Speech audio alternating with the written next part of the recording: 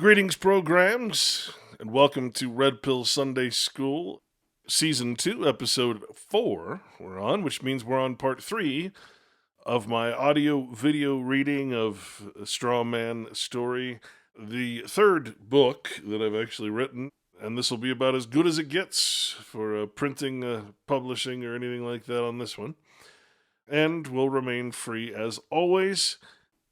So we're going to continue here with Strawman Logic, a choice between two evils.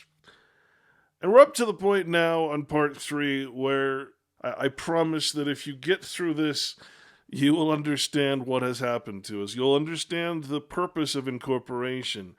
Why are we incorporated? Why did governments go to corporate structures? Why did churches go to corporations? And what is the purpose of incorporating you, your spirit, your soul, that is, your spirit, your body, and your mind? Why is it so important to control the spirit, then govern or control the mind? And that's what we're going to be talking about today.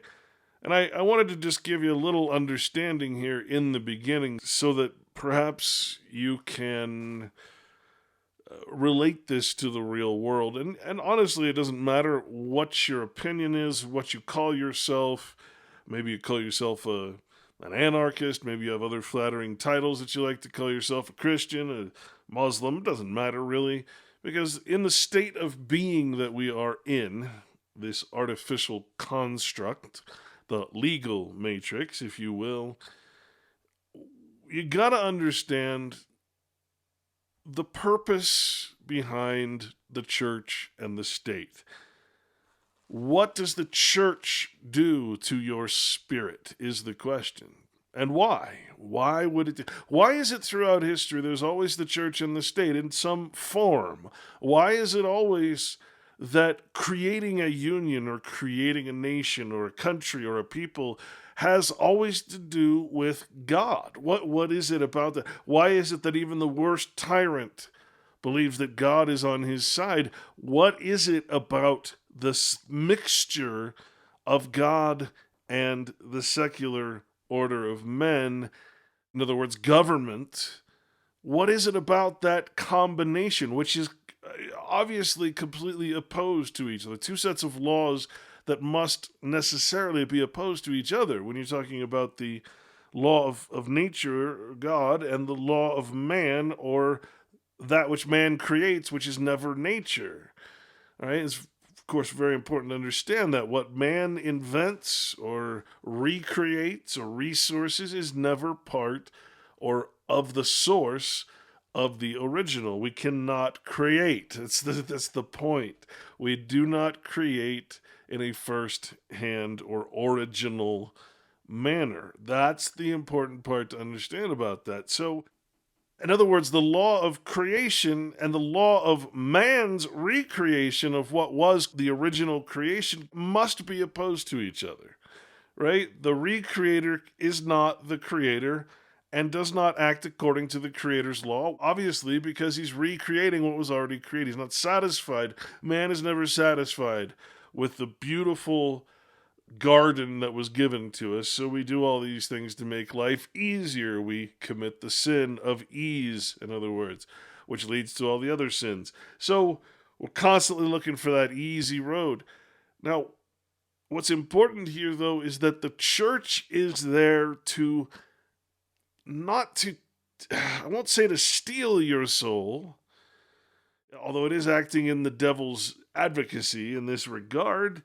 It's not there to so much steal your soul, but to retard it, to suppress it, to cause you to not act according to your own spirit. Because you see, the spirit is the highest. When you say to act spiritually, or that we're spiritually minded, it means we're acting on, our soul is controlling us. And the soul and the spirit always references what is of nature, what is of reality, what is not a lie, what is not fiction, and most importantly, what is moral, or what we say spiritual, as far as what controls everything, what governs things. And it's very important to understand that that is the purpose of the church, is to suppress not give you spirit, but to suppress each and every one of our individual spirits. Introducing false religions, or I guess you could say all religions are false because they are of men. What is the truth does not need a religion of men to try to explain the truth or manipulate it to man's end. In other words, what is truth needs no government or religion of man. Therefore, neither do you.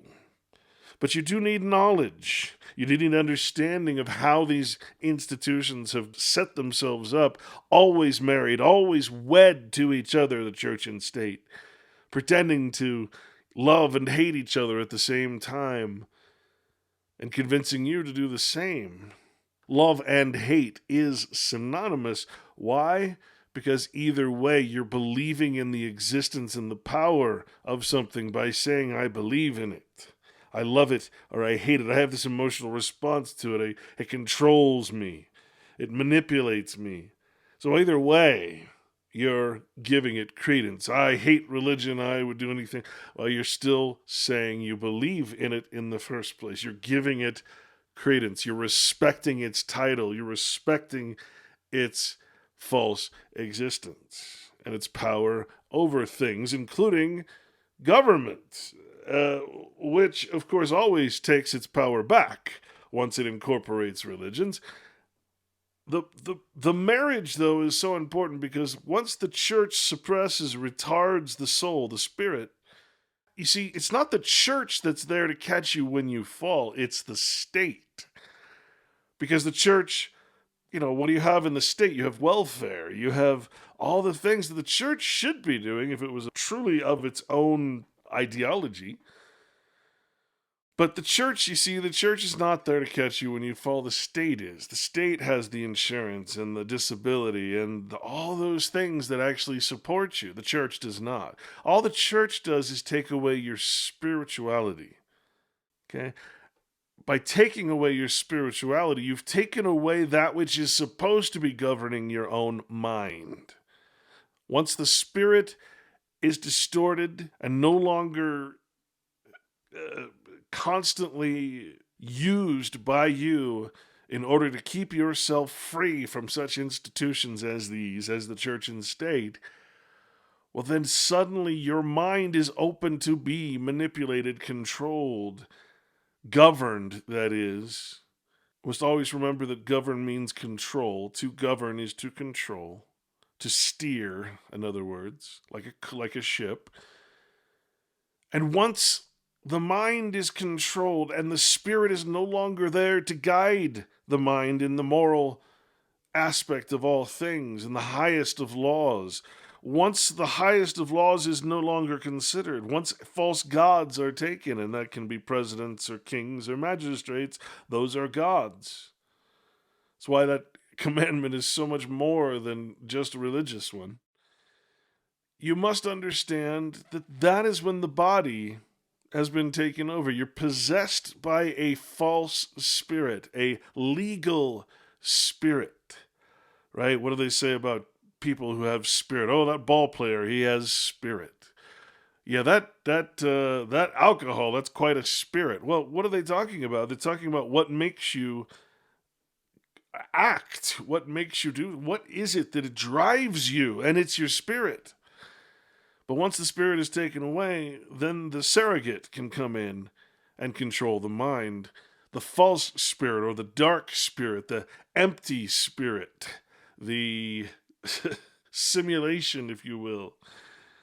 And it even makes you believe that most of these ideas that you have are your own, that your patriotism is your own, that your love of country and your love of really, what the Bible says is that you will love what you should hate and hate what you should love. All these things are because your spirit is not guiding your judgment, because your spirit has been suppressed by the church and the state combined, because the state is there to catch you once your spirit is torn asunder by the church, once false religion gets to you.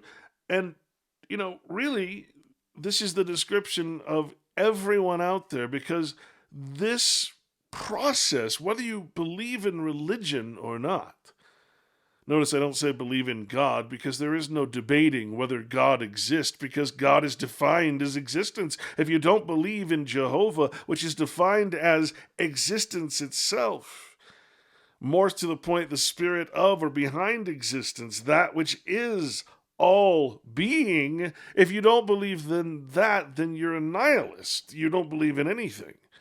Right, so it was never a concept, in other words, meant to invoke a debate about what God is. It was a well understood, sort of allegoric notion of what the spirit of the universe is. What is being itself? And remember, Jehovah is a verb, in other words, being, the supreme or the supremacy of being. So you have this concept that was never meant to be debated. It was never meant to be something, I don't believe in God. By saying that, you're saying you don't believe in existence, or you don't believe anything is real. And I say that not because that's what you're intending to do. I don't mean to put words in your mouth. I'm saying that by making that argument and by understanding the meaning of the word Jehovah, YHVH, and back into all the different languages, it's an ancient term, way older than the Bible.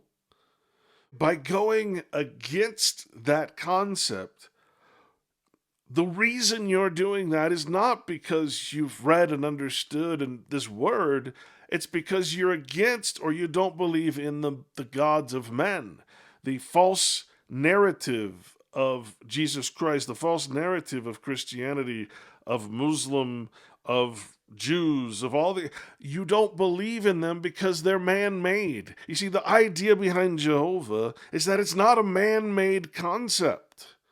It's literally paying tribute to that which exists, not saying what it is or scientifically giving an equation. It's saying existence is God. Right? So nature and the nature of existence, that is God. You are part of it. Existence, you are part of it. Life, what is behind life? What is it? Well, that's what this word means. It's not a word that's meant to be debated or doubted or anything. And the only way that the state, I guess, if, minus the church, could possibly get you to accept the state as your God, any magistrate or judge or president or king is a god, according to the nature of the term. And you can look that up yourself in the Bible and without. Plenty of times where the word God is used for men, being kings, magistrates. You've got to understand that the only way that these people could make you accept them as your God was to introduce religion, to falsify that word, to make that word, which is higher than any other word. This is a recognized concept. Why? Because it's referring to the verb, the action of existence, not that which comes from it, but that which is. The fullness, the wholeness of existence. You see, self-existence, truth, not what is man-made, right? That is not something that you can debate or say is not real. To give you an example, it'd be like saying, I don't believe in dog.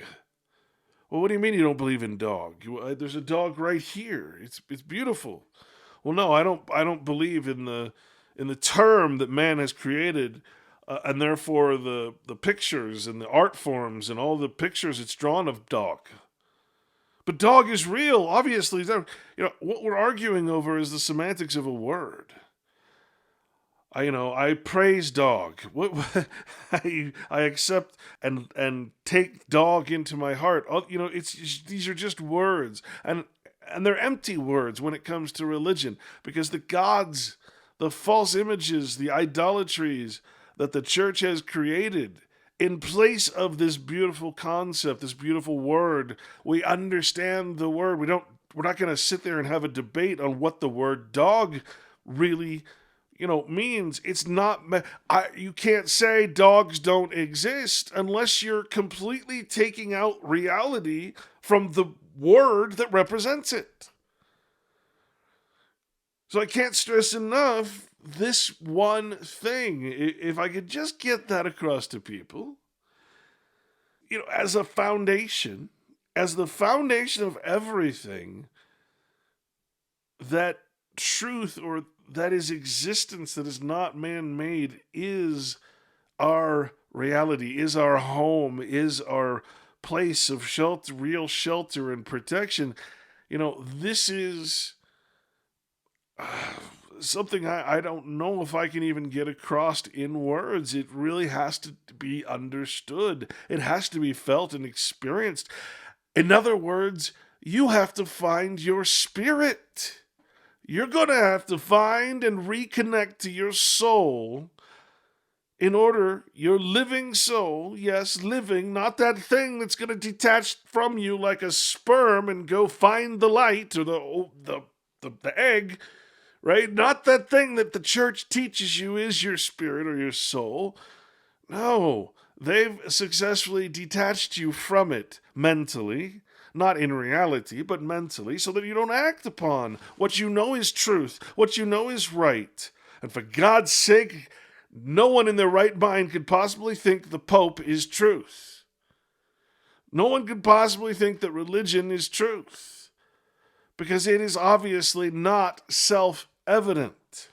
Most of the stuff that they teach, it is designed to make you not be part of existence. That is truth. And therefore, you can be governed by fiction. You can be made to believe you are a fiction, a person, a straw man. You could be made to believe in just about anything. If the circumstances are right and the marriage between the church and the state is just right, you could be made to believe anything. And so here we are with this understanding, I hope, that the church is there to steal away your spirit, to suppress it, to stomp on it, to put a Bible over it, but never teach you how to read the Bible. And then it delivers you to the state. Now, it does this not just through the church, not just through the various denominations, not just through entertainment, not just through... There's so many different ways it does this, and it's institutionalized into every government system.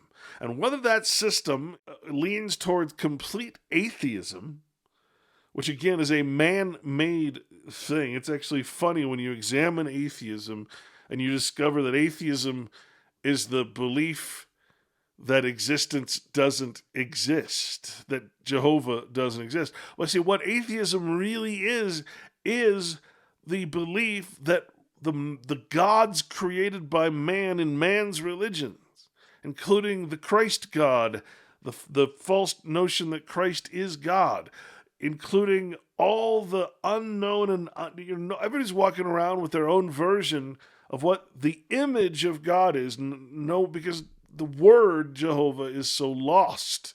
The name of God is not used. So nobody knows what is God. And so atheism is so simple. It's such a simpleton's stance because it's so easy to say, I don't believe in that which was created by man. Well, neither do I. I don't believe in the God created by the church mixed and married with the state. No, I don't believe that. Nor anyone else out there. Because I have the true knowledge. I have the understanding of the word as it was intended. And no, I don't believe in God. I believe in Jehovah. God is a general term. Again, it can mean anything from mayors to kings. And it can be a reference to Jehovah. Why use the word God, which can mean anything or anyone, when you could use the actual word? Well, why don't you ask the frickin' church? Why don't you ask the Catholic Church, as we discussed in the first episode, where they're purposefully hiding the name of God? This verb, the only verb used to describe existence, God, Jehovah. It's amazing. The spiritual advancement that you can get from just this understanding of that term and why it was used and why it is so prevalent 6,000 whatever times throughout the Bible in the old translations. And why the church then changed it, or I should say the government really, changed it to God and Lord to confuse and to take away that knowledge purposefully, as history, as they even admit. And again, you can see that in that first episode, the documentary. The name of God was the name of that. You gotta consider here that after the church mangles up all your spiritual ability and awakening and knowledge, you fall into the state. And the state is an artificial womb. It's an artificial mother. It's a matrix. Matrix, right? Matrix is the female genitalia, the female womb, in other words.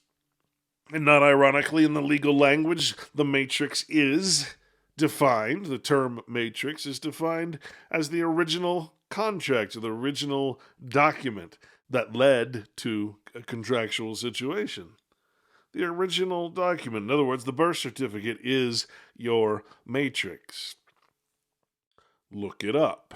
It's in my book as well. What we're talking about here is the ultimate system of control of the mind.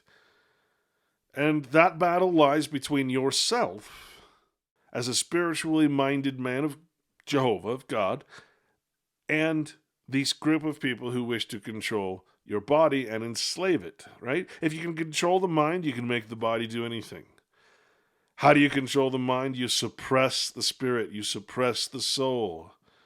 You make it so that you cannot govern yourself. You do not have access to even the name of God, let alone the law, or how to read that book of law to understand it and realize the self-evidence behind it. The unwritten law, that is. Remember, all man's law is written or positive, and all of God, all of Jehovah is considered negative. The law and anything of it is negative. It's not added. It's part of the original. It's part of the source. Only men create positive things. And the second that you accept upon your pure self, your pure soul, anything positive, any law or any other concept or contractual situation of man, you've tainted your soul. You've accepted the devil's contract, right? That's how the devil gets you, right? It's always contract. Always has to be voluntary and always has to be invited in. And so what's going to save you? What's going to bring you back to reality, bring you back, break you out of that legal simulation, that hypocrisy that's so institutionalized? Nothing but the truth. And in order to live in truth at all times, in order to keep your soul, your spirit clean and pure, the spirit must be in charge over the mind. That is the heart, too. You can't let your heart go wild. You must control it, because that's part of that system of the passions. That say the heart is even the Bible says, beware of the heart, it will mislead you, because it's based on the passions of things. So you must control the heart, being a sort of a description of that part of the mind, the passions that get loose from us sometimes. You must control that through the spirit of truth, the law of truth, the law of spirit, right? The law of God. We must return to our spiritual nature.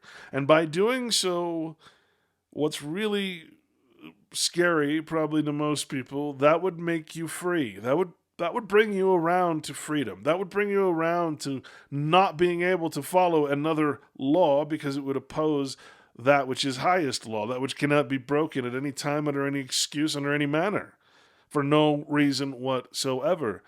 You see, that's what keeps you pure. The spirit, the soul, pure. Not some priest splashing you with water that he calls holy. No. Nothing like that. Not that kind of idolatry, not that kind of ceremony, which again the Bible says steer clear from. Not the traditions of your fathers. It says stay away from those if they are against the law of nature, the law of the self-evident truth. See, all these things we must abandon. Not because our forefathers or our parents or whatever are bad, but because they were tricked just like us. They passed on their trickery to us. What will save us? only acting in spirit. But see, once you are free of all this other junk, this combined married church and state, once you're free of that, you can only stay free and clear by self-governing, which always means you're in spirituality. You're in the spirit. You're never letting your mind control your spirit. You're never breaking that law, that highest law. And you know what it is. It's the thing. Once you see it, once you grasp it, once you read it, it kicks in. It was already there the whole time, but you've got all these other things of the church and state that get in the way, that make you not act spiritually. And so remember, who's going to inherit the earth? The meek. Meek means spiritually prepared, spiritually acting, spiritually minded. That means the spirit controls the mind. That's who will inherit the earth. Everyone else, including you, if you choose to remain in this system of hell, this debtor's prison, this new secular world order, well, then you will inherit the world as man recreated it. Congratulations. You'll probably need to be genetically altered in order to continue in that plight. Sorry to say, a little transhumanism for you, but that's a whole nother subject. For those of you that want to be in the spirit, in the truth, that means keeping yourself pure, keeping your body pure, keeping your mind pure, and the only way to do that is to act in the soul, in the spirit. Today we're going to find out just what incorporation, the corporations of government and religion, what incorporation does to a man. And I tell you, it's the most fascinating thing to finally realize what has happened. And I'm so pleased to be able to share this with you because it finally explains, it finally identifies the problem. And the problem, of course, is only one problem, and that's you. There's no one else to blame. You only look at the evidence not to blame, but to fix, to correct your behavior. Now, with that said, I'm gonna kick it over to the recording here, and we'll get on to the third part of this. I'm not sure I'm going to do I will probably do a wrap up show on as a part 4 to this this book, which will be show 5, show number 5. But I'm not real sure yet. It's just an editing thing. I know these are long shows, or actually readings of the book, but that's what you're going to get if you go buy any kind of decent book from the bookstore. You should be getting, hours and hours of detailed reading.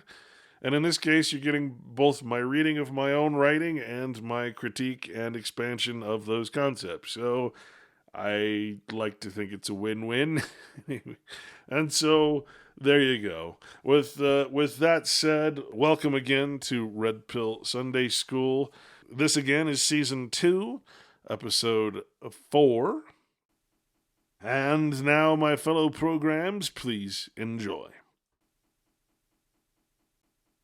Remember, the term Jesus Christ translates to Jehovah is salvation. Jehovah, which allegorically sent the story of the Word, Logos, that is Jesus Christ, in the flesh, tempted by the temporal world, that is always and without exception given credit, if you will, for the teachings of Christ by Christ himself. Again, Christ never gives credit to himself for what he says. It's always given to his Father. Never does Christ take credit for the law, the word of God he preaches. Nor does Christ ever tell his followers to worship himself, the Christos, instead of or in place of Jehovah. In other words, Christ never says, I am God, or I am the wholeness, the fullness that is God. In other words, to worship Christ without Jehovah is to worship the word, the law of God alone, without consideration of the source of that word, the Spirit. And this is why the worship of Christ in idolatry, as the corporate religions spawning from Catholicism do, is indeed anti-Christ. This purposeful disillusionment of Jehovah, as if Christ is the whole of Jehovah, of God, allows religions to trick their followers into worthless idol worship, which necessarily causes the very darkness spoken by Christ above. It causes us not to follow the law, which is the word, which is the example of Christ. If we do not follow Christ, the law, then we are not actually worshiping God, Jehovah.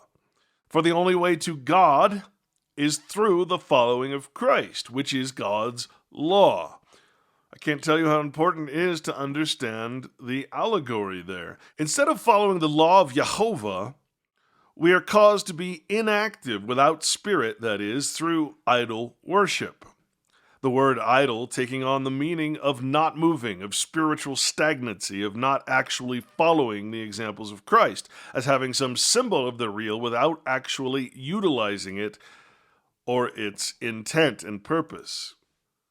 In this way, the symbol of Christ as well has become a simulacrum, a copy without an original, for the intent is stolen, the meaning and substance of the symbol absent from its form.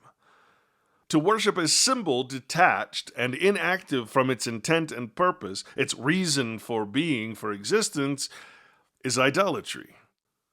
When the symbol no longer has any spirit of truth behind it, it is dead. It is merely a false idol of the real.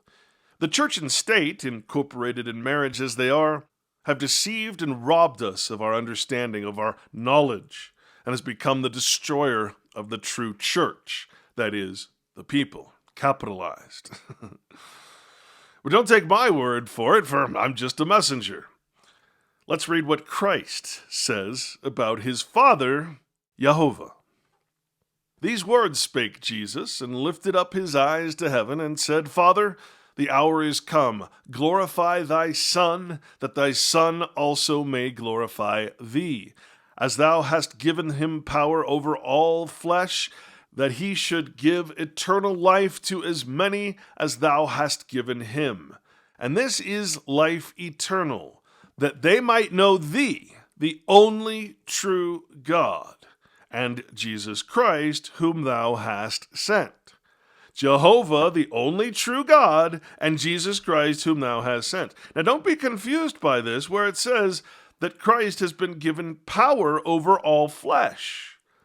Now, of course, the preachers are going to automatically mistranslate that and say that means they have power over all life. No. Remember what flesh is. Flesh is the temptation to idolatry, to abandon God's law, to all the temptations of the flesh.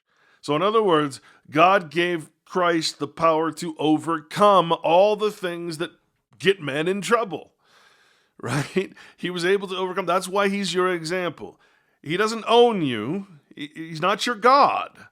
The only true God is Jehovah, and Jesus Christ is your example, and only, therefore, through Jesus Christ, through following the law that is personified in Jesus Christ, Logos, can you reach and find and live in truth, which is God. Again, I can't sit here and put into words how brilliant this allegory is.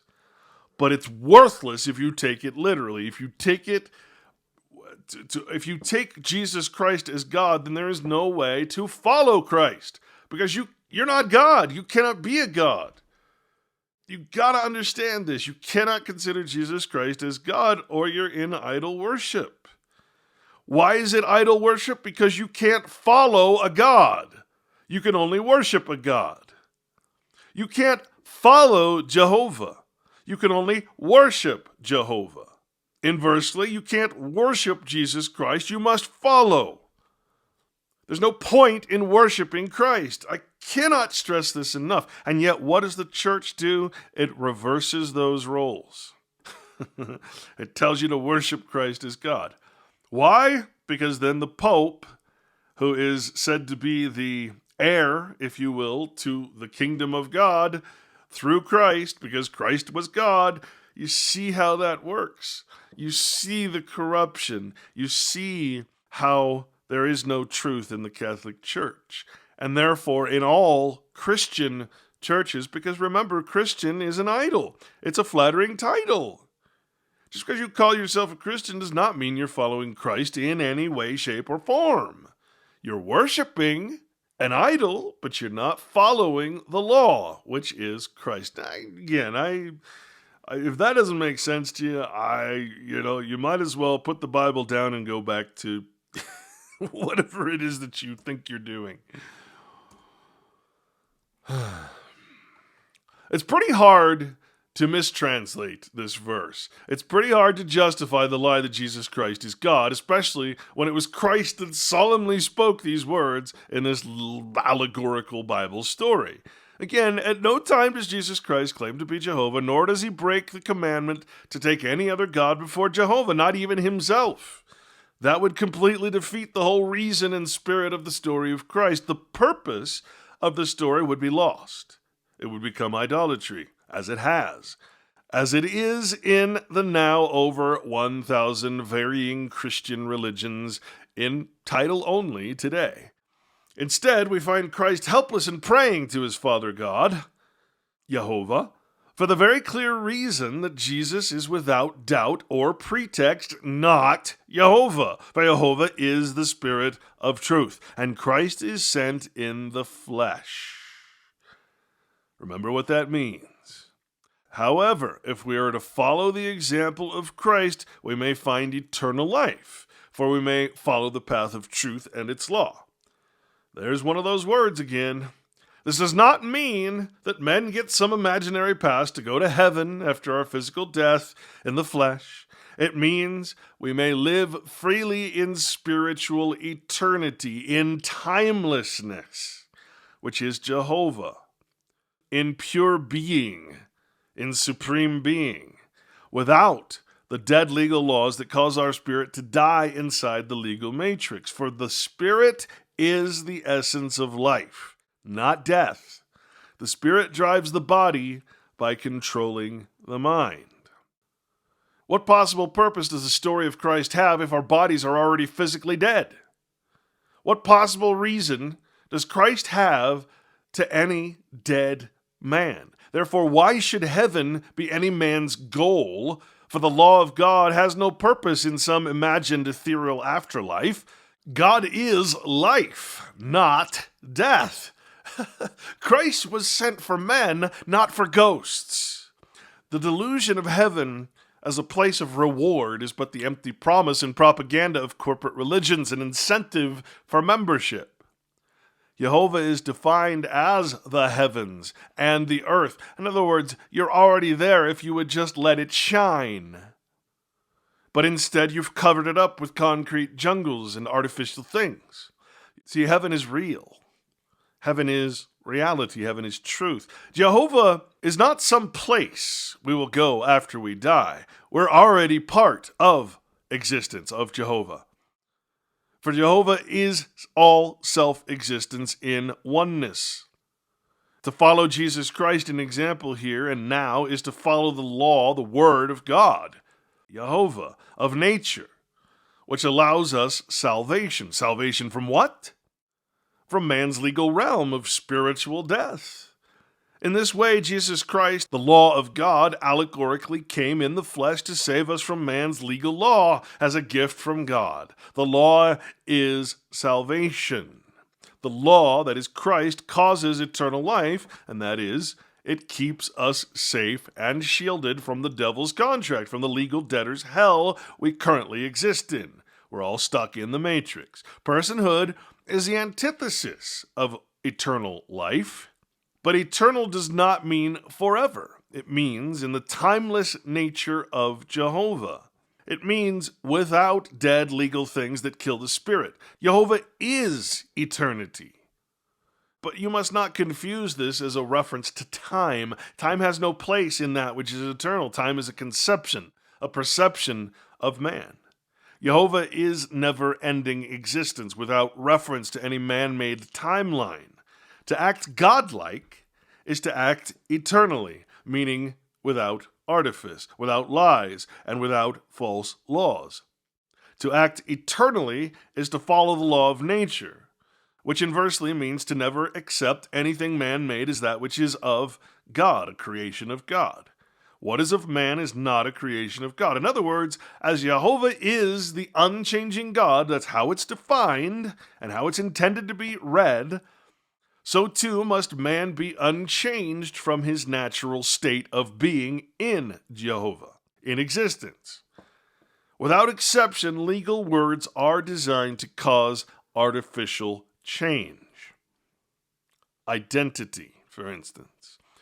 And behold, one came and said unto him, Good master, what good thing shall I do, that I may have eternal life? And Jesus said unto him, Why callest thou me good? There is none good but one, that is Jehovah.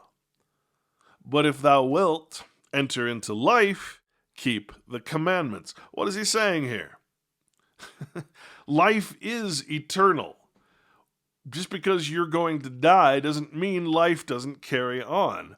The truth he's revealing here is that to keep the commandments of God, the law of God, is to live in the eternal life. It's like eternity is a verb, not a noun. It's not a place. It's not a time. It's a continuous being. It's a continuous concept. This is why we can't understand it, because, again, the language has been so dumbed down that we think literally. We think so literally that we can't imagine things outside of our own sphere of perspective. But we have to, because we have to understand what this book is trying to tell us. And let's face it, folks, I'm sorry. I know you don't like to hear some of this stuff after a lifetime of enculturation and indoctrination, but ultimately, it's self-evident. We're speaking self-evident truth here. I don't want you to consider me as anything but the messenger of what is self-evident. I'm not giving you my opinions here, folks.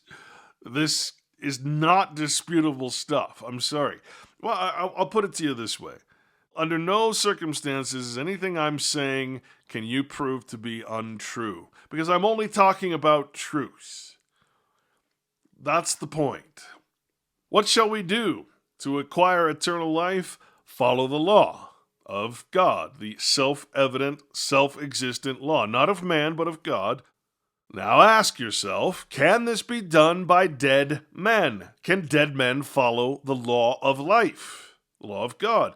How many times does Christ have to say in the Bible that he is not God before you stop calling him God? Remember, the popes and majesties claim to be the vicar replacement of Christ, of God, and therefore are secular gods on earth with the ability to alter the law of God, that is nature. In other words, they can alter the Bible. Remember, the law of God is unwritten. The fact that the Pope claims to be able to change the written law, the written Bible, means that he is completely fraudulent, because the law is unwritten. It is self-evident. It does not need to be given in words. The word, capitalized, of God is not written. Again, we're talking allegory, we're talking metaphor when we say word. Son, they all mean law. Why do they do this? Because you allow them to. You follow them, you tolerate them, and you do so with absolutely shameless apathy. You allow their corporations, their persons, to exist and rule you. That's what you do. That's what you've been enculturated to do. Now, again, I know you don't like to hear that, but it's true. I mean, there's no way you can look at yourself in your current position and say it's not true. I can't, and neither can you. I'm only speaking the truth. Sadly, for most of us, that which is not spiritually recognized as a sacred gift often becomes a curse instead. In fact, when you look up the word sacred, first thing you're going to see is the word curse. Isn't that interesting? Because when you hold something artificial sacred, it's a curse. When the gift of its light of the world, that's God's law, is not held as sacred, for instance, when Christ is not held as sacred as when free will is exchanged for a limited contract of artificial franchise free choice. We are the cursed generation, for we hold the incorporated church and state as holier than God itself, fearing it and following its false law and canons in the stead of that which Christ exemplified. That means Antichrist. Of course, only through one's own free will may any man be tricked into choosing the legal matrix code over God's realm, and law, that is Christ, lies over reality. Now, just because the illusion of the legal matrix is so powerful, just like in the movie, The Matrix, because it's so powerful that you can't tell the difference between what is real and what is artificial, that is not an excuse before God. There are no excuses. And the fact that you're listening to this today, you know. You know the truth. Okay, there are no excuses anymore. There never was. To be clear, the former slaves of America were enfranchised into the United States Corporation, but they were never actually, in reality, freed to self-govern themselves. Instead, their persons, that is, their status in society, were legally incorporated in bond and surety as feudal U.S. citizenships, that is, commercial vessels. In other words, they were given persons. They were given status. In other words, they merely became a different species of slave, special, that is, a free franchise debt slave, which sounds oxymoronic until these terms are fully defined and understood legally. In other words, without or anti-God. That's what legally means. The problem is, all we dumbed-down white folk, all of us indentured servants, were tricked into following suit through the clause set forth in the 14th Amendment and the subsequent birth certification process, which came out in the late 1800s. I know most of you have heard that the United States and other nation states, counties, and states are corporations, but by the following research you will finally understand exactly what that means to you on a personal level, what it means to your soul. For we all have been incorporated, but most of us have no idea exactly what it is to be incorporated. What happens when something, when anything, or anyone is, in fact, incorporated. Now, I said in fact, not in truth. In fact, incorporated. The answer, ironically enough, lies in the so-called Emancipation Proclamation. Now, I want you to remember that before the Civil War, or right when the Civil War was starting, the original 13th Amendment was created. I can't remember the date, but I did a show about it last season on Red Pill Sunday School, where it very clear and it's very well documented. It's been talked about on History Channel and whatever, that the original 13th Amendment actually legalized slavery in all states. So they basically did away with any restriction on slavery, and it was being ratified in the states as the Civil War broke out. Once the southern states abandoned the United States, Congress was abolished, dismissed. The United States was no longer official or legitimate, and then that is when the presidential directives and executive orders were issued by the corporation, and the North attacked the South. All of that is in my show from last season. If you haven't listened to those, they're very important. It's a really important history lesson, true history, not the crap we get in school and in entertainment. And so after the Civil War, of course, instead of making it a state issue, they made it a national issue, and they incorporated all men who were former slaves into the United States with 14th Amendment or lowest class citizenship. And we all followed suit. Were the slaves set free, or were they incorporated into the corporation nation? That's the question. What does it mean to be set free? Or did both actually happen if you understand the true meaning of these words? Is to be set free the act of incorporation? And the answer is yes. It's just that we're talking legal terms here. Let's find the answer, shall we? There need be no more debate or misunderstanding on the subject. We'll start with the legal and end with the spiritual, for both are required for a full understanding. I promise this will clear up a lot of things for you. What does it mean to emancipate a man? Comes from a slave and to take, as slaves were anciently prisoners taken in war. When was the Emancipation Proclamation done? It was in war. What did the United States do? They took the slaves in war time. They enfranchised the slaves into their own system. They stole the slaves essentially from the states, gave them a status, and said, if you fuck with our slaves, you're going to be in trouble. That's what they did. It's right there, folks. To emancipate is to take a slave. To take it, not to free it. The question is then, why does it say here to set free? Remember, free means franchise. It means to put someone into a system, to put someone into a jurisdiction. In other words, the open-air debtor's prison that is the United States that we're all stuck in because we, through the birth certificate, got the same status. We were taken at our birth as our parents abandoned us.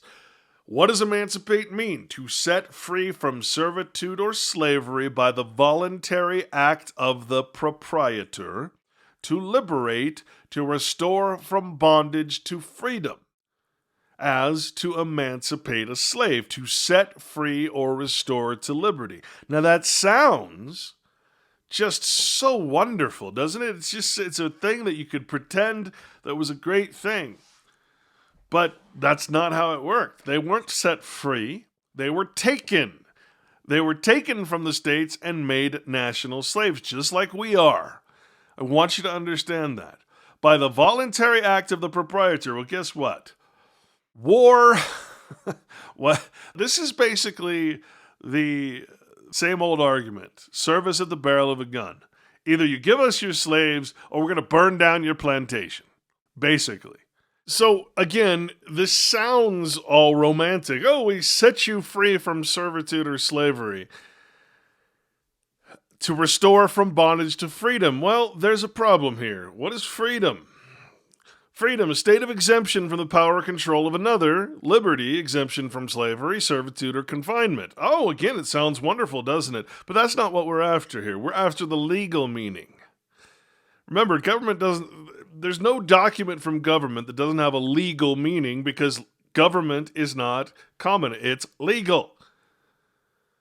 Freedom is personal, civil, political, or religious. Well, which one was it? In other words, slaves were given particular privileges, franchise, immunity, as the freedom of a city. Again, that's like a rat free in its cage, a bird free in its cage, my dog free to roam the house or the yard. It's not real freedom, it's franchise, right? You can do what you want to do. You can be used how you want to be used. That means employed. You can be employed how you want to be, used how you want to be used, as long as you're our prisoner within these confines, within this jurisdiction. It's the power of enjoying franchises. That's what freedom means in the legal realm. Okay, the power of enjoying the franchise of citizenship. You think citizenship is freedom? How can you possibly think that? Anything that has restriction cannot be freedom. You think that being a man of God is freedom? Well, yeah, it's true freedom as defined above, but it's the power of enjoying the franchise of God's law. It's not that you're free, it's that you're following the law of true freedom. There's a big difference. Now we go to the word to enfranchise. What does it mean? To set free, right? To make free, to incorporate a man in a society or body politic. To make free. Isn't that what they did? They made free from servitude or slavery. But what did that mean? It meant to make free, to incorporate a man in a society or body. They released them from slavery in order to incorporate them into the corporation. In other words, and this is what we'll get into, they stripped them of their spirit. See, if they were to set them free, they would still have their spirit. But nope, they put them under the legal system, which makes spirit illegal. Now, it's important to understand here that you have to put yourself in that same situation. You must understand that the reason that your mother and father fill out the birth certificate, that symbolizes an unburdening, remember, a release, an abandonment of their paternity rights, and therefore you are now free as a child, an issue, you are free to be incorporated through this birth certification process, this registration, just like Caesar in the Bible, so that you can be taxed and all these other rights be forced upon you. Right? So you have to understand that the child is then incorporated into the United States, as we all have been, or whatever nation you are currently, quote unquote, domiciled or residing therein.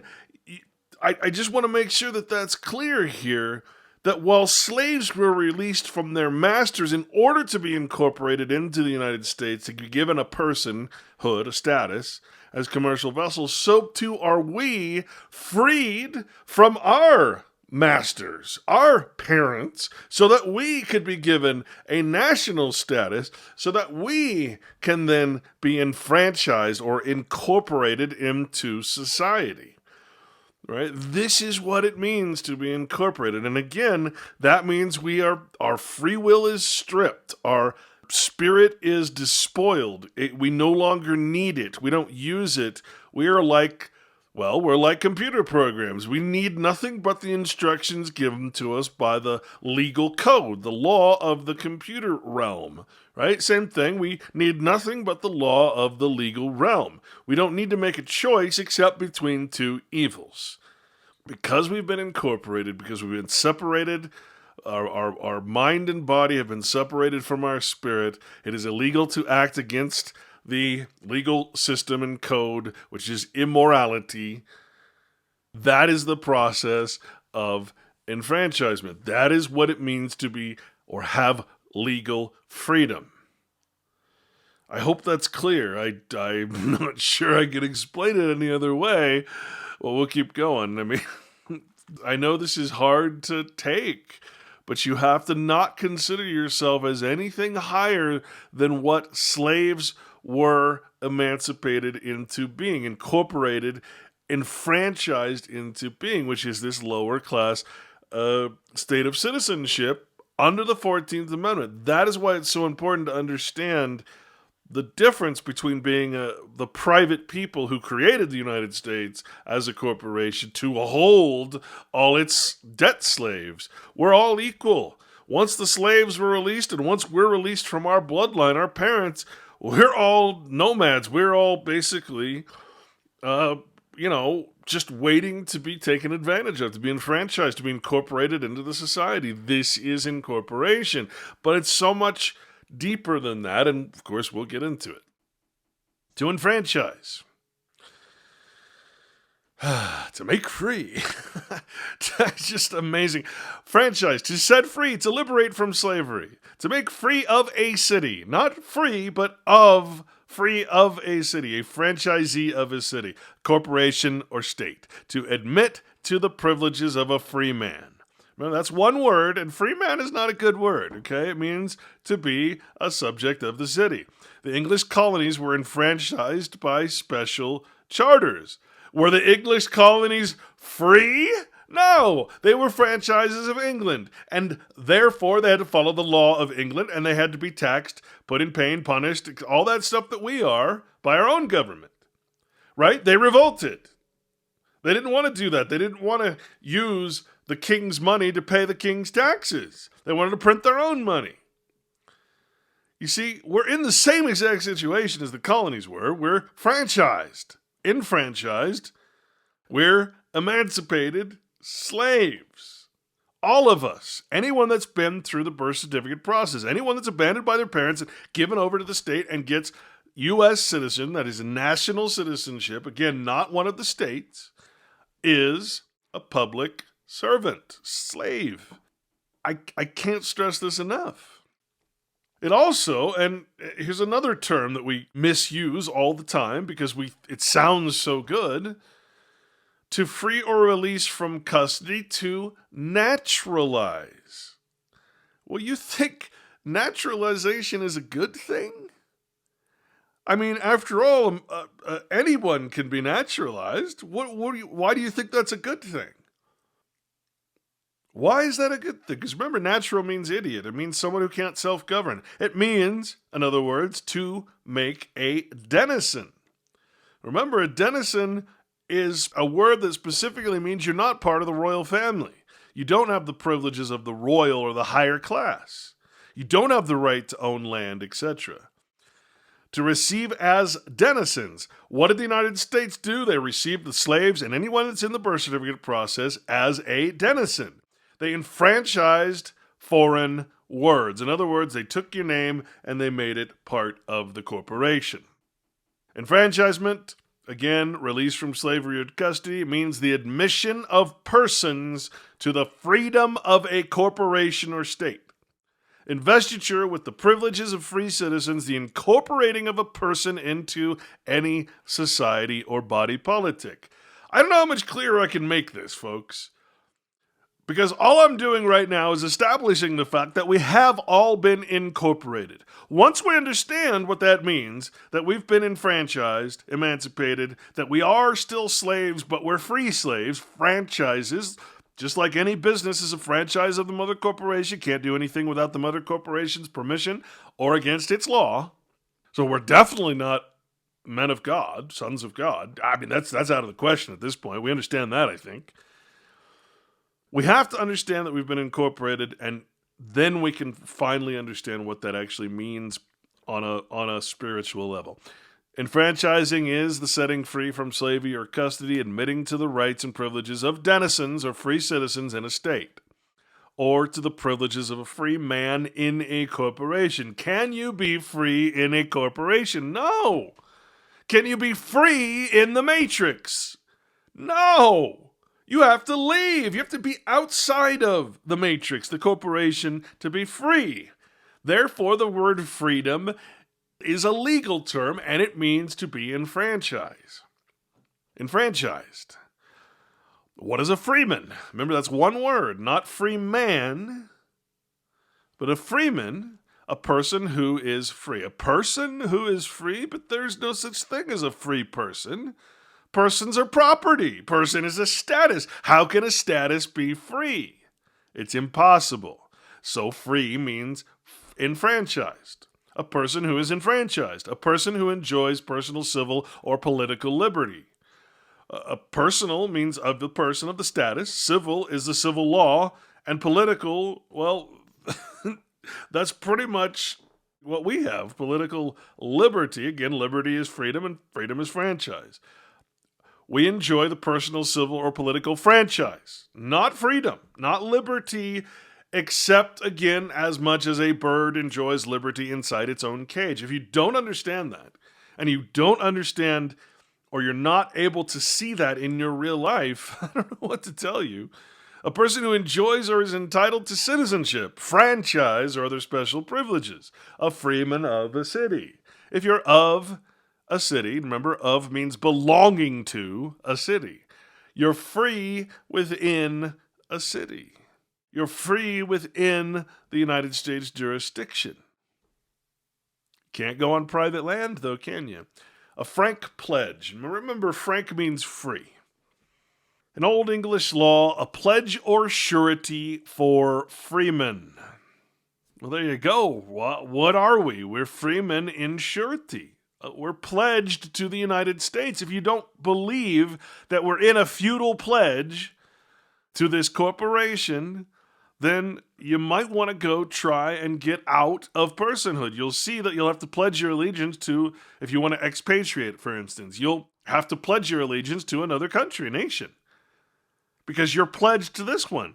United States will not take citizens of other countries unless they pledge allegiance to the United States or they accept dual citizenship, which means that you're pledging allegiance to two different nations, which used to be against the Constitution. It used to be against the law. It doesn't make any sense. And yet, how many people in this country are dual Israeli citizens? How about President Obama's chief of staff?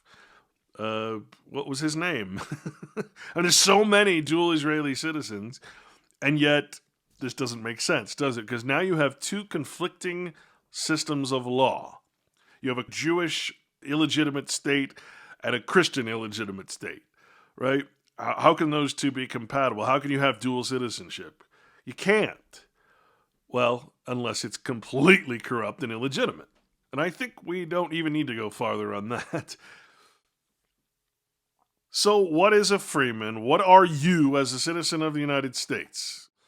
You are acting in person and you enjoy citizenship. That is franchise or other special privilege. You are in surety and pledge to the United States. The pledge or corporate responsibility of all the inhabitants of a tithing for the general good behavior of each freeborn citizen above the age of 14 and for his being forthcoming to answer any infraction of the law. That's from Black's Fourth, by the way. These are different dictionaries I used, and I think some of this is out of my book. I can't remember, but I transferred it here. Free. But actually, let's go back. Corporate responsibility. What is your surety and pledge to the United States? It is corporate responsibility for good behavior. I mean, that's what prisoners take in jail. Prisoners in jail have freedom, by the way. They're free in their cage and they have free time in the yard. That's called a franchise. They're trusted just enough not to be self-governing, but to self-govern themselves just enough so they won't shiv or kill someone else in some other way. That's freedom. To be free. Again, frank means free. We call it a free pledge or a franchise pledge, corporate responsibility. Being at liberty, not being under necessity or restraint, physical or moral. A word of general application to the body, the will, or mind, and to corporations. What's the difference? If my body, my will, or my spirit, and my mind, right? Notice they say will instead of spirit, is free, well then I'm not free in a corporation. But if I'm free in a corporation, then my will is dead, spiritual death. In government, I'm not enslaved, not in a state of vassalage or dependence, subject only to fixed laws. Only? Well, fixed laws, that actually refers to the Roman law, man-made law, because fixed laws are written laws. And remember, the law of God is unwritten. Subject only to fixed laws made by consent. What's that? That means it's voluntary, folks. And to a regular administration of such laws. In other words, the executive, the enforcement branch of the law. Not subject to the arbitrary will of a sovereign or lord as a free state, nation, or people. Are you subject to the arbitrary will of a sovereign or lord? No, they bypassed that to make you think you're actually free. But if you think about it, isn't the United States sovereign? So isn't it really out of many one? Isn't it really just one voice, one lord, one sovereign? Just because a bunch of people, 100 people make up Senate and 400 something make up Congress, the legislature, does that mean that it's not a sovereignty in the end? Does that mean that what those bodies create are not sovereign and the executive enforces it? Of course not. Come on, folks. Arbitrary will. You're subject to the will of the sovereign, but you're not subject to the arbitrary will. In other words, the president can't just say, I want all of California wiped off the map, although I'm sure he's thought about it. That's all that means. See, you're not saying you're not subject to the will of the sovereign, the arbitrary will. Big difference. Instituted by a free people or by consent or choice. Instituted by a franchised people, an enfranchised people by consent or choice of those who are to be subjects and securing private rights and privileges by fixed laws and principles. Where are your rights and privileges coming from? Not God. By the fixed laws of the legal system. Not arbitrary or despotic. Again, United States citizenship is not under an arbitrary or despotic. It's not under a tyrant. But technically it is, because the tyrant simply says, well, the law See, it's not me. It's not the United States. It's the law of the United States, as if the source of the law is not the United States, is not the tyrant. So it's all trickery. It's all delusion. It's all using a word like free, telling you that you're free, knowing that you don't know what that word actually means when they say it in the legal law Latin intent. It's all trickery. There can be no free government without a democratical branch in the Constitution. Now, I want you to think about what that means. I mean, can a tyranny exist without a democracy? Remember, what is democracy but pretty much mob rule? And if you control the mob, you control the rule.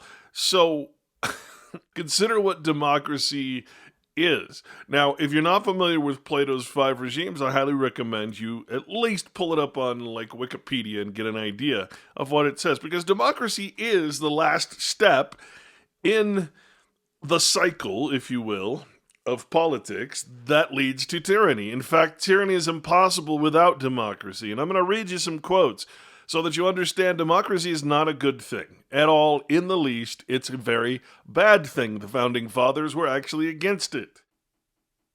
Alexis de Tocqueville, in his discourse, The Political Consequences of the Social State of the Anglo-Americans, he said that one also finds in the human heart a depraved taste for equality, which impels the weak to want to bring the strong down to their level, and which reduces men to preferring equality in servitude to inequality in freedom.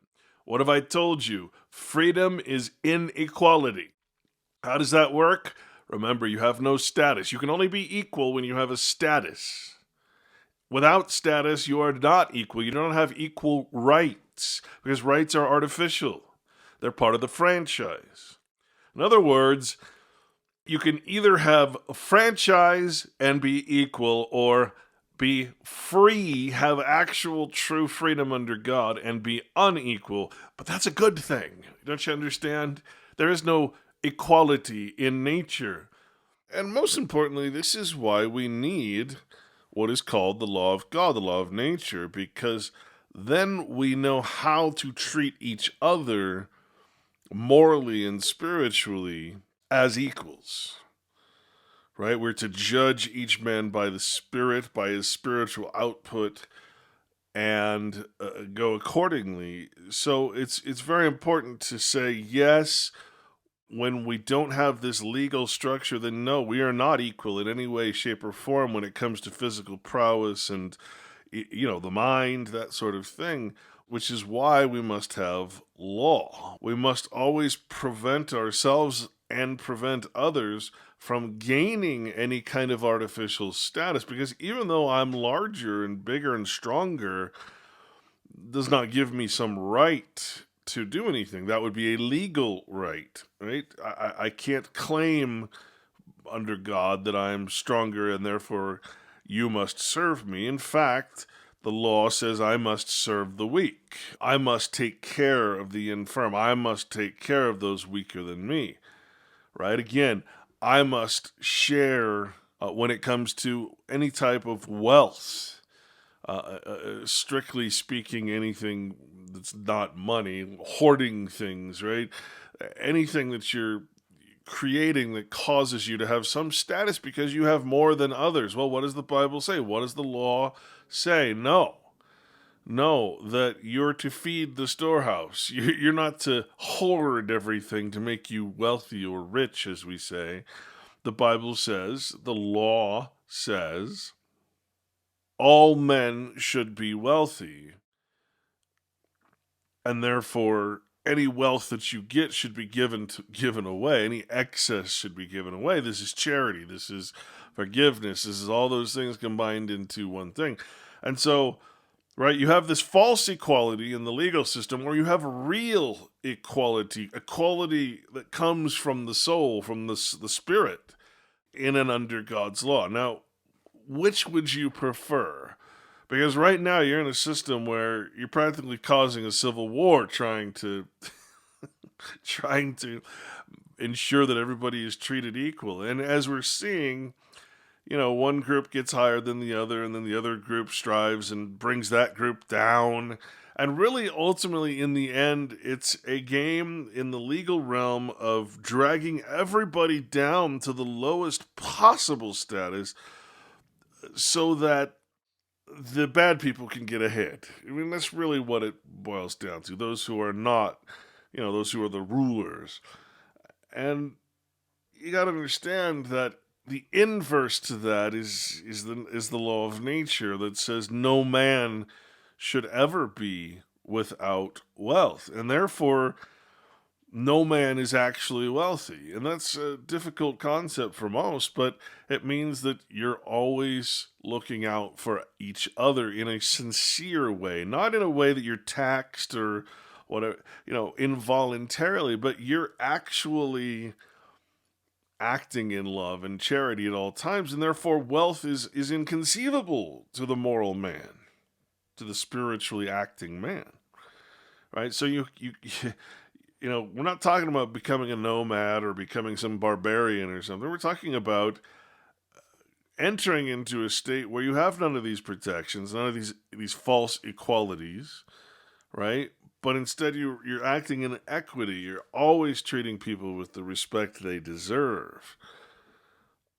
And always treating the weaker man as his servant, not his master. And that is peace. That is prosperity for all men. Again, the only reason that says you're born equal is because you're born without status. Status is artificial. The only way you can be equal in terms of rights is through the legal process. It's not a good thing. But for the majority of the unclean masses, I guess you could say, it's the only option. For those who do not want to leave the matrix, it's the only option. But unfortunately, it can only last so long, and democracy, as Plato wrote in his 5 regimes, the Republic, he is very clear. Many, many, many people famous people you should be listening to, have talked about how important democracy is to socialism, to communism, to communitarianism, to tyranny, to despotism. It can't come without it. And so when we say that democracy is a necessity in a system of free government, which is franchise government. Free government is franchise government. It requires a democracy. That's why democracy is bad, not good. I know it's hard to understand because we're pumped with the whole idea of democracy all the time. We're spreading our democracy, right? It's our whole goal. Well, that's just the spread of the New World Order, the secular system, which will inevitably lead to tyranny. It's impossible not to. Furthermore, when citizens are all almost equal, it becomes difficult for them to defend their independence against the aggression of power. Isn't that where we're standing right now? Isn't that what this whole show is about? We're so equal now. We're so tolerant and apathetic towards everything that we're offended by that is said to be an equal right that it's almost impossible at this point to defend against that aggression of power. You can't fight against that which is immoral, which is unnatural, which is a lie. You can't fight against the lies. That's how you know you're already in tyranny, disguised as democracy, as none of them is strong enough to fight alone. So what happens to us? None of us are strong enough to fight alone, as he says, with advantage. The only guarantee of liberty is for everyone to combine forces, but such a combination is not always in evidence. What have I been saying? We need to get together. Everybody says it. We all need to get out of this thing, get together, and be good men, right? Self-governing men. Can you be in combination, conspiracy, confederation, and also be self-governing? Well, yeah, that was the whole idea of this country, which is why the founding fathers were so against democracy. But also remember, a republic is not a democracy, nor is the United States a republic. The states individually are republics, and they couldn't keep them. The United States took over. The federal government took over. Civil War, etc. They could not keep their republics. Remember, a republic is a commonwealth, a state in which the exercise of the sovereign power is lodged in representatives elected by the people. In modern usage, it differs from a democracy or a democratic state being a colloquialism, in which the people exercise the powers of sovereignty in person. But you see, the problem with that is that you're no longer a man, you're acting in person. The person is property of the state, and therefore you really have no power at all. It's mob rule. This is not a republic. Democracy and republic are distinct things. You cannot have a democratic republic. It's impossible. Because one involves personhood and one does not. Yet, the democracies of Greece were often called republics. A republic is a common interest, or the public, republic of letters, the collective body of learned men. You see, that's different than the collective body of unlearned, unregenerate men, which we also call the public. You see, the difference is, when they say republic or the public, they're talking about the private people of the state. When they call us the public, they're referring to the unregenerate, those who are not self-governing. There's a big, huge difference. And again, those who are self-governing are in their own republics, their private states. And you have to understand that a person is a slave regardless of how much freedom or franchise that person actually has. A person is always a slave. A person is wholly subject to the will of another. You can't get around that. Just because you have some so-called freedom, some franchise rights, does not mean you're not wholly subject to the will of another. A slave is one who has lost the power of resistance or one who surrenders himself to any power whatsoever. A mean person, mean meaning lower class, low grade, uninformed, in other words, uneducated, without knowledge, without self-governing.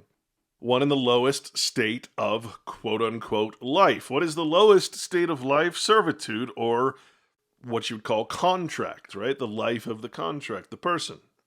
A drudge, one who labors like a slave. Well, that is you, folks. You might have a cushy job somewhere, but you're still laboring like a slave. Why? Because you're selling your labor. Your labor is not your own. What you're creating out of your labor is not your own. You might cure all the diseases in the world, but that cure doesn't belong to you. You've just given it over to a corporation that will keep it from everyone else unless they pay them a lot of money. Your labor is not your own. You're laboring like a slave. And in exchange for your labor, you're accepting something that is absolutely worthless, pieces of paper. Remember, we just talked about the money not too long ago here and how worthless it actually is. It's actually debt. There is no positive money being created. If it's all, any money that's created now has to go and pay the previous debt, previous interest. You're getting nothing for your labor. You're laboring like a slave. William H. Seward, a senator, congressman, gave a speech in Rochester, New York in 1858. He said, "Increase of population, which is filling the states out to our very borders, together with a new and extended network of railroads and other avenues, and an internal commerce which daily becomes more intimate, is rapidly bringing the states into a higher and more social unity or consolidation. Thus, these antagonistic systems are continually coming into closer contact, and collision results. Shall I tell you what this collision means?" Remember, this is back in the Civil War era. "They who think it is accidental, unnecessary, the work of interested or fanatical agitators, and therefore ephemeral, mistake the case altogether." Now, I want you to listen to this very close, because this is what the plan has been and is currently today. "It is an irrepressible conflict between opposing and enduring forces, and it means that the United States must and will, sooner or later, become either entirely a slave-holding nation or entirely a free labor nation." Which one did it become? Well, the original 13th Amendment before the Civil War broke out actually did exactly what Mr. Seward said here. It became entirely a slaveholding nation. But then, after the Civil War, it became what's called a free labor nation, franchise labor. The two are very similar in their nature. One is tyranny, one is voluntary. So a free labor nation is really a voluntary servitude nation, as opposed to a slaveholding nation. The difference is one of consent. That's it. One of trickery, one of deceit, one of lack of knowledge. That's it. That's the only real difference. And let's be honest, the Reconstruction period created both of these statuses in essentially one entity. The 14th Amendment citizenship, the commercial vessel, a free labor slave, essentially. And this combination of concepts goes by the name of United States citizenship. To be free within the confinement of a militarized nation's districted borders is the new form of slavery, an open-air prison that promotes free labor for all men within its borders as long as those men carry the mark of citizenship that they were enslaved beasts who will submit to the commercial will and taxation while acting as its fictional characters within its fictional borders. So essentially, the United States is a giant labor union. And I wrote about that actually in my blog not too long ago.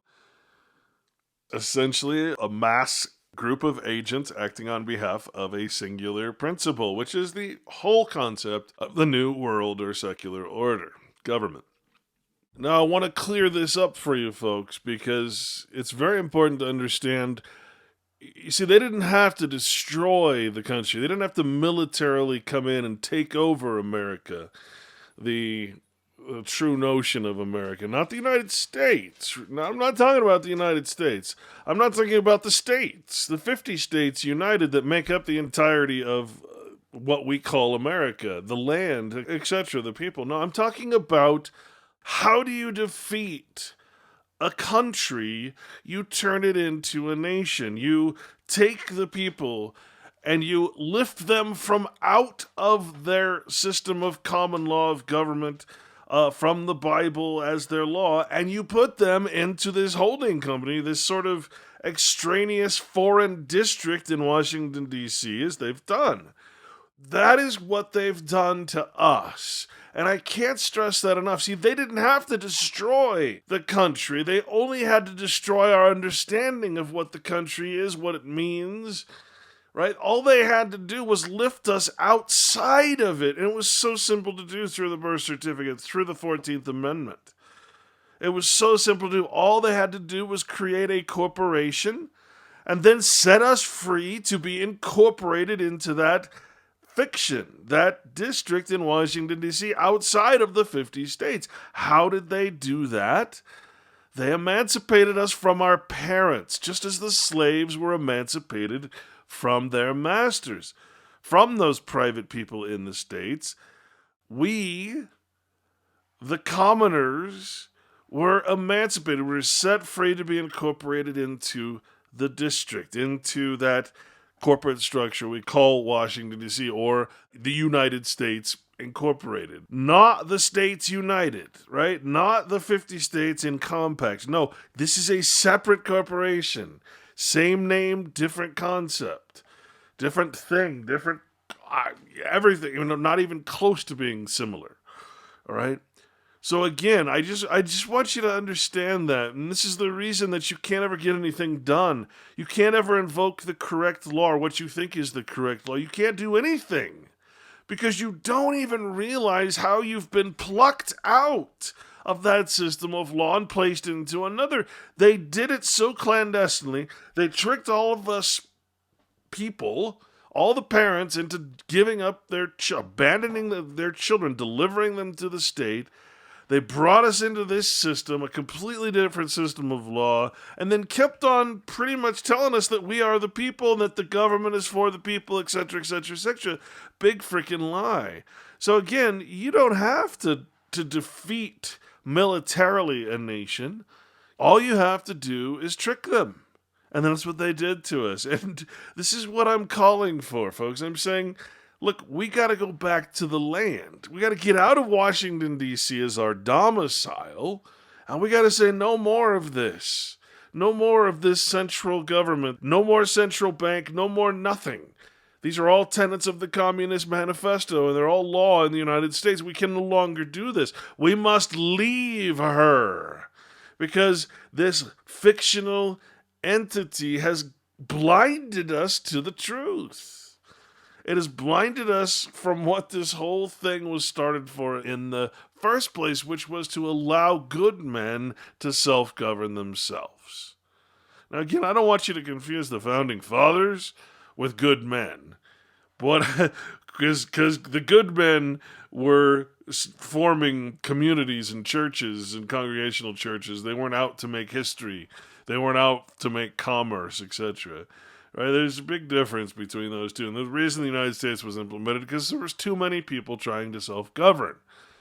So they tricked us. I just want you to understand that one point. If anything else, is that the way they defeated us was not to defeat us militarily or by force. It was through volunteerism. They tricked our parents, and they tricked you into putting your children, abandoning your children, and putting them into a different system without even understanding that you're doing it. And you know what? That's okay. Like I said, their law says that that's okay. You don't have to have understanding. All right? All you have to do is understand. You don't have to have knowledge, I should say. You don't have to have wisdom. You don't have to have all the information. That's purely your fault, not anyone else's. If I offer you something and I say, look, before you accept this, you're coming into a whole new system of law and you have to understand this contract or this according to that language and that law, and you don't do it, that's your fault. That's no one else's. So again, put the blame aside. Don't try to punish somebody for tricking you. Don't just leave. That's all I'm saying you got to do.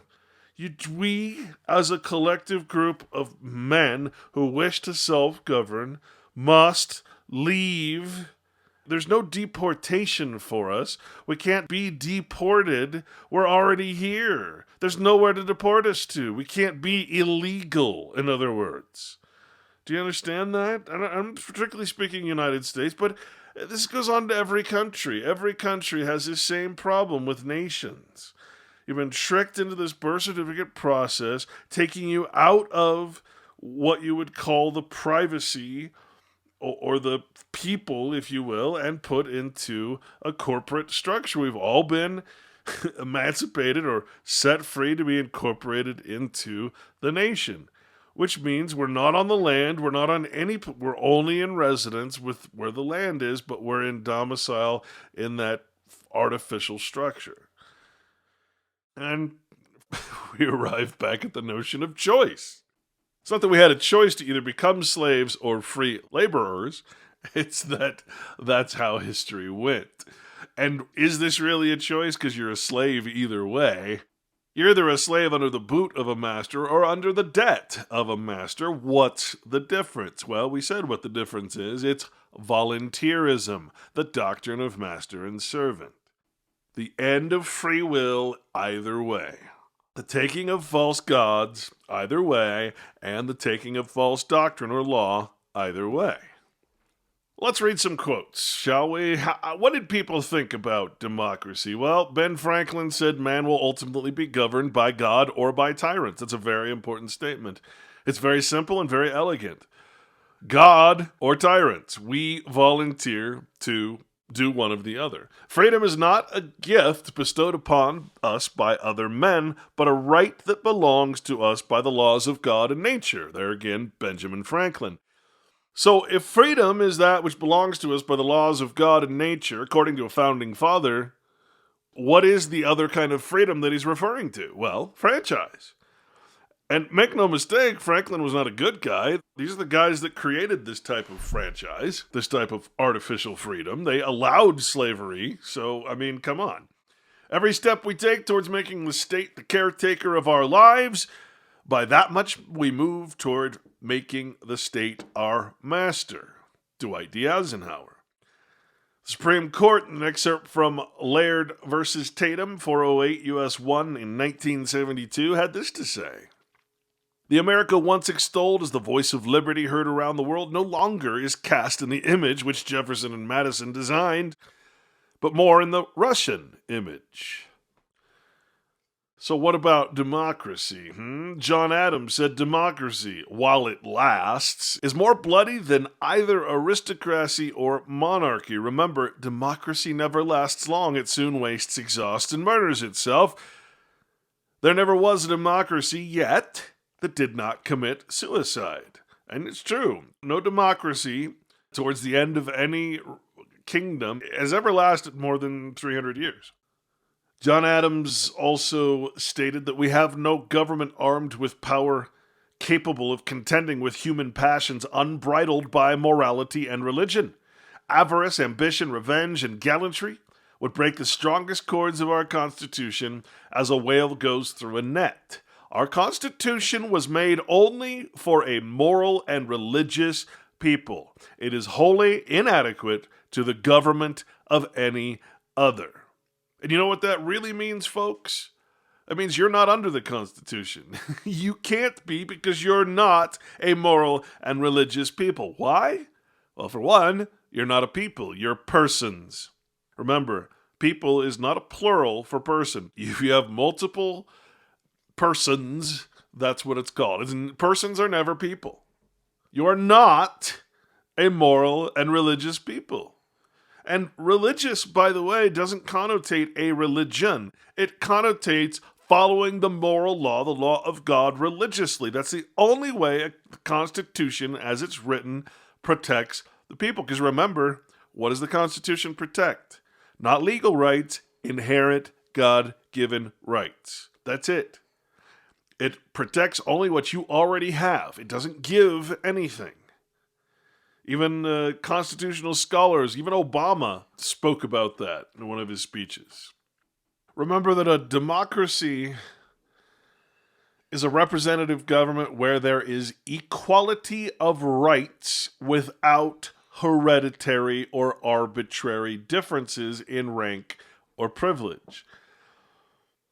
In modern representative democracies, as the United States and France, though the governing body, that is, the electorate, is a minority of the total population, the principle on which the government is based is popular sovereignty, which distinguishes them from aristocracies, right? So, in other words, what does it just say? The governing body is a minority of the total population. Well, the total population is made up of a bunch of people who don't and can't inherit because it's a democracy. Again, we find the blood connection, right? Who are the people, who are the aristocracy? Well, I'm calling them aristocracy. Who is the electorate, which means the elite, right? The upper class. They are the hereditary sons and daughters of those who formed the country. How many times do I have to tell you that everybody in the Senate is a cousin or was a cousin of Barack Obama, is a cousin of Donald Trump, and every president and every vice president and every senator, I don't know about the House because that's just common, but every senator, every major business owner in the past was and is part of this royal upper class elite electorate. And you are not. Well, I mean, I don't know how to say it. You're stuck in the democracy, which has no hereditary rank or privilege. They still do. That's what it is to be part of the private state, i.e. people. The difference between a democracy and a dictatorship is that in a democracy, you vote first and take orders later. In a dictatorship, you don't have to waste your time voting. Charles Bukowski. As societies grow decadent, the language grows decadent too. Boy, isn't that the truth? Words are used to disguise, not to illuminate action. You liberate a city by destroying it. Words are to confuse so that at election time people will solemnly vote against their own interests. That's Gore Vidal. If you're listening to a rock star or actor in order to get your information on who to vote for, you're a bigger moron than they are. That's Good old Alice Cooper. But now let's get into the real good stuff here. Vladimir Lenin, the Red Bolshevik Army, killer of tens of millions of white farmers in Russia. There are no morals in politics. There is only expedience. A scoundrel may be of use to us just because he is a scoundrel. There are no morals in politics. In a political system, in other words, like the United States, there are no morals. There cannot be. Do you understand? Because morals only affect real things, and there is nothing real in politics. A political thing is not a real thing. Lenin also said it's true that liberty is precious, so precious that it must be carefully rationed. Well, here's the perfect example of what legal liberty is. It is not true liberty. How can you ration liberty unless you own it? What does that mean? Liberty is a legal franchise. I just can't stress this enough. The oppressed are allowed once every few years to decide which particular representatives of the oppressing class are to represent and repress them in Parliament. Is that any different here in a legislature, in Congress? The best way to destroy the capitalist system is to debauch the currency. Well, consider the capitalist system completely destroyed at this point. You see, these are all systems of bringing in a capitalist society into a socialist or communist system. But to get there, you have to establish democracy. You have to establish capitalism. If you don't believe it, just stay with me here. Lenin goes on. The press should be not only a collective propagandist and a collective agitator, but also a collective organizer of the masses. Well, who organizes you to vote? Even in the alternative media, who organizes you? Who tells you to buy gold? Who tells you to do this? Who tells you to, put your time or go to some conference or do this?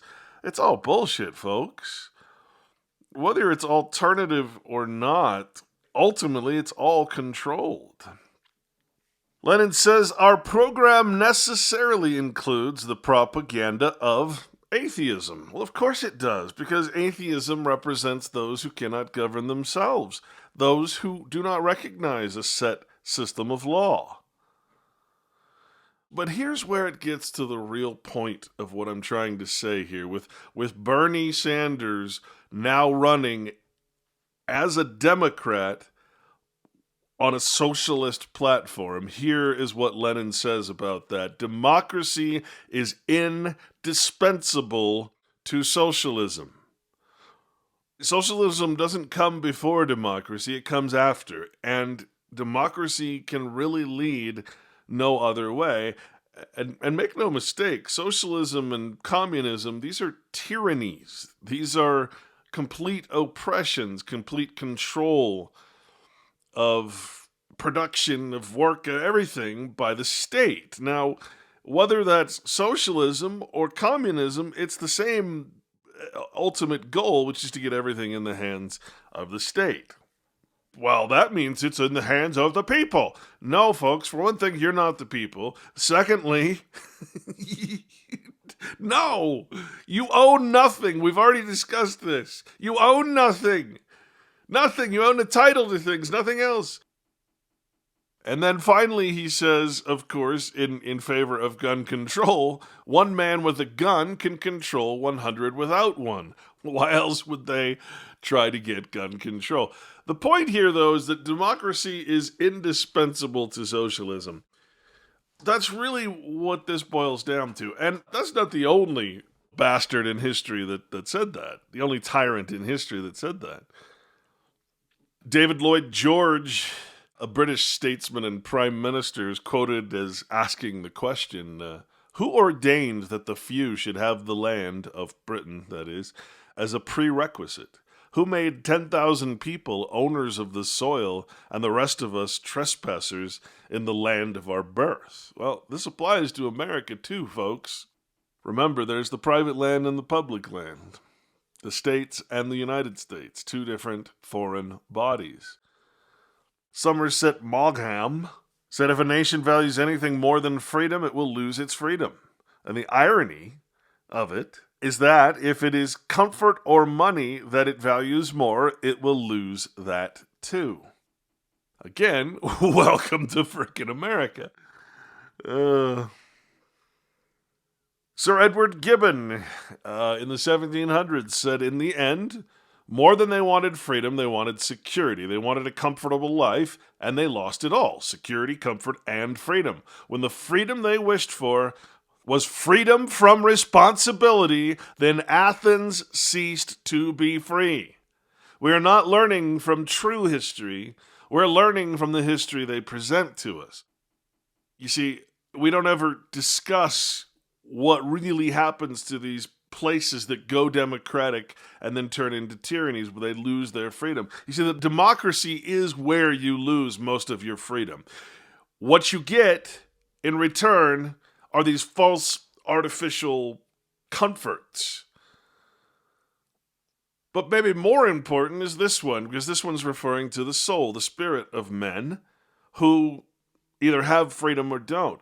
The person who has nothing for which he is willing to fight, nothing which is more important than his own personal safety, is a miserable creature and has no chance of being free unless made and kept so by the exertions of better men than himself. That's John Stuart Mill. Are we being kept by better men? Well, I wouldn't say better, but men who've been conditioned from birth to be the zookeepers of all of us goyim? I'd say so. I'd say that we are miserable. I'd say that we are miserable creatures, and we have no chance of being free, most of us anyway. I still hold that glimmer of hope for some of you out there, including myself. Timid men prefer the calm of despotism to the boisterous sea of liberty, says Thomas Jefferson. Remember, they assign themselves this sense of liberty, not you, because they know you are exactly the timid men that Jefferson is referring to. You prefer the calm of despotism. Again, I'm not judging you. You're judging yourself. I mean, this is self-evident. This applies to all of us. All right? It's not just you. It's not just me. This applies to all of us out here who are letting what is happening happen because our spirits are confined. Because our spirits are fictionally, metaphorically, legally separated from our mind and our body. That's it. That's really what this boils down to. They have exiled me now from their society, and I am pleased, because humanity does not exile except the one whose noble spirit rebels against despotism and oppression. He who does not prefer exile to slavery is not free by any measure of freedom. How brilliant is that? How true is that, folks? Cahill Gibran, a Lebanese-born American philosopher essayist, early 1900s. If we don't fight hard enough for the things we stand for, at some point we have to recognize that we don't really stand for them. That's Paul Wellstone. Is that true in your life? I'm going to tell you right now it is, because otherwise you wouldn't be in the despotism you're in. You wouldn't be in democracy. You'd be in exile. In other words, you'd be a follower of Christ. The greatest exile in history. Well, fictional history. Liberty has never come from the government. Liberty has always come from the subjects of government. How can you find liberty unless first you don't have it? The history of liberty is the history of resistance. The history of liberty is a history of the limitation of governmental power, not the increase of it. Well, boy, that sounds like I should be in trouble for saying that, except I'm quoting Woodrow Wilson, President of the United States, 28th President, in 1912. Do you hear Trump saying that? Here's one that really tells the story of what is happening to us. Here's one that really tells the story of our apathy and our tolerance right now. Eric Hoffer, he says, "There is no telling to what extremes of cruelty and ruthlessness a man will go when he is freed from his fears, like the fear of God, the fear of nature's law, free from his fears, hesitations, doubts, and the vague stirrings of decency that go with individual judgment. When we lose our individual independence in the corporateness of a mass movement, we find a new freedom, freedom to hate, bully, lie, torture, murder, and betray, without shame and without remorse. Herein undoubtedly lies part of the attractiveness of a mass movement." What's he saying? Well, what is the mass movement? It's United States citizenship, isn't it? Think about it. People are coming here illegally, trying to get the benefits of citizenship. It is a mass movement. It moves the masses.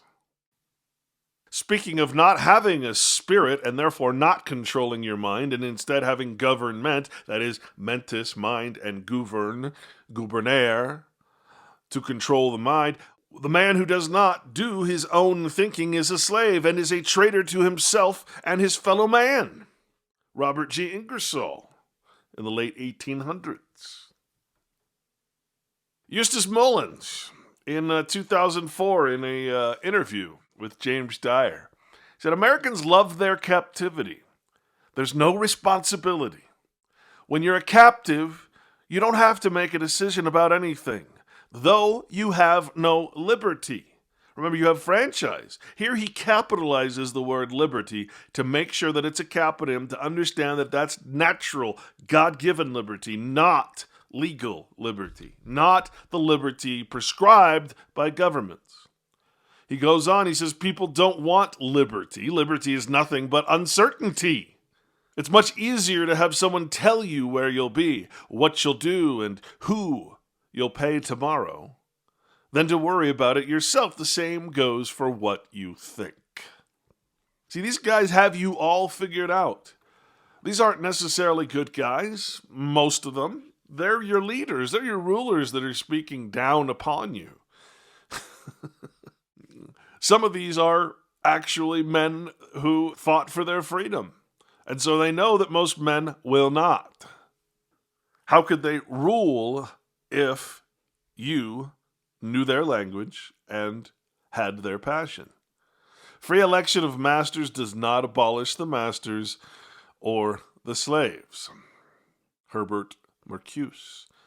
Listen to that one, folks. Free election of masters does not abolish the masters or the slaves. You slaves can go and vote for President Trump again. You slaves can go vote for your local master, your congressman, your mayor, your judges, whatever. But it does not abolish the flattering title that you're respecting, which is against the Bible law, the law of nature, right? Everyone's born equal. You cannot be higher than me, or you're my false god. That's how it's defined. N.A. Scott, an author, says that one of the shrewdest ways for human predators to conquer their stronger victims is to steadily convince them with propaganda that they're still free. Herbert Spencer in the late 1800s, British author, said, if men use their liberty in such a way as to surrender their liberty, so in other words, you're free to surrender your freedom. Remember, that's what franchise really is. That's what employment is. If men use their liberty in such a way as to surrender their liberty, are they thereafter any less slaves? If people, by a plebiscite, elect a man despot over them, do they remain free because the despotism was of their own making? That's the question I'm going to pose to you. When you go punch your little cards or send your little ballots in through the mail, or now what? Now email? So there's absolutely no possibility to have a true fair election or one that's monitored correctly, one that can't be hacked. But even regardless, just the act of voting is what they're talking about here. Voting for your masters does not make you free. Do you not understand that? Does that not make any sense to you? Or really? Liberty is not for these slaves. I do not advocate inflicting it against their conscience. On the contrary, I am strongly in favor of letting them crawl and grovel all they please before whatever fraud or combination of frauds they choose to venerate. Our whole practical government is grounded in mob psychology, and the bubus Americanus will follow any command that promises to make him safer. That's H.L. Mencken in 1956. There is no slippery slope toward loss of liberty, only a long staircase where each step down must first be tolerated by the American people and their leaders. That's Alan K. Simpson, a U.S. Senator. In the end, more than they wanted freedom, they wanted security. When the Athenians finally wanted not to give to society, but for society to give to them, when the freedom they wished for was freedom from responsibility, then Athens ceased to be free. That's Edward Gibbon. Perhaps the fact that we have seen millions voting themselves into complete dependence on a tyrant has made our generation understand that to choose one's government is not necessarily to secure freedom. To choose one's mind control, control of one's body, and separation of the spirit, or that is, incorporation of men into the city on the hill, to choose one's government is not to choose or secure freedom. I mean, that's pretty self-evident, right? To choose a master is not to choose freedom. But when we apply the legal term, then yes, it is actually to choose freedom. From the U.S. Supreme Court, Justice Louis D. Brandeis, in a dissenting opinion in 1928, United States 277 U.S. 49, Olmstead versus United States, he says, experience should teach us to be most on our guard to protect liberty when the government's purposes are beneficent. Men born to freedom are naturally alert to repel invasion of their liberty by evil-minded rulers. The greatest dangers to liberty lurk in insidious encroachment by men of zeal, well-meaning but without understanding. Frederick Douglass, the free black man, says those who profess to favor freedom yet deprecate agitation are men who want crops without plowing up the ground. They want rain without thunder and lightning. They want the ocean without the awful roar of its many waters. This struggle may be a moral one, or it may be a physical one, or it may be both, moral and physical. But it must be a struggle. Power concedes nothing without a demand. It never did, and it never will. And I want to make this very clear to you folks, because that's the number one thing everybody says to me. Everybody's excuse is the same, including my own. When I look at the mirror, when I think about being free, this is exactly what I consider. Oh, but the struggle. Well, what am I going to do? Am I going to go out into nature and try to live? Yeah, actually, you're going to go out into nature and get some land and you're going to fucking plow the field. You can't just get crops without plowing the field. You have to struggle. Freedom is a struggle. Yes. To answer your damn question, yes. That is a stupid question, by the way. Yes. Yes, you will have to struggle. Yes, you will have to take care of your own children. Yes, you'll have to educate your own children. Yes, you'll have to make do when you get sick. Yes, you'll have to not have cuisine from all over the fricking world as a comfort. I'm sorry. Or you stay in the Matrix. Right? It's that simple. Stop asking me questions that are obvious. Okay? Because men throughout history have already answered it, including a black man that was free when others were enslaved. Why? Because he was a Christian, a true Christian. He understood how that worked. Frederick Douglass, a very interesting study, actually. Speaking of apathy, John Philpott Curran, speech upon the right of election, he says, "It is the common fate of the indolent to see their rights become a prey to the active." Okay, you're lazy, your rights become prey to the active. "The condition upon which God hath given liberty to man is eternal vigilance, which condition, if he break servitude, is at once the consequence of his crime and the punishment of his guilt." John Adams said liberty cannot be preserved without a general knowledge among the people. Well, you don't have knowledge of freedom. You don't have knowledge of liberty because knowledge equals experience. You've never experienced freedom, folks. In all your days, you and I have never experienced freedom. We've never had liberty, unless you take the legal meaning of the term. We have had franchise. I will certainly concur to that. But we've never actually tasted liberty. We don't know what it is, and we question it. We demonize it. We fear it instead. And as the Bible says, and warns, and prophesizes, we will love what we should hate and hate what we should love. Noam Chomsky refers to indoctrination, where he says, and again, take no other doctrine, right? Well, indoctrination necessarily means taking you away from the law of nature, from the truth. "For those who stubbornly seek freedom, there can be no more urgent task than to come to understand the mechanisms and practices of indoctrination. These are easy to perceive in the totalitarian societies, much less so in the system of, quote, brainwashing under freedom, that is franchise, to which we are subjected, and in which all too often we serve as unwitting instruments," or what Lenin, I believe, called useful innocents or useful idiots. Unwitting instruments, that's the same thing. Voltaire: "So long as the people do not care to exercise their freedom, those who wish to tyrannize will do so, for tyrants are active and ardent, and will devote themselves in the name of any number of gods, religious and otherwise, to put shackles upon sleeping men." Well, gee, how can a god be other than religious?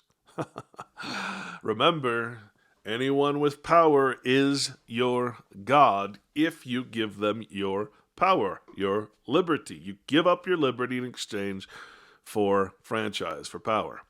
False power within the false legal system. Now, notice a lot of these are talking about active, things that are active, right? Just like if you're in the realm of God, God is a verb, an action, right? Existence, being. You're either in being or you're stuck in this spiritually dead thing that we're all stuck in. Freedom takes action, not apathy, not tolerance.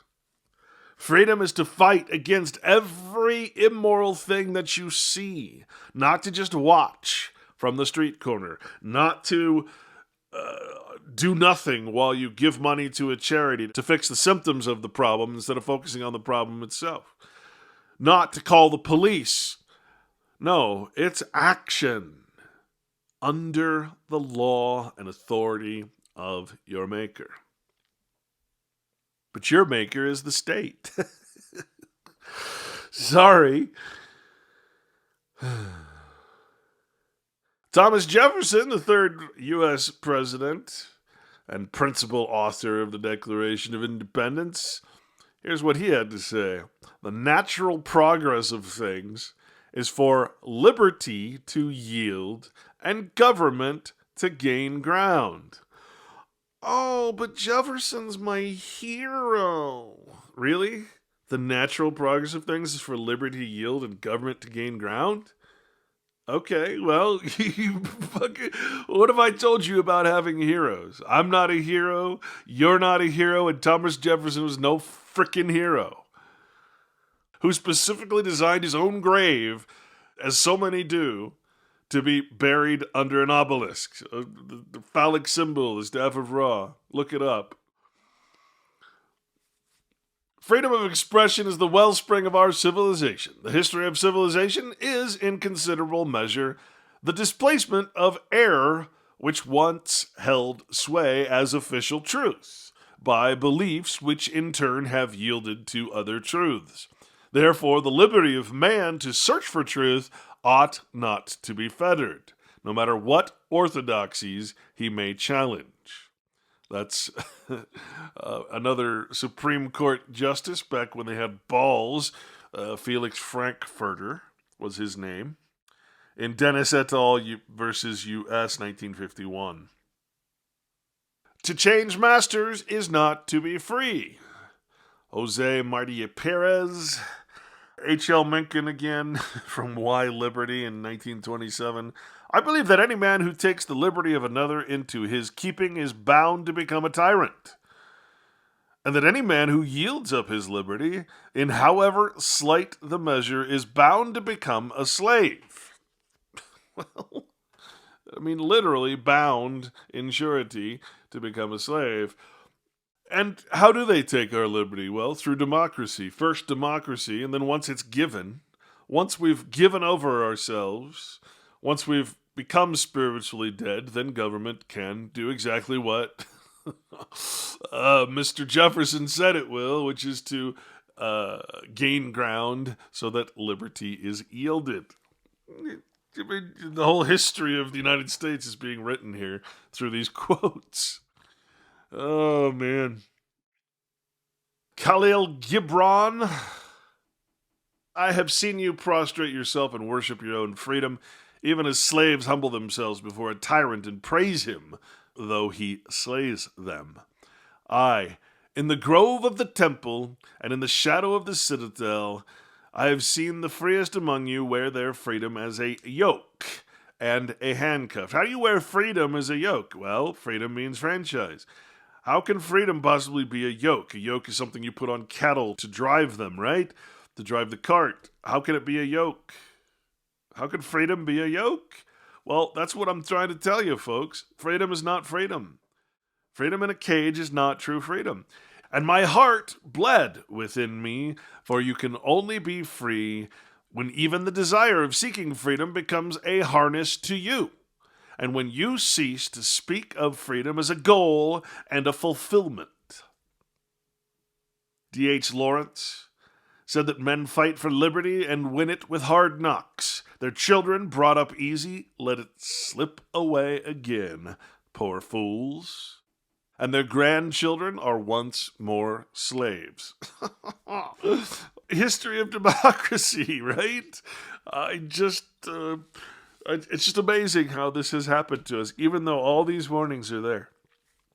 But of course, the biggest warning, the Bible, is being ignored at all costs. So, if society fits you comfortably enough, you call it freedom. Robert Frost. Mary McCarthy says liberty, as it is conceived by current opinion, has nothing inherent about it. It is a sort of gift or trust bestowed on the individual by the state, pending good behavior. Well, Mary, that's a true statement. That's actually how franchise freedom works. I mean, that is a perfect description of what legal liberty is. I mean, that's not even a philosophical statement. That's the truth. I believe in only one thing, liberty, but I do not believe in liberty enough to want to force it upon anyone. H.L. Mencken.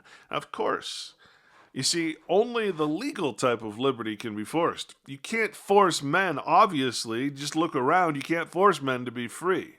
You got people like me who talk about it, but who don't walk it, right? We're all stuck in the same seemingly hopeless situation, but we're not actually stuck any more than we're actually stuck in the Matrix.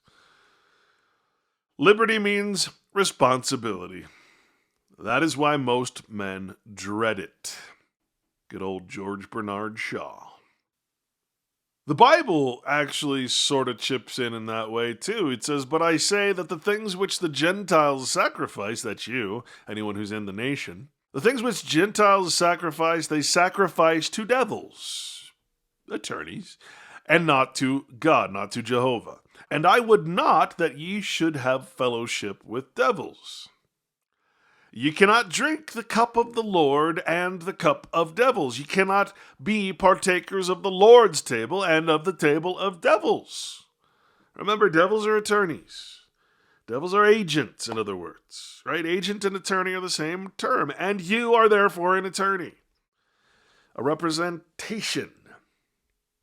Marcus Atilius Cicero, he says, I have always been of the opinion that unpopularity earned by doing what is right is not unpopularity at all, but glory. Alexis de Tocqueville, from Democracy in America, speaking to the contrast between the settlers of Virginia with the religious Puritans who founded New England. Here's what he had to say. The men sent to Virginia were seekers of gold, adventurers without resources and without character, whose turbulent and restless spirit endangered the infant colony. Artisans and agriculturists arrived afterwards, hardly in any respect above the level of the inferior classes of England. No lofty views, no spiritual conception presided over the foundation of these new settlements. The colony was scarcely established when slavery was introduced. This was the capital fact, which was to exercise an immense influence on the character, the laws, and the whole future of the South. Slavery dishonors labor. It introduces idleness into society, and with idleness, ignorance and pride, luxury and distress. It innervates the powers of the mind and benumbs the activity of man. On this same English foundation, there developed in the North very different characteristics. Now, I want you to think about what's being said here, folks, because this applies to you. You are acting as slaves. Remember, you're acting in agency. You are doing jobs that mean nothing. You're rearranging code or monetary figures or some other fictional thing. You're writing code for computers. You're contributing to the nothingness that is the artificial intelligence. You're contributing to the legal nothingness somehow. You're doing some menial job. You're a bank teller. You're whatever it is. You're not actually working. You're not actually laboring for your own freedom. Because freedom involves some serious frickin' labor, some serious effort. But see, all your efforts are devoted to legal things, mostly in pursuit of mammon and money, right? The valuation of things in money, so you can trade your money for the false value attributed to things. That's really what this boils down to. You are, for all intents and purposes, just slaves. Friedrich Nietzsche, he said, freedom is the will to be responsible for ourselves. It is to preserve the distance which separates us from other men, to grow more indifferent to hardship, to severity, to privation, and even to life itself. Now again, what is this saying? It's saying exactly what the Bible tells you must do to be free.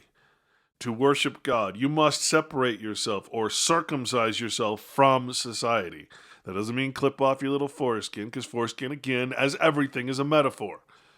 It even says that your heart has foreskin over it, that your heart can't shine because it's covered over by this metaphoric skin, the flesh. You got to understand, folks, we must, but more importantly, you individually, me individually, must separate ourselves from this hell. We cannot go to heaven without leaving hell. Really simple, really, when you think about it. And by the way, as Nietzsche says here, it is to develop a certain amount of, if you will, pride. The good kind of pride. The kind that says, I'm so happy to not be in the throes of voluntary servitude, slavery. This sense of, hey, accomplishment. This sense of, hey, we're better than them. We're free. They're not. Right? That's not a bad thing. And it must be cherished, because right now, every aspect of being free and individual and separate, private, is being destroyed. Whether it's your sexuality, your title, your rights, equal right to be punished under the law. You see, everything is being taken away from you. All responsibility, all sense of self-worth and self, if you will, identity, as far as your identity being your own and not someone else's. Your being of the sameness of Jehovah, the part of God, part of nature and its law, that's being taken away from you. Everything that makes you a true individual, not a legal individual, not a person, but a man, everything is being taken away from you. And how is it being taken away from you? Nothing more and nothing less than word trickery, word magic, legality. Let me just throw this one in there. This is from a court case, actually. Fox versus Custis, 712. Fourth Circuit Court, 1983. Also, a bunch of other cases have quoted it. It says, the United States of America, by contract, gave up all right, title, and interest in said property without any conditions set forth. Our survey of the legal landscape as it existed in March 1989 indicates that, in general, members of the public have no constitutional right to be protected by the state from harm inflicted by third parties. Now, I could go back in my research, I can find every single one of the Bill of Rights, the articles that were added to the Constitution that we call a Bill of Rights.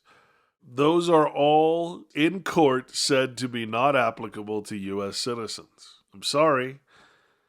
The Fabian philosophy and strategy was imported to America from England, as it had been earlier to England from Germany. Some of the members of the Intercollegiate Socialist Society, founded in 1905, and some of the members of the League for Industrial Democracy, into which it grew. Let me say that again. Intercollegiate Socialist Society, founded in 1905, grew into the League for Industrial Democracy. We're already a part of or affiliated with an international communist conspiracy planning to make the United States a portion of a one-world communist state. Others saw it as possible and desirable merely to make the United States a separate socialist utopia. And they have, for all intents and purposes. But they all knew and agreed that to do either, they would have to destroy both the constitutional safeguards and the underlying philosophy which made it a republic. A democracy is not in any way a republic. So, from the very beginning, the whole drive to convert our republic into a democracy was in two parts. One part was to make our people come to believe that we had and were supposed to have a democracy. The second part was actually and insidiously to be changing the republic into a democracy. And the first appreciable and effective progress in both directions began with the election of Woodrow Wilson. I believe that was, in 1910s sometime. And that is from the New American, under the headline, Republics and Democracy Without the Proper Foundation, Liberty Will Crumble, from 1986. One of my favorite quotes, I'm sure I've said it before on this show, but I'm going to say it again from Tocqueville.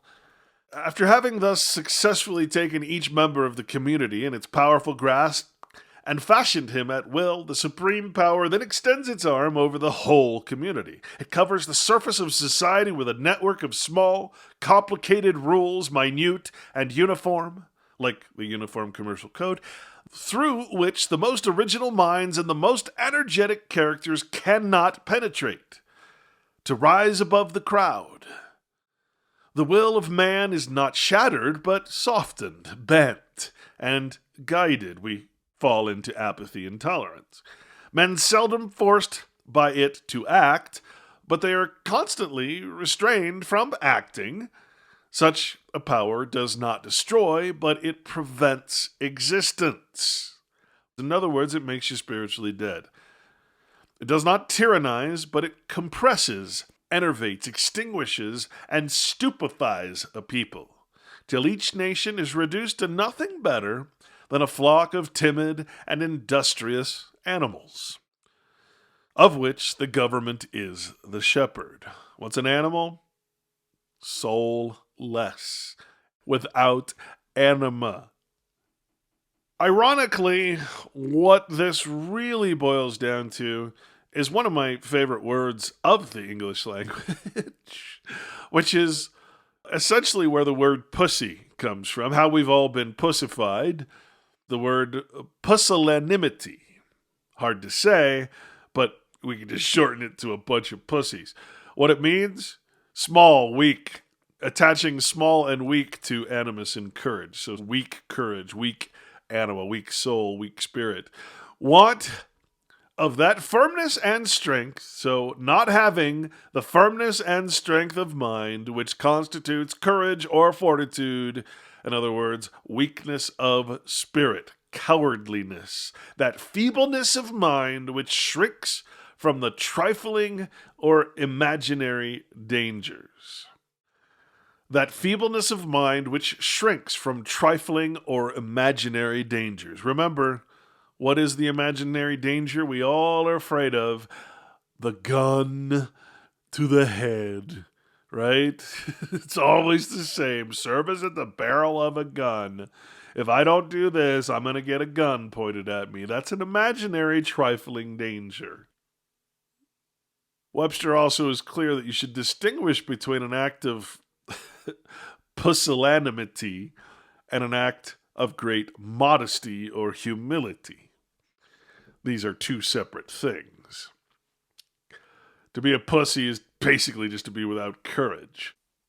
And courage really boils down to depression of the spirit, a restraint of the spirit. And basically how you do that is to put everybody in danger. But you need to know the legal term danger, not the real term. Because the danger has to appear real, but of course it's what? Imaginary. It's trifling. It's a legal danger. What does the word danger mean according to its etymology in its legal version? To have courage against danger is to stand against the power of a lord or master and its jurisdiction, and from the lawfully enforced power, the power to harm, the mastery, the authority, and control of a lord or master. That is what danger actually means. Danger is jurisdiction.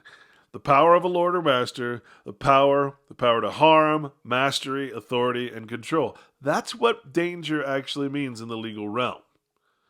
What do they insure you against? Danger! Against themselves! Against themselves! Mark Twain said if voting made any difference, they wouldn't let us do it. And Lucy Powell said that at its most basic, the democratic contract, in other words, the social contract that we call democracy, is a simple one. The right to vote comes with a responsibility to society through tax payments and citizenship. Now, how can you call that freedom unless it's legal franchise? Yeah. Even Noah Webster himself, he says, a pure democracy is generally a very bad government. It is often the most tyrannical government on earth, for a multitude is often rash and will not hear reason. And he also says that no truth is more evident to my mind than that the Christian religion must be the basis of any government intended to secure the rights and privileges of a free people. The Christian religion is the most important and one of the first things in which all children under a free government ought to be instructed. He says, the moral principles and precepts contained in the Scripture ought to form the basis of all our civil constitutions and laws, says Webster. Plato said the dictatorship naturally arises out of democracy, and the most aggravated form of tyranny and slavery out of the most extreme liberty. How can liberty be extreme unless it's a franchise, unless someone controls it, unless it's a product being sold to people? John Adams said, "Remember, democracy never lasts long. It soon wastes, exhausts, and murders itself. There never was a democracy yet that did not commit suicide." And again, Lenin said democracy is indispensable to socialism, but he also said that socialism is merely state capitalist monopoly, which is made to serve the interests of the whole people. Isn't that what we're constantly being told? That's what government is for, that capitalism is the system that, well, what is socialism but a capitalist system run entirely by the state? And we have entered very close into that being our fictional reality. Karl Marx said democracy is the road to socialism. Democracy is the road to socialism. Again, what's happening? You have a socialist candidate for what is now the Democratic Party, which used to be called the Republican Party. George Soros, freaking asshole, said, "To my mind, there is a solution which has to do with democracy. Because democratic governments are subject to the will of the people, not God. So if the people will it, you can actually create international institutions through the democratic states." Here's a guy talking about using you all as puppets, essentially. H.L. Mencken, he says, "Democracy is only a dream. It should be put in the same category as Arcadia, Santa Claus, and heaven." Winston Churchill, he said, "The best argument against democracy is a 5-minute conversation with the average voter." And you know what? You don't even need to do that. You can just turn on Jay Leno or any one of countless people who go out and talk to the public or to college students or whatever, and they have no idea who the vice president is. I mean, it's just, how do you put that into words? Chuck Hagel, 24th United States Secretary of Defense under Mr. Obama, and of course on the advisory board thereof, "Our alliances should be understood as a means to expand our influence, not as a constraint on our power. The expansion of democracy and freedom in the world should be a shared interest and value with all nations." Listen to that, folks. Not to constrain our power. The expansion of democracy and freedom in the world. In other words, new world order. New secular order. The expansion of democracy, which will lead to socialist, tyrannical government. And freedom, which in this case is legal freedom, the franchise, right, of citizenship, should be shared interest value with all nations. Well, obviously it is, because the United Nations goal is to get everybody into national citizenship. Give everybody an ID, a legal ID and number and mark of the beast. I mean, this is happening, folks. This is happening exactly as the Bible says it's going to happen. Our country's founders cherished liberty, not democracy. That's old Ron Paul. Francis Fukuyama, he says, "I've always had a Marxist understanding of history. Democracy is a result of a broad modernization process that happens in every country. Neocons think the use of political power can force the pace of change, but ultimately it depends on societies doing it themselves." See, they can't cause you to do anything, but as a society, in the democratic contract, they can force the whole society to enter into this causal effect, because the law eliminates the soul, the spirit, and you no longer have control. You have nothing but apathy and tolerance. That's all you have left. As Aristotle said, all you have left is apathy and tolerance. The two things that mark our slow destruction, that mark our quickening into tyranny. Sometimes democracy must be bathed in blood. Augusto Pinochet, president of Chile. Alan Coren says democracy consists of choosing your dictators after they've told you what you think it is you want to hear. Clement Antley says democracy means government by discussion, but it is only effective if you can stop people from talking.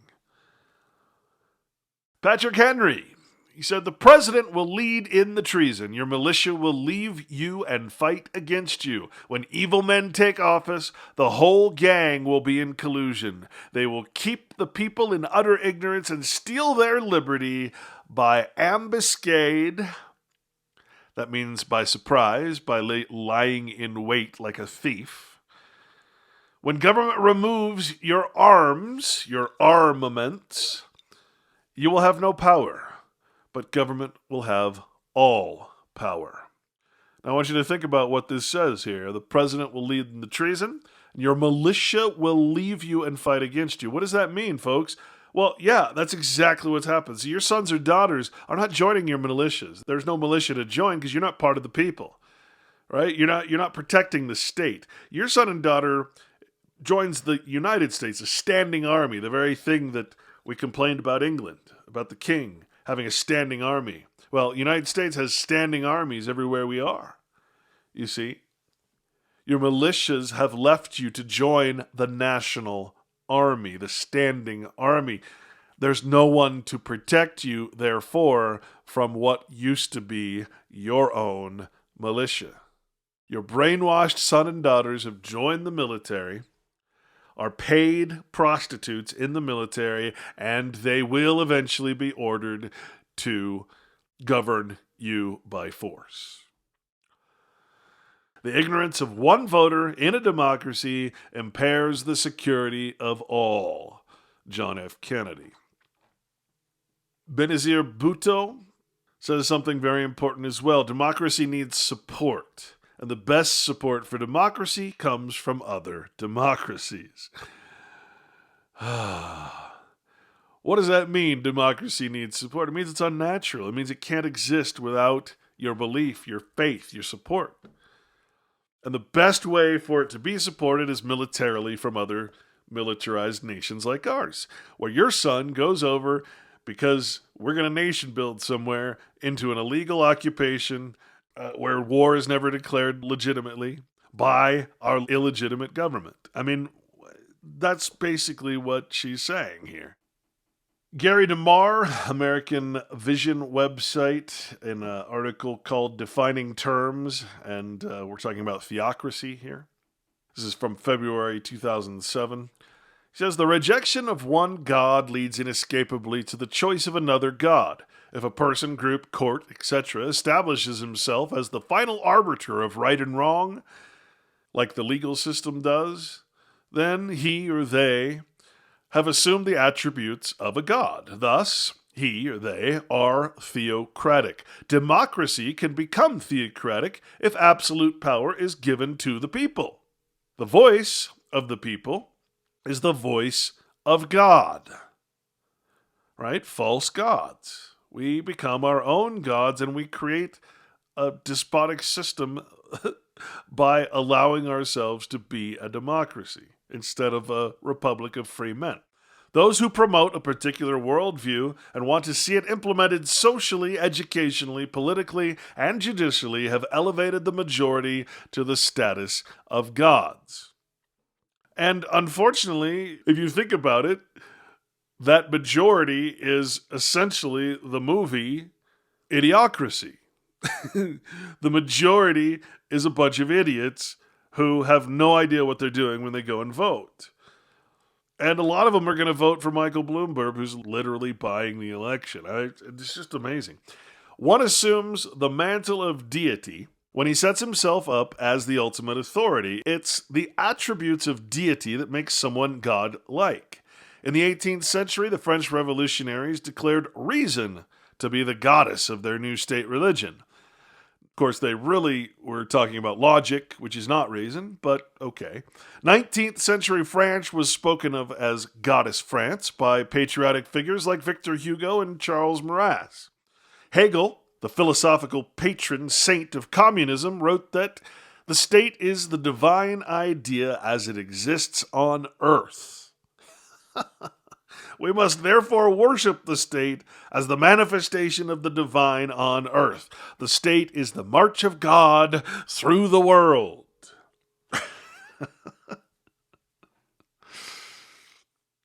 Now, what does the Bible say to that, Mr. Hegel? Wherefore, my brethren, ye also are become dead to the law by the body of Christ, that ye should be married to another, even to him who is raised from the dead, that we should bring forth fruit unto God. What does that mean? To become dead to the law? Well, if you're following God's law, the body of Christ, well then, yeah, you're dead to the legal system. That's Romans 7, 2-4. Corinthians 15:56. The sting of death is sin. Well, what does sin bring? It brings spiritual death. And the strength of sin is the law. Now, I want you to think about that, folks. The strength of sin is the law? Wow. So what is it that gives sin its power? What gives sin its authority? What protects sin?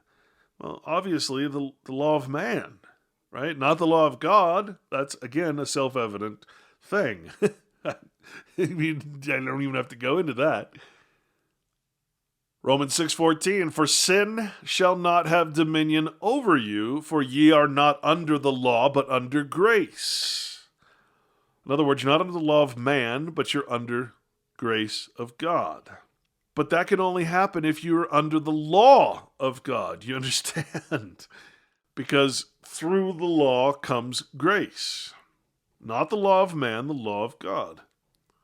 Which essentially just means no lying, no fictions, no legalities.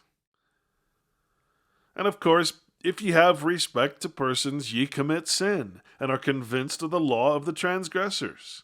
For whosoever shall keep the whole law, and yet offend in one point, he is guilty of all. Now, this goes back to you can either be in one or the other. You cannot be in both.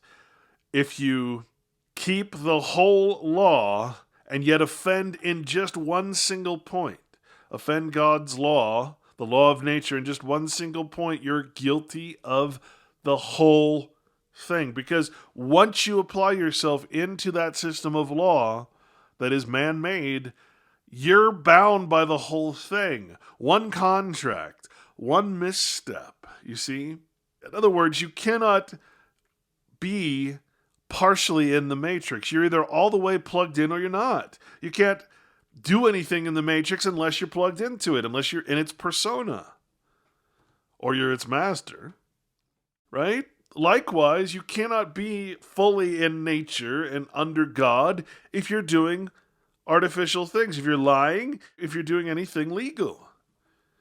I don't think that's very hard to understand at all, and it's certainly a self-evident truth. Romans 7:21-25, and I particularly like this one because it really describes all of our disposition at the moment. I find then a law that when I would do good, evil is present with me. Right? What is considered good by the democratic society is bad under the law of God. We love what we hate what we love. For I delight in the law of God after the inward man, but I see another law in my members, warring against the law of my mind, and bringing me into captivity to the law of sin, which is in my members. Members is another reference to persons, to what I'm in membership to. O wretched man that I am, who shall deliver me from the body of this death, meaning spiritual death? Spiritual death meaning not following the law of God, but instead, again, the law of sin. Because of the personhood we've attached ourselves to. I thank God through Jesus Christ our Lord. What does that mean? I thank God through Jesus Christ our Lord. In other words, I follow the law of God. That's what Jesus Christ is. Jehovah is salvation. So when, with the mind, I myself serve the law of God, but with the flesh, the law of sin. How many of you want to do the right thing, know what the right thing is, but don't do it because of the law of sin, the legal law, the legal system? And the answer to that is all of you, including myself. That's the answer. We have to admit this to ourselves. We have to understand this and how it applies to us before we can ever overcome any of this. Before the war can even start to be fought, this spiritual war against principalities, we must understand this.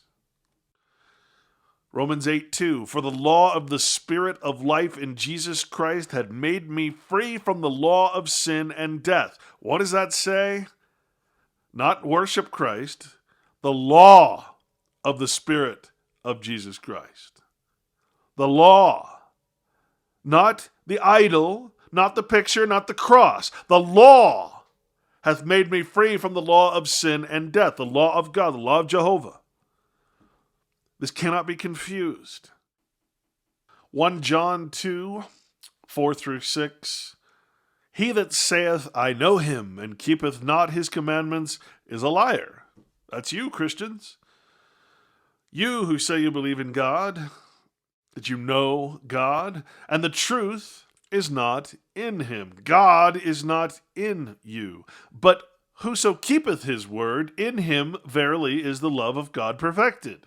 Hereby know we that are in him.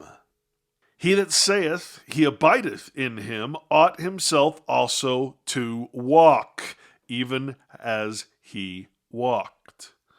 So in other words, don't talk the talk unless you're walking the walk. Real simple. That's where all these sayings come from anyway. No one gives the Bible credit, of course. The real problem is that we're in a bureaucracy. Now, we use this word bureaucracy a lot. Call it red tape, call it this, call it that. But we never, do you actually know what a bureaucracy is? And if you did know what a bureaucracy actually was intended to mean, according to Bouvier's 1856 Dictionary of Law, which was actually implemented as part of the law by Congress, would we still say it with such apathy and tolerance? Bureaucracy means, according to Bouvier, the abuse of official influence in the affairs of government. Corruption, in other words.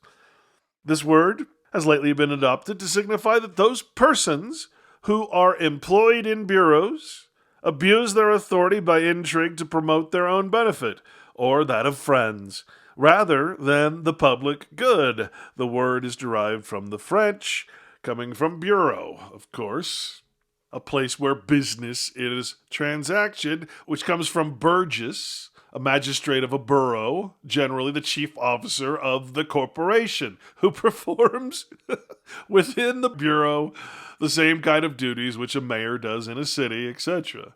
All the inhabitants of a bureau who are called burgesses, sometimes it signifies the representatives of a borough in Parliament. Well, that's the bureau, large writing table, figuratively a place of business is transacted.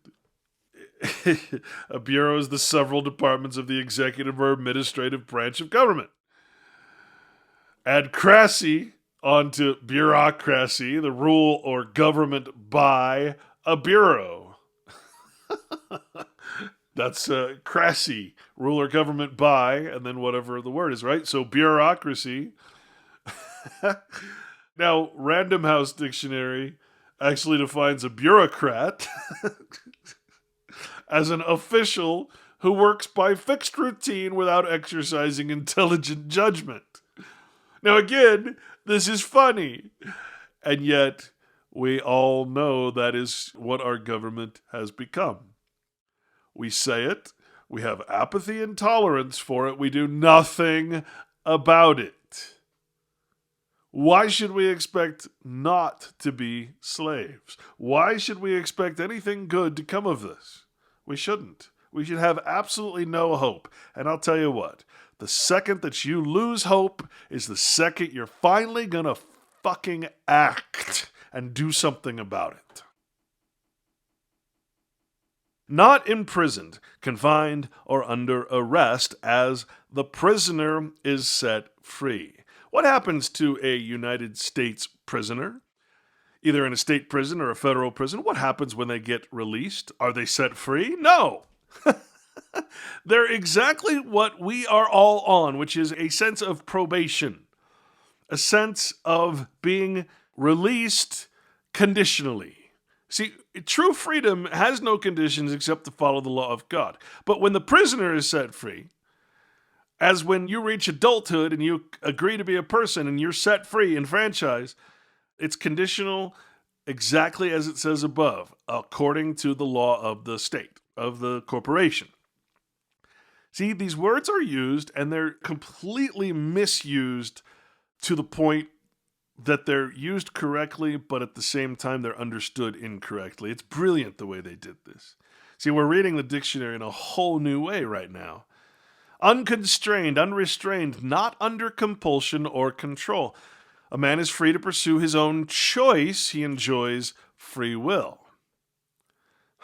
Isn't that interesting? So if I'm unconstrained, unrestrained, not under compulsion or control, then I have free will. See, isn't that what we've been saying? Isn't that the difference between being a free man of God and under God's law and being incorporated into this legal system?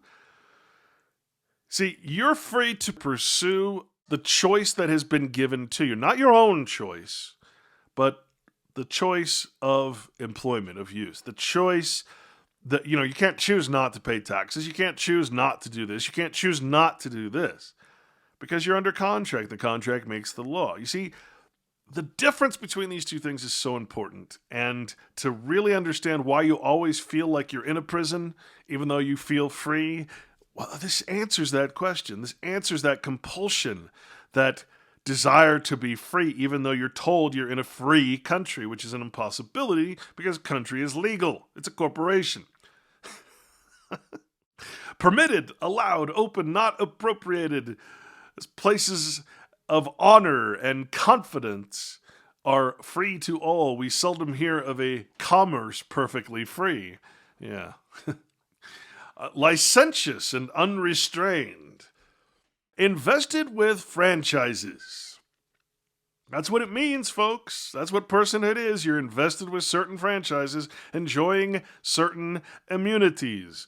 Well, gee, what are you immune to, folks? You're immune to the law of God. You're immune to moral law. You're immune to doing the right thing. That's really what legalism is. A man free of the city of London.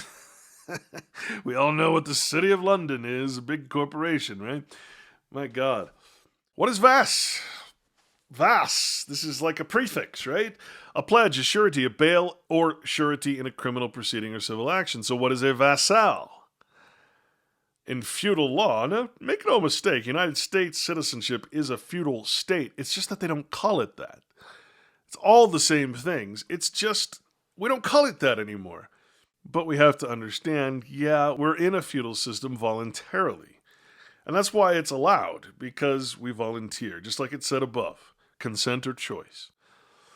This was the name given to the holder of a fief, bound to perform feudal service. Remember, citizenship to the United States, personhood is called a performance contract. It's not a monetary contract. You don't owe money. You owe performance. You owe action. You owe certain things you have to do in order to be in this feudal service and get the protections. This word was then always correlative to that of lord, entitled to such service. The vassal himself might be lord of some other vassal. And really what that means is, you can own a car. You can be lord of that car. It doesn't mean you're not still in feudal service to another lord. A god, a false god, a state. In after times, this word was used to signify a species of slave who owed servitude and was in a state of dependency on a superior lord. Are you dependent? Well, they're going to tell you you're not, but it's pretty obvious we're all dependent on the United States, isn't it? Most of us. Some of you may believe that you're actually free, even though you flash your driver's license and say, I identify myself as this when it's convenient. The rest of the time, you're like, no, I'm not part of that system. Yes, you are, folks. You're all in the Matrix. We're all there. We're all here together. We're trying to come out of it. Don't deny what your status is. Don't deny it. The United States is your superior lord. It is your false god. You can't get around that. To be free of the city, corporation, that is, municipal corporation, are cows not also free to roam the corporate fenced-in borders of the slaughterhouse? Do you believe true freedom actually exists inside this legal matrix? If a slave is free to choose his form of labor in order to perform and pay his tax debts, his performance debts to government, is he not still a slave regardless of his limited choice between potential labors? If a slave is given a choice, a causal choice, to either pick cotton or collect and spread cow shit to fertilize said cotton, does he have a choice to say no? Because that is what true freedom is, to say no, the ability to say no at all times. Are the branded as property cattle on a ranch any more free than the free-roaming branded as property cattle able to walk about in open range? Is their causality any different? Are they not driven to the same slaughterhouse in the end, regardless of how free they are pretended to be? Is property ever free? No, of course not. Not according to law. Cities and counties are enfranchised municipal corporations free of the states. States are enfranchised municipal corporations free of the district, the seat of government, the seat of the U.S. government in Washington, D.C. This administrative law doesn't prevent the choice of men, it prevents the will of men. It allows the persons assigned to men a series of choices, but restricts the will of men to make their own choice, just as an employer restricts its employees or agents from making any choices that are not approved by the principal or administrative officer, the manager of the corporation. The employee has no free will, only the pre-approved permission to choose in support of the corporation, the principal, without any moral compass. Employees are persons, not men. Persons have no moral and no inherent feelings. Nothing natural. For they aren't part of God's nature, not part of God's creation. Persons are always property of the legal state, i.e., the corporation. Persons are a franchise. In other words, a rat is free in a cage, and he that is plugged in is free of the matrix. Nature, that is God's kingdom, however, is off limits while in franchise, while in this sense of legal, that is artificial, freedom. Perhaps this may be difficult to understand if one does not understand the spiritually intended meaning of the term to incorporate a man into a city, a municipal corporation. So let's clear this up, because it's a much more spiritual concept than you might have ever imagined. What does it mean to be corporate?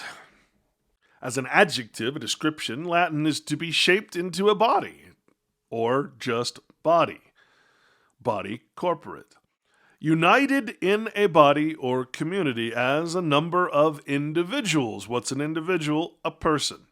Who are empowered to transact business as an individual formed into a body. Remember, persons, that is individuals, we are allowed the franchise of transacting business or commerce as persons, as individuals.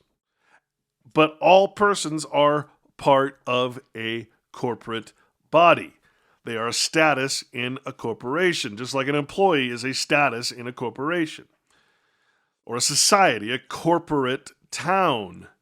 You ever noticed? A lot of you have seen my documentary, The Corporation Nation, and its derivatives. It's part 2 and part 3, but A corporate town? Do you ever notice that you're not entering the city limits, but the corporate limits of a city or a town? I mean, come on. It's pretty nuts. United, general, collectively, one. They answer in a corporate voice. Well, that's exactly what the United States does when you ask a congressman a question. He's going to answer on behalf of the United States because he's an agent of the United States. The United States is the principal. He's the agent.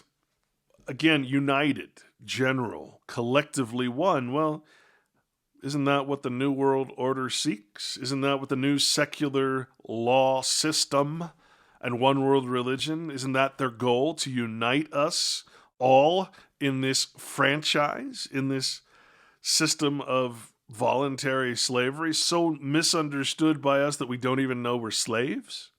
We don't even know that we've abandoned God and we continue to worship idols? Right? Isn't that their goal? Well, I'm going to tell you, that is their goal. Obviously, that is their goal. I don't even have to ask the question. Corporeal, corporeus. So we've gone from corporate to corporeal. Isn't that interesting? Corporeal means to have or having a body consisting of a material body. Material, opposed to spiritual or immaterial as our corporeal frame, our corporeal substance. So you could say that in nature, what is corporeal is truth, and what is incorporeal is the spirit of truth, or Jehovah. This is very hard to put into words, so I'm sorry, but the reality, right? The truth, the substance, and the form, right? So to be incorporate means, of course, not consisting of matter. That's the word I was looking for, matter. Not having a material body. Not having a material body. So what happens when a man is incorporated? He becomes incorporeal. Not consisting of matter, not having a material body, immaterial. You are immaterial. Now, I say that because spirits are deemed incorporeal substance. In other words, your spirit is destroyed. Spirits are deemed incorporeal substance. So your substance is removed, and your form, your body and your mind, well, I won't say that. The body itself is really the thing we're talking about. The form is used, is employed for the purposes of furthering the corporation. Your body becomes part of their body, therefore you no longer have control of your body, is the point. This is very hard, again, to put into words. But if you understand what this says, spirits are deemed incorporeal substances. So if you're incorporated, meaning your body is taken away, that means your spirit and your body, your mind and your body, therefore, are taken away. So that the mind only has the baser instincts to do what it's instructed to do, what the law says it can or cannot do. Your free will, your spirit is removed. I cannot tell you how important this is, and this is what it means to be incorporated, enfranchised, emancipated, etc. You're not free, because to be free under God, you must have spirit. In other words, the requirement for free will is a spirit, a soul. And the spirit is only with you when you are in the spirit of Jehovah, in the spirit of pure existence, self-evident truth. Again, I hope this makes sense. It's very difficult because we're talking about etherical things, the spirit, the mind, and the body. Now, to make sure this is understood, I want you to go back to the beginning of our presentation here and remember what res means, what it is to be a resident, a thing. And, of course, further understanding and further definition of that in the legal realm means a matter. And so the judge, when you appear in court, the judge has to find out, are you there in a way that he can take control of you because you're part of his body and he's the magistrate over that body. Your soul is removed. You have no free will. You're part of the collective corporate structure. You've been incorporated. Your soul has been separated from your mind and body. And therefore, he seeks to establish the matter before the court. And so, in other words, jurisdiction is being established at that moment because the matter before the court only exists in that corporate state, right? You cannot be in court yourself. You are only an agent representing, an attorney representing, a better word for it is agent, though, and you're representing that person, and that person is the matter before the court, right? So in this way, there is no true essence, I guess is the point I'm trying to make. The essence is being established as something fictional, something that can be recognized by the court in a specific jurisdiction. Otherwise, that judge has no power. Unless you're part of his body corporate, he has no power over you. And so the lesson to be learned here is that we've all been incorporated in this way. We've all had our essence essentially, I don't want to say hidden, but legally challenged, removed, and replaced with this artificial, fictional persona, this mask that we wear, this thing that we appear as, this res ident, right? And that judge, because that judge is, in all cases, will be a judge of the United States, not of a state, not any constitutional court in any way, shape, or form. Because you're a United States citizen, you can only be in front of a United States judge. That's only reasonable. It's only logical to, if you're common law, you have to be in a common law court with common law jurisdiction, but you're not in that position because you've given up. You have not reserved those rights to be under common law. You're in a contractual administrative court. And it's so important to understand this. The reason we are in that administrative situation, why you're appearing as a person without essence, well, in other words, without a soul, without a spirit behind you, without being yourself, in other words, what would be constituted as yourself, your full self? That would be when your spirit, your mind, and your body are all one. But remember, you're appearing incorporeally. You're not there in your own body. You're there in person, in status, in property, as a thing, a res ident. Now, if I haven't made that clear, I must apologize because this is, again, very difficult to express. It's more something I think, really, that you have to feel to truly understand. I think you really have to truly be able to understand the difference between fiction and reality to understand this. And I think a lot of people have trouble with that, differentiating between what is a persona, the mask, the appearance that we give, as opposed to the real thing, and that appearance has nothing to do with the real thing, except that we are representing ourselves as a fictional character, a persona, a status, which again is a property. Now, I don't want to get repetitive, but I find that sometimes helps, we must understand how we've been incorporated. Again, removed from our parents, stolen from our parents, legally, that is. Legal theft is, it's just legal piracy. It's what my book was basically calling the United States a giant pirate cove.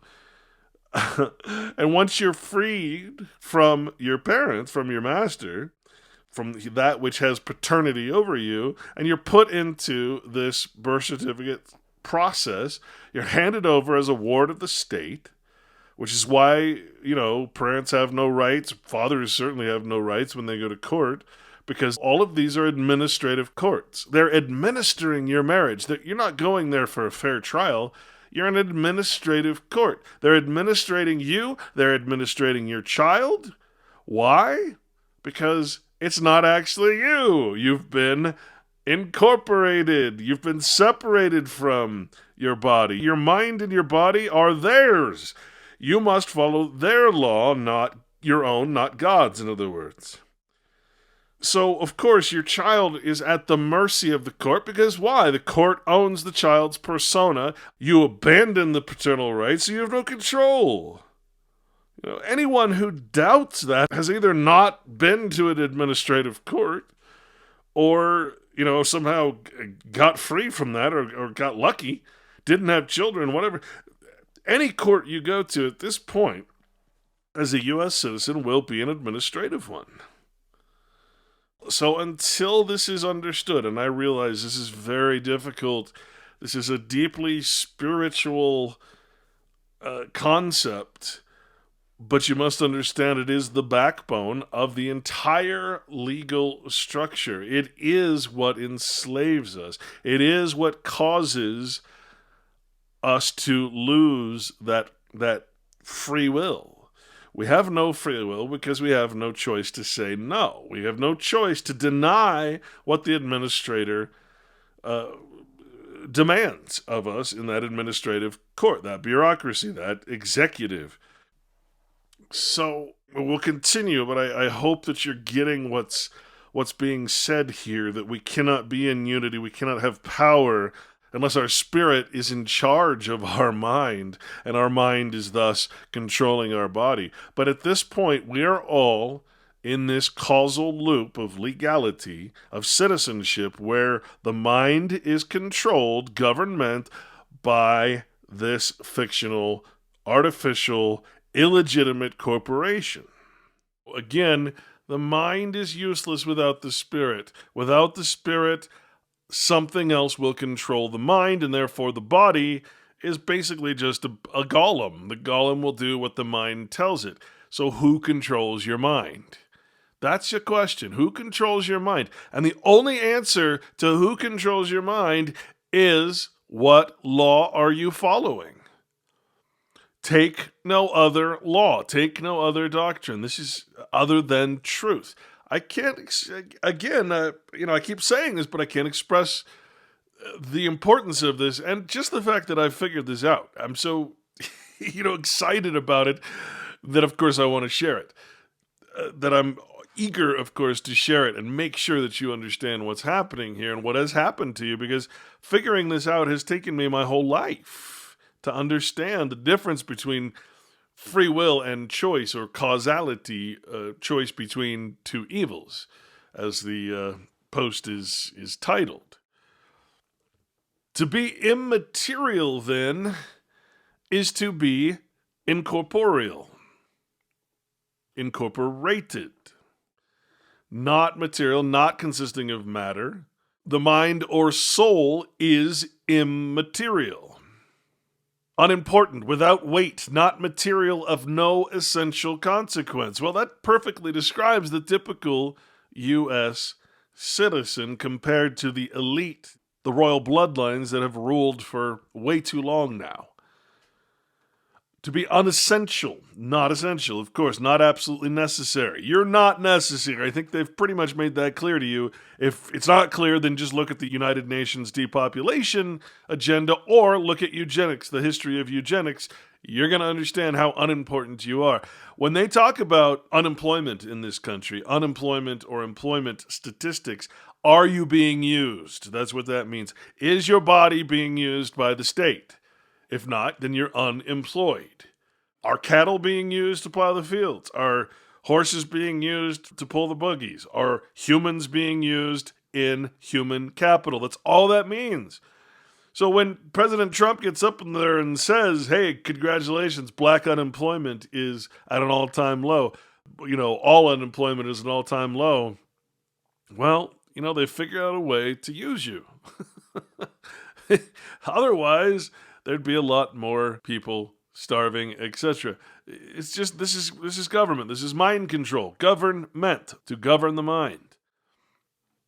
So when you're unessential, it means you're not constituting the essence. What is the Constitution for? The essential people. Essential meaning they still have retained at least part of their spirit. They're still in privacy. They're still not completely void of real being. They're not persons, in other words. Something not constituting essence or not of absolute necessity. You are not of absolute necessity. They consider themselves to be, though. Forms are among the unessentials of religion. Forms are among the unessentials of religion. Well, that describes all symbols, all crosses, all things, all decorations, all the pomp and circumstance that you see in these false churches. Forms are unessential. Why? They have no spirit. It's real simple when you see it for what it is. Essence. To be. Esse. To be. To be or not to be, really, it truly is the question, right? Well, in personhood, you're not a being of God. You're being used for your body. That which constitutes the particular nature of a being or substance, or of a genus, and which distinguishes it from all others. So here we go with status again. But think about that. When I say the law of nature, that which constitutes the particular nature of a being or substance, what is the supreme being? What is the law of the supreme being? The law of the nature of the supreme being. In other words, the substance, the essence, the spirit. Mr. Locke makes a distinction between nominal essence and real essence. The nominal essence, for example, of gold is that complex idea expressed by gold. In other words, all the bullshit men put around it, all the valuation in mammon. The real essence is the constitution of its insensible parts, on which its properties depend, which is unknown to us. So again, this is talking about creation, in other words, something not created by man, something unknown to us. Unknown carries more weight than just, I don't know it. No, it's inexperiential to us. We cannot create it. Nor should we be able to. This is very important as well.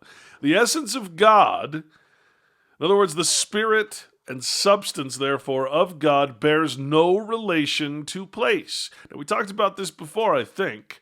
No relation to place.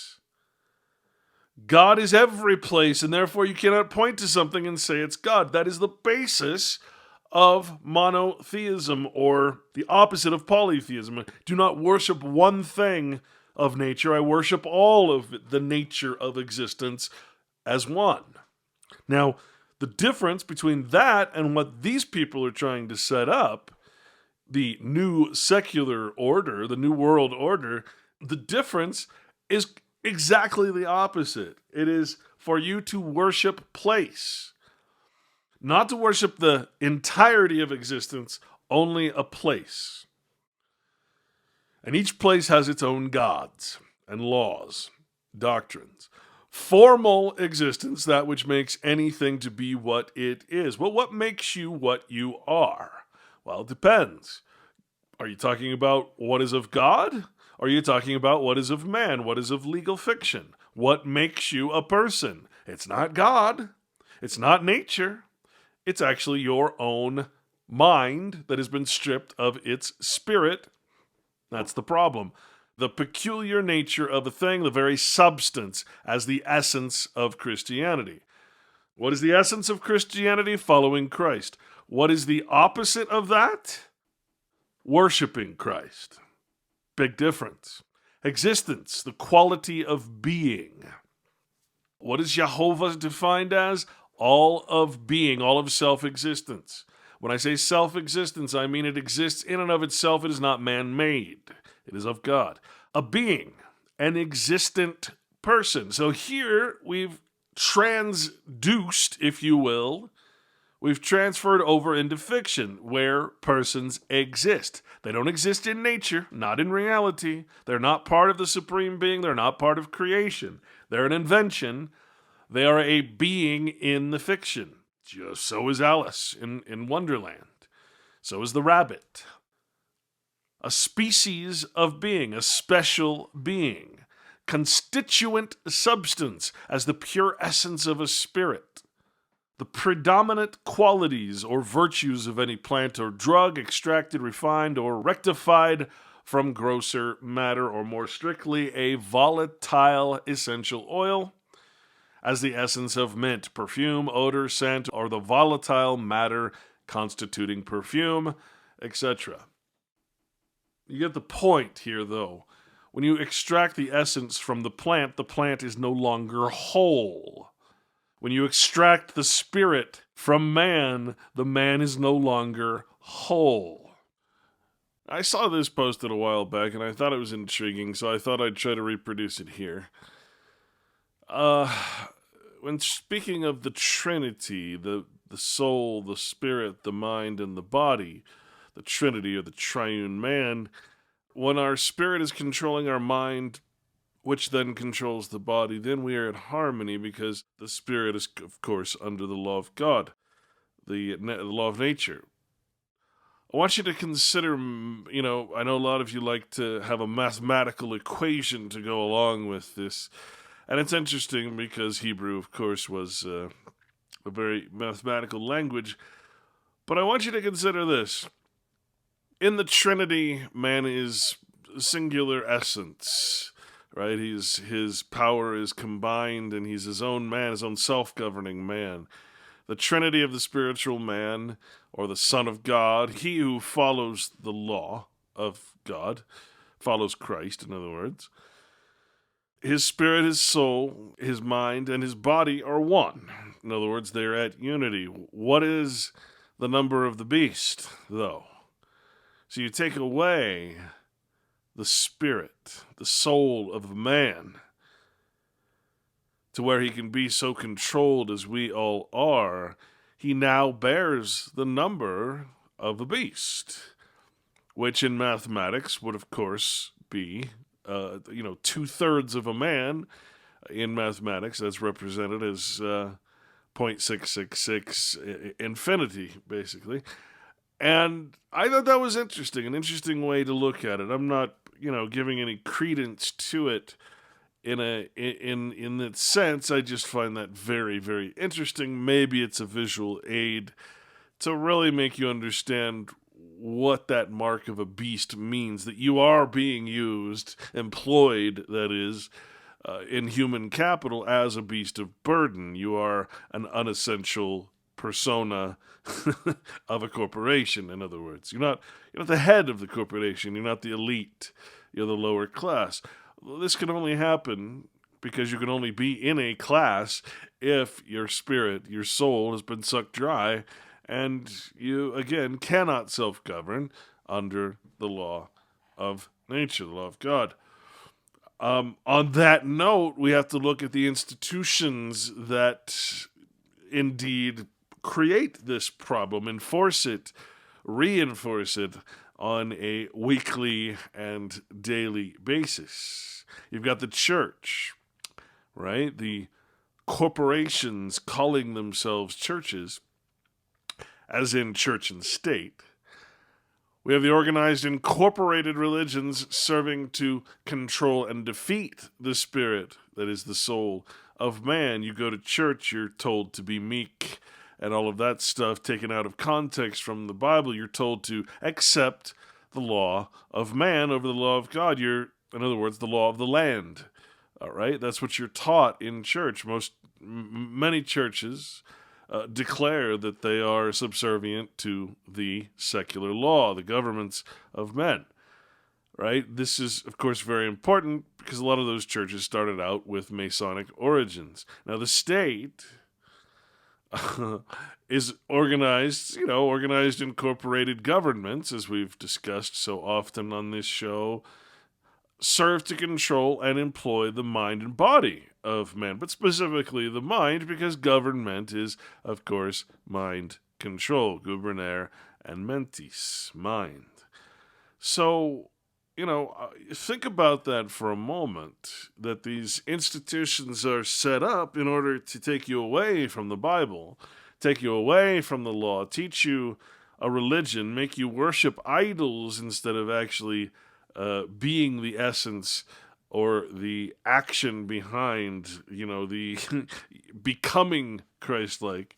No, no, no, no. You have to treat it as a history, because only if something is a history can we control it, right? It has to be in our timeline, our artificial timeline. So, you've got the church and the state. And what does that make? Well, of course, a wedding made in hell, legal hell. And I don't know how to tell you this, but that's what hell is. It's the prison for debtors underneath the executor's chamber is how it's defined in Black's Law Fourth.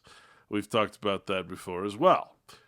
Church and state, of course, a wedding made in hell. Now, we say, there is no, we have separation of church and state. Actually, nothing could be farther than the truth, because churches are incorporated under the state. That means the state has power over the churches, with the very few exceptions of the Catholic Church, the Mormon Church, etc., which are corporation souls, which is a whole other subject, but it's covered in my book. You got to say, with the spirit defeated, in other words, with a bunch of spiritually dead men acting in person, and with the mind control over the governed, that's spiritually dead, the body of man is thus employed. Used is what that means, without reason, without conscience, without any moral compass or free will. We submit to being essentially debt slaves and go to work to pay that debt that can never actually be paid. It's a very, very interesting way of existing. I just found it interesting that, 2/3 of a man just happens to be 666 or 0.666. I thought that might actually help in your comprehension of what's being said here. And what happens? We're incorporated. In other words, what's on the dollar? E pluribus unum, out of many one. Incorporated body. To make all of man incorporeal is to strip all of man of their spirit, of their ability to self-govern and have free will under God's law, and create a new secular world order.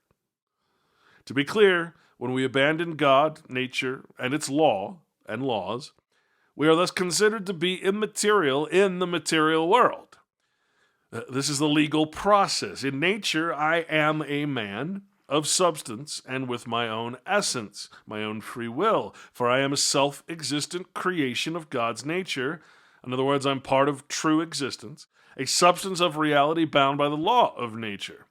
No matter how much I try, I'm always going to be bound by the law of nature. There's nothing I can do to get around that. Now, I can disobey it. I can do all the things I can to try and ignore it, but ultimately it's going to come back and bite me on the ass, or it's going to cradle my ass because I'm following it. I am truth in the flesh, and I am in control of my own mind, body, and soul, or spirit, as one. But in the legal realm, I have no actual essential existence unless through an incorporate persona, a fictional, legally invented status that only exists within that fiction, just as the status of the car means nothing outside of the Monopoly game.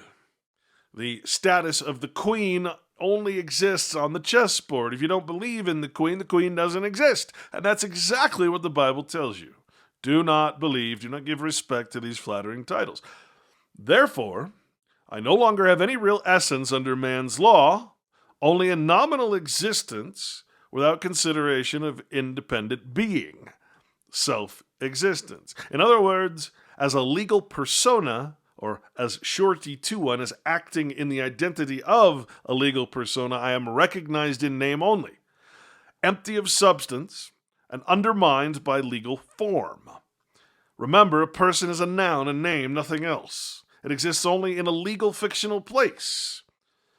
which is a noun or name, right? Persons, places, and things, nouns, those are all just names. They're not real. The reality, the essence of the actual thing that we call a place, the area, the territory, is not the name. It's when we give more respect to the name that the place becomes legal and the law of nature is ignored. The person only exists in that fictional place, that jurisdiction, and interacts only with legal fictional things, which is, again, property, another name, a noun of something, a person, place, or thing. A jurisdiction, a persona, in other words, something commercial.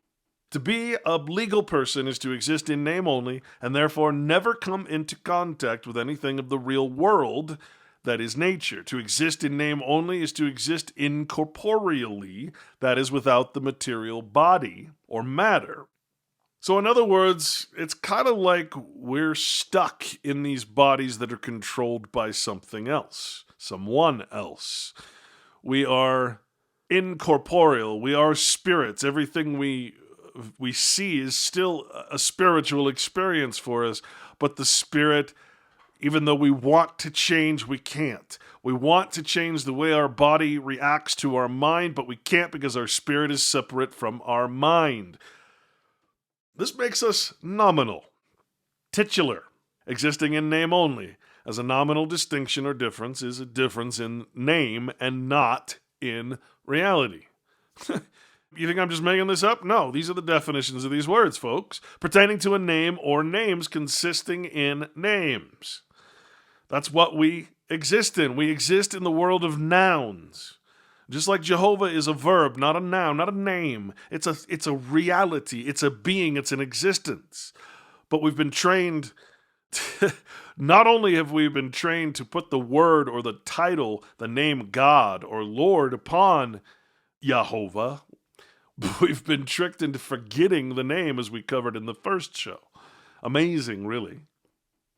The law of our master, of Jehovah, has been taken away from the language of Jehovah, the understanding and contemplation and beauty of it has been taken from us. Therefore, we can be made slaves of men. The nominalists were a sect of school philosophers in the disciplines of Ockham and Occam in the 14th century who maintained that words and not things are the object of dialectics. They were the founders of the University of Leipzig.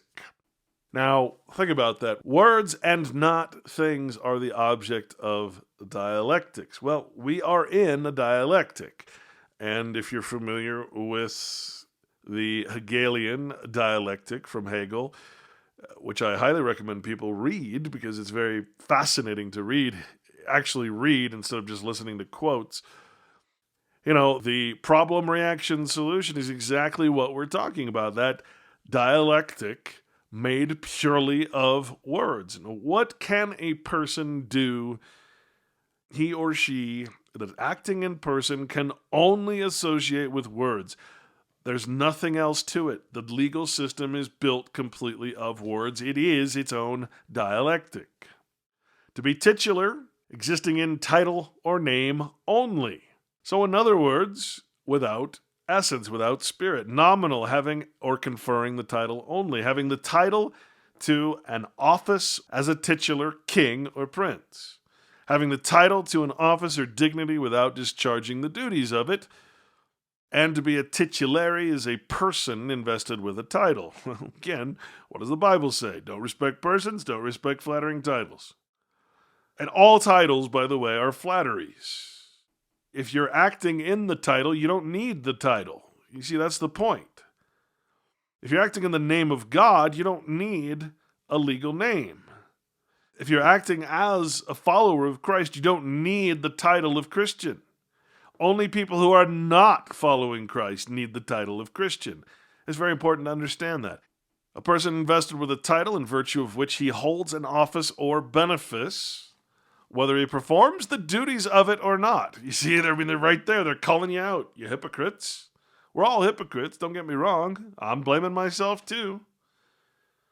Whether you perform the duties of Christianity or not, Whether you call yourself a Christian or not, whether you perform the duties of God's law or not, calling yourself a Christian is useless. You're either going to act the part or you're not. The title means nothing, and the whole idea here is that God respects no persons and no titles. So every action that you do, every action that you partake in is you and you alone. Everything is voluntary. Even when that gun is pointed at your head, what you do is voluntary because you still have a choice. You always have that choice. The United States is, of course, titular. That is the modern version of what we call the United States, the corporation. All legal corporations are, of course, titular.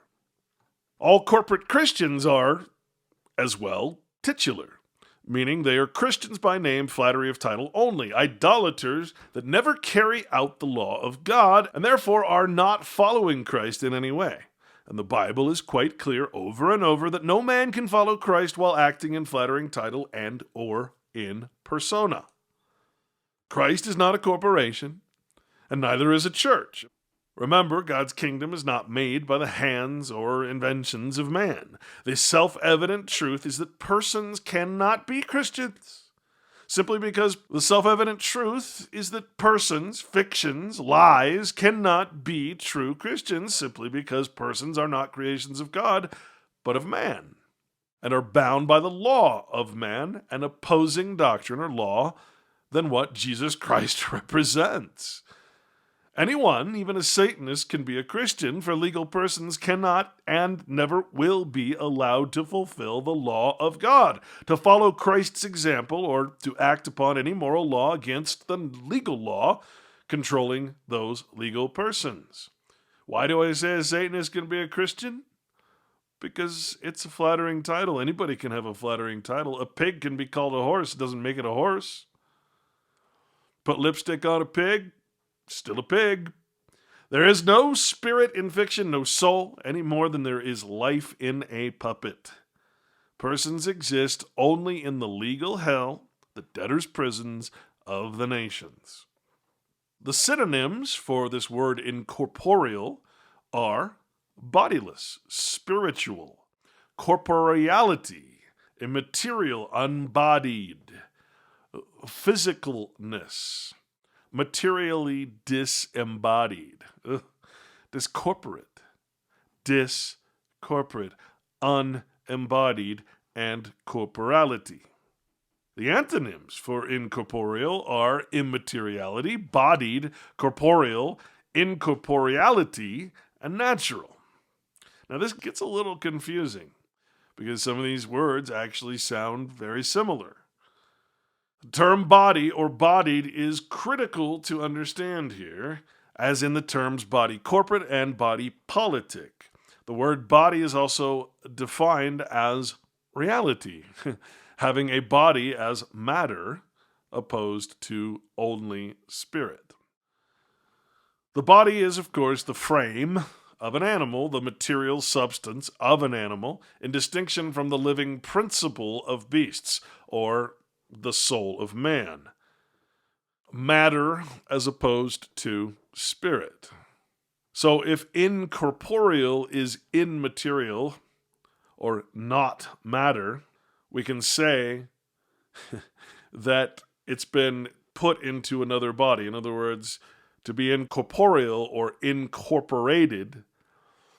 So if the antonym of incorporeal is immaterial or bodied, and the synonym is bodiless or spiritual, which one do you want to be?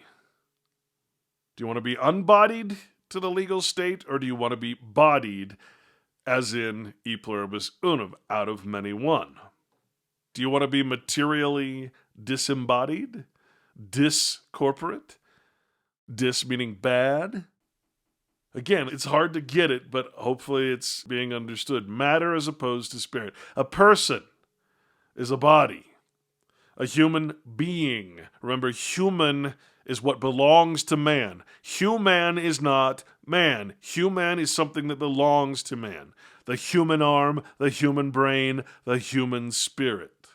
You don't want to be a human being because then you belong to man, not God.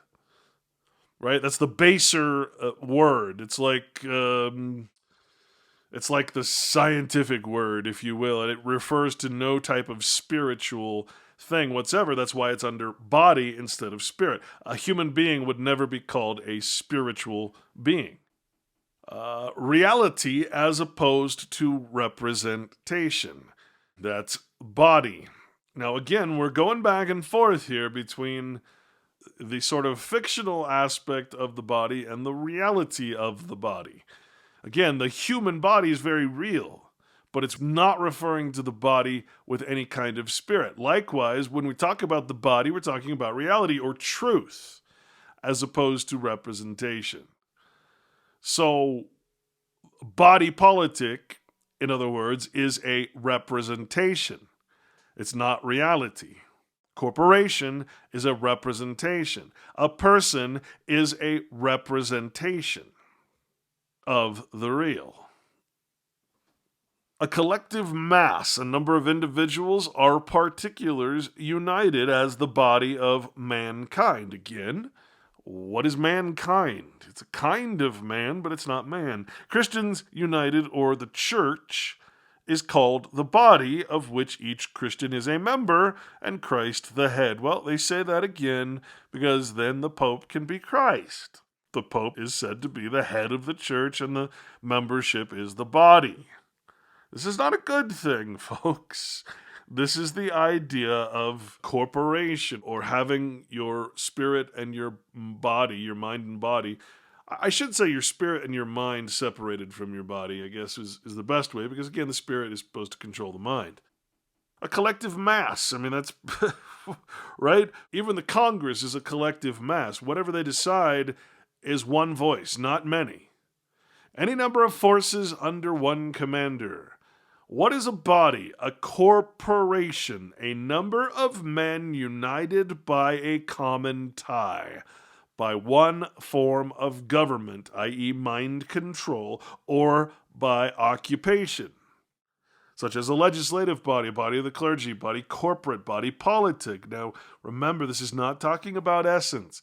This is talking about being separated from your essence and thrown into a singular consciousness, if you will, not of God, of representation. Any extended solid substance, matter, or any substance or mass distinct from others. Is your body distinct from others, or is it part of the mass? In other words, whatever you do, is it distinct from everybody else, or are you just employed like everybody else in one massive body? A pandect, a general collection, a code, a system is a body of laws, a body of divinity. Well, a body of laws obviously is not of God. The laws of God do not constitute a body. They constitute a spiritual guidestone. Strength. The body is representative of strength.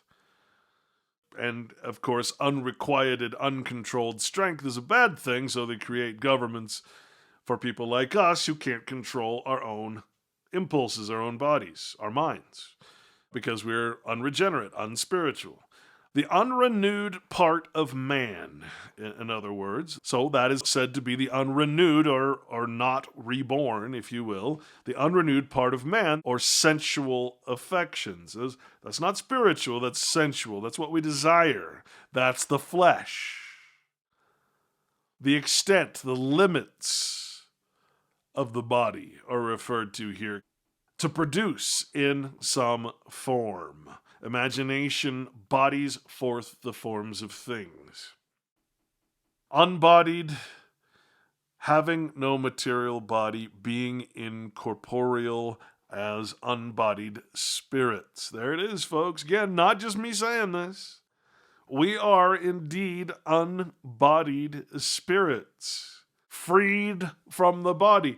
But you see, because we're sitting here seeing everything that's wrong, and I can't tell you how many of you I've talked to, how many people I've talked to, who know everything's wrong and feel like you can do nothing about it. You want to do something about it, but you can't. Why? Because your spirit is unbodied. Your spirit has been freed from the body. Now, you can take this in another way. You could say, well, if I leave the United States, I'm freed from the body. But now we're talking about the fictional body, the body politic. So again, these words always have a dualistic, at least a dualistic meaning. But the idea of placing you into the corporation to make you incorporated or incorporeal without body, without material substance, without soul. Not necessarily without soul, but without the soul being in control, the spirit being in control of the body. I hope I'm making this clear. The spirit animates the body. To control or govern the body is to kill the spirit. To control the body without the spirit is akin to the allegory of the harvesting of souls, the reaping of the spiritually dead, sowing the material substance of men without the constraint of moral compass. Hell on earth under the devil's or the attorney's legal contract. To incorporate a man is to separate his or her body from its otherwise self-governing spirit. Incorporation therefore removes the natural life force or the essence of each man, the spirit, causing the body to react only to the legal matrix code that governs its actions. The body is devoid of spirit. The spirit is unbodied. Institutionalized causality is what that is. The legal realm is a spiritual wasteland. Only the dead exist there, meaning you're not controlling your own body, you're not controlling your own mind. For the positive law of that body of men in person have no right to act upon their own spirit, the soul. Only the strict law of the incorporeal commercial vessel, the legal person, they act in. This unnatural, unbodied state of being, of artificial being, causes the body to be governed without the mind, without the soul, the spirit, guiding it. In other words, by this incorporation of men, we are torn away from God, from nature, as live stock. Now, livestock is actually a very, very accurate legal term. We're living stock. Why do they call cattle or pigs or anything else livestock? They're stock, right? What is stock? Think about it, folks. What do you put in a stockyard? What do you put in a warehouse? What do you put on shelves? You stock them. What are you stocking them with? What does that mean? What does a stock mean? It means some future valuation that you're going to get a return on the stock. So when we talk about livestock, that can be anything living that is being used for some purpose. We are livestock. This is especially understood when the draft happens. We're sitting there, livestock, and suddenly we're going to be used for war, for killing each other. Pointlessly, purposelessly, without spirit. Try not to consider this in popular religious terms, for this is merely law. Remember, the legal realm is always opposed to reality. It's always anti-truth. Thus, what is a legal version or body is always the inversion of the real. To invert is to turn. We've certainly been turned from God. To turn into a contrary direction. To turn upside down. To invert. To place in a contrary order or method. Well, we're talking about creating a new world order, a new secular order, and secularism certainly is a method. To invert the rules of justice, to invert the order of words. Well, that is what the legal language was designed to do, to invert the order of words. To invert the natural order into something artificial that can be redefined at the whim of a false god. Inversion. Of course, it says see invert.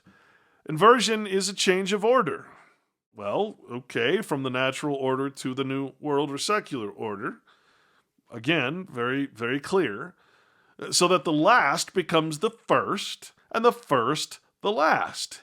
A turning or change of the natural order of things. This is why first they trick you into acquiring a legal name, admixing the addiction or addition of a surname to your Christian name, and what happens?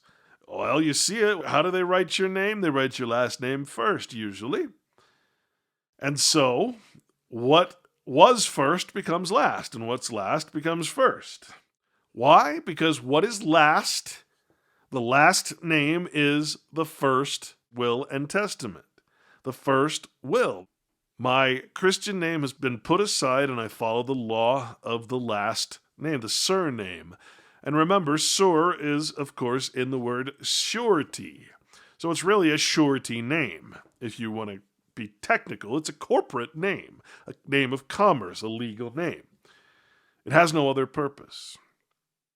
And it changes you from being part of the natural order of things to being part of man's readjustment, reinvention of the real. A change of places so that each takes the place of the other. A turning backwards, a contrary rule of operation. In grammar, a change of the natural order of words. Again, this is what's happening when you take upon yourself a legal name, a persona. And what it really does is it turns you into a contrarian. You are, of course, contrary to God and its law. To be contrary, as we discussed in the previous shows, is to be against, which, of course, is a very loaded word. Opposite, adverse. Remember, we're acting adversarially, which means satanic. There's no mystery in that word whatsoever. We're being contrary to God's will, to God's law, so we're adversarial. That's Satan. I'm sorry. I know you don't like it, but that's the truth. That's how it's defined. Moving against or in an opposite direction as contrary wins. Opposite, contradictory. Not merely different, but inconsistent or repugnant. Would you say that describes the human race at this point? Would you just say that describes the corporate structure that is ruining everything? The church and state? The flesh lusteth against the spirit, and the spirit against the flesh. And these are contrary to one another. And this is why God sent Jesus Christ to overcome the flesh, so that we may do the same. Galatians 5:17. A thing that is contrary or of opposite qualities. Well, it certainly is safe to say that fiction is of an opposite quality than reality, that lies are of an opposite quality of truth, and that persons are of an opposite quality of men. And here it refers to poetry, of course. No contraries hold more antipathy than I and such a knave. In other words, this contrarianness that we're all stuck in, being contrary to God and therefore our own spirits, causes us to be apathetic, to be tolerant of evil. Exactly what this is all about. A proposition contrary to another, or a fact contrary to what is alleged, as this I stated to be a fact, but I will endeavor to show the contrary. On the contrary, in opposition, on the other side. To the contrary, to an opposite purpose or fact. Now, this is, again, the entirety of U.S. code is, in fact, contrarian. In other words, de facto. It is on the face. It is in opposition to reality, to the law of nature. It is completely in opposition to God. And it stands that way for one and only one reason, because we agree with it. We consent to it. We act in its person, and the person is bound to that law. We do not say no. We do not utilize our free will. And therefore, the fact becomes an artificial truth, the truth of fiction. And again, to contradict or oppose. Now, the Pope is contradictory or contrary to, opposed to, in the place of, against Christ. That is the title. That is what they claim. Again, that's not me. The act in legal persona, mask, is the opposite of acting as an actual man in truth, in nature. Personhood is the inversion of reality, the stealing away of truth, the replacement of truth with fiction. Names, titles, symbols, letters, words, numbers, sigils, all of these are simulation. contrary to reality, opposed to, replacing reality, aiding in the inversive hypocrisy of man against his own source of self-existence. The legal system is the inversion of self-responsibility, and legal government over persons and titles, places and things is the inversion of self-control.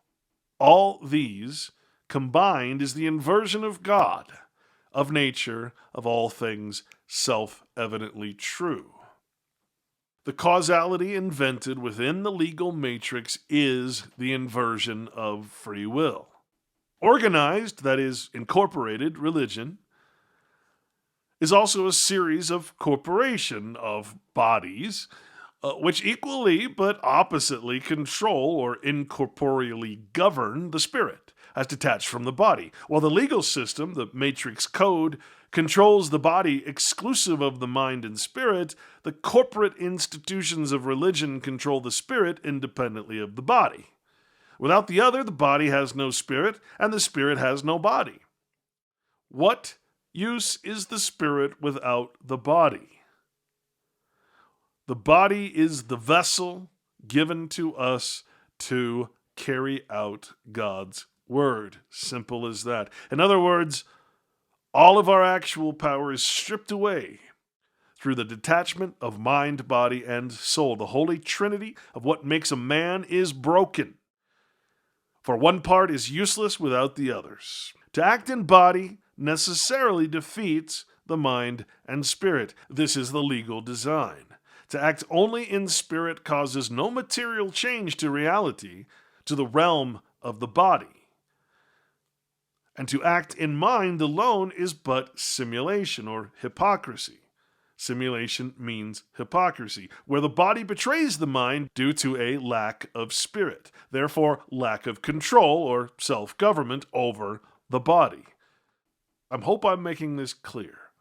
And so, when we reference the nation, the state, the counties, the cities as corporations or municipal corporations, now you may perhaps fully understand what this means. Remember, we're free of the city. We belong in a franchise to the city through personhood, through our surety to that fictional vessel, that commercial vessel. The incorporation of men serves no other purpose than to embody all men into a single hive mind, each operating without control over one's individual mind. A legal, spiritually devoid franchise where each man's spirit is singularly driven toward the dead, artificial body that is the corporation nation, instead of toward God, the source of the spirit of life. Hosea 4:6, everyone knows this one. My people are destroyed for lack of knowledge, because thou hast rejected knowledge. You see, it's not that you're just not having the knowledge. It's not that you're just dumbed down, or we, I should say. We have rejected this knowledge, and we continue to do that. Everybody out there who gets on my ass about reading the Bible and trying to put it forward, you're rejecting knowledge. You're purposefully rejecting knowledge. You're rejecting the truth. You're rejecting what is self-evident, what is right in front of you.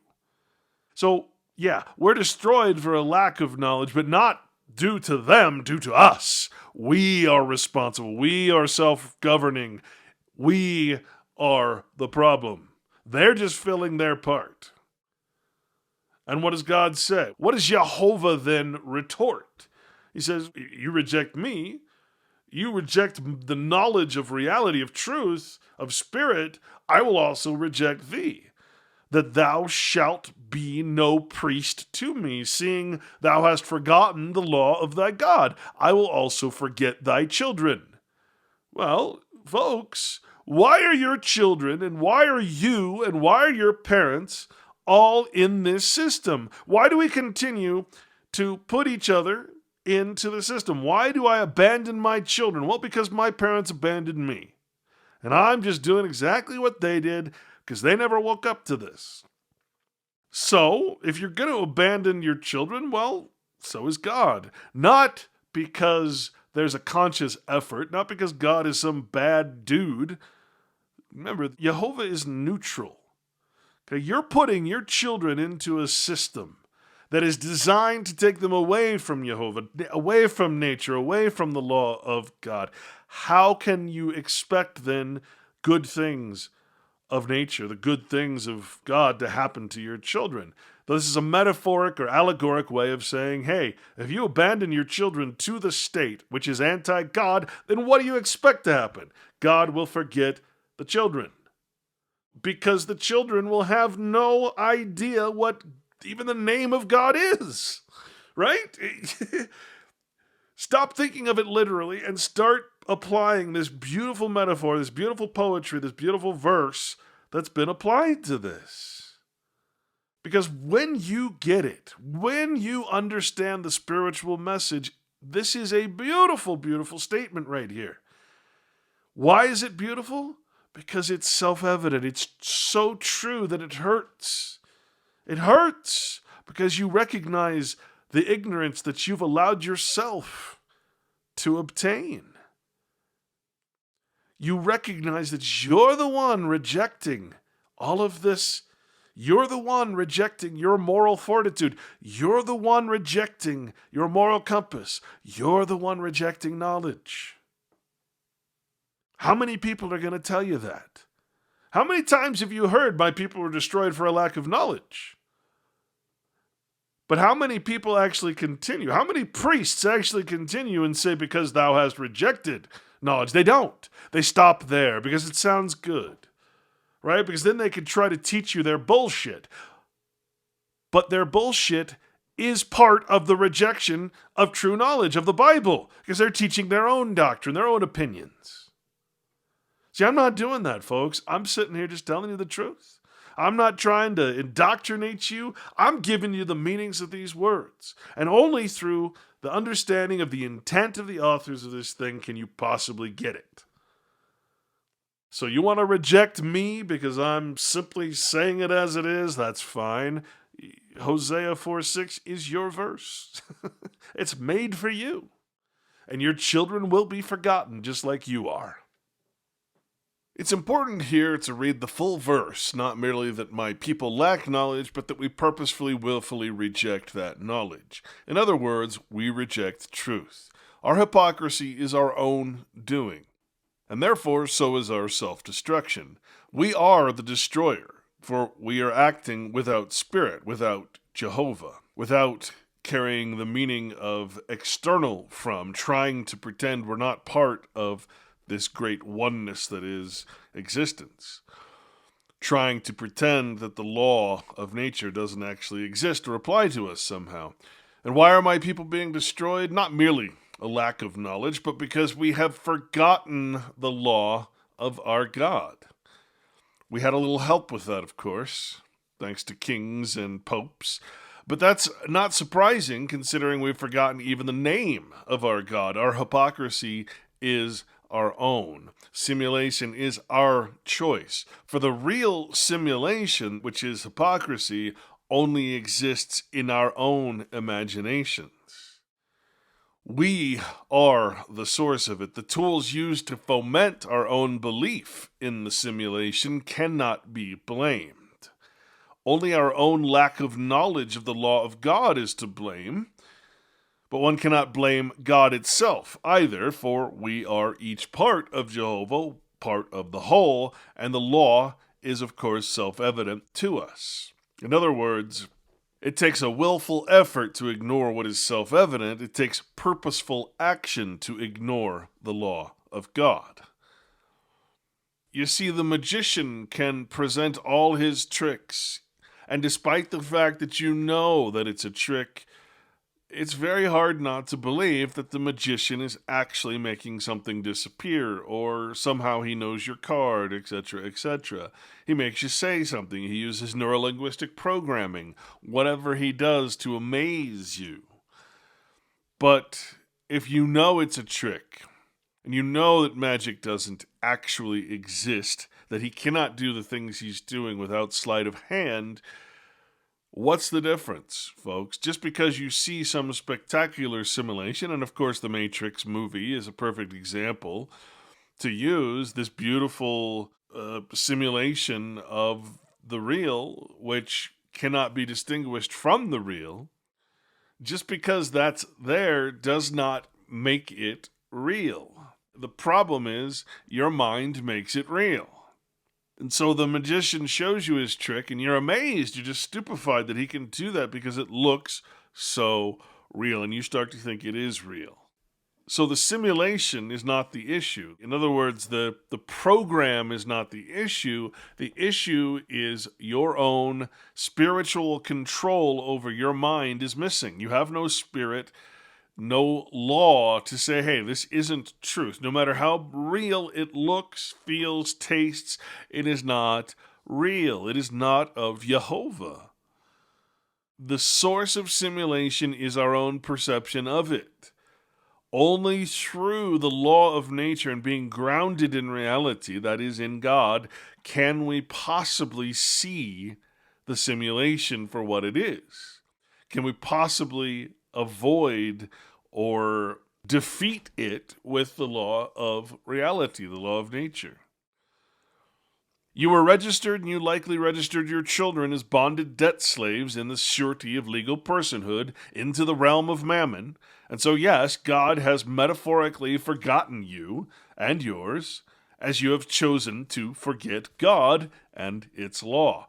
Those who forget the law of God, of nature, are doomed to a false, soulless existence without inherent rights or natural, that is, negative or God-given protections. Remember, all things of man are positive. They are additions. All things of God are negative. And therefore, all God-given rights are called negative rights. All constitutional rights are called negative rights. They are what is inherent to you. Only positive things can be added. You don't add negative or natural rights. And I don't even like the term right because it's been such a confused term, but it's what we use. And let me say this again, because I feel like we've been entrained that a right is something that we can sell, when in fact it's not. But the illusion, the simulation of it seems real enough that we can actually give up what is inherent. Well, how do you possibly give up an inherent trait? It's impossible. It's inherent.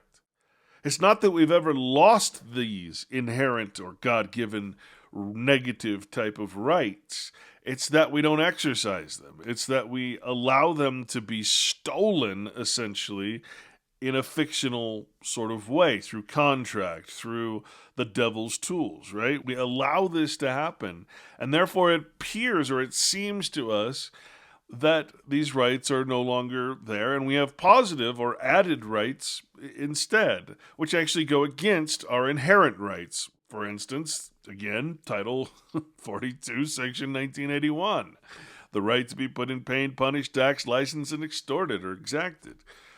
Right? These go against. These are positively added rights in the legal system. They are the rights of persons, not men. Therefore, they are not inherent to you. You don't have to accept them, but the problem is you're so steeped in hypocrisy, in the simulation, that you don't know how to live without these positive rights, without money and protection and insurance and all of these things that they say you can't live without. At some point in America's history, the worst possible thing happened. The men, the people, that were originally legitimately joined in a lawful spiritual union ultimately died of natural causes, of old age, leaving their despoiled issues, that is, their offspring, to somehow carry on their initiated intent, their ordained constitution.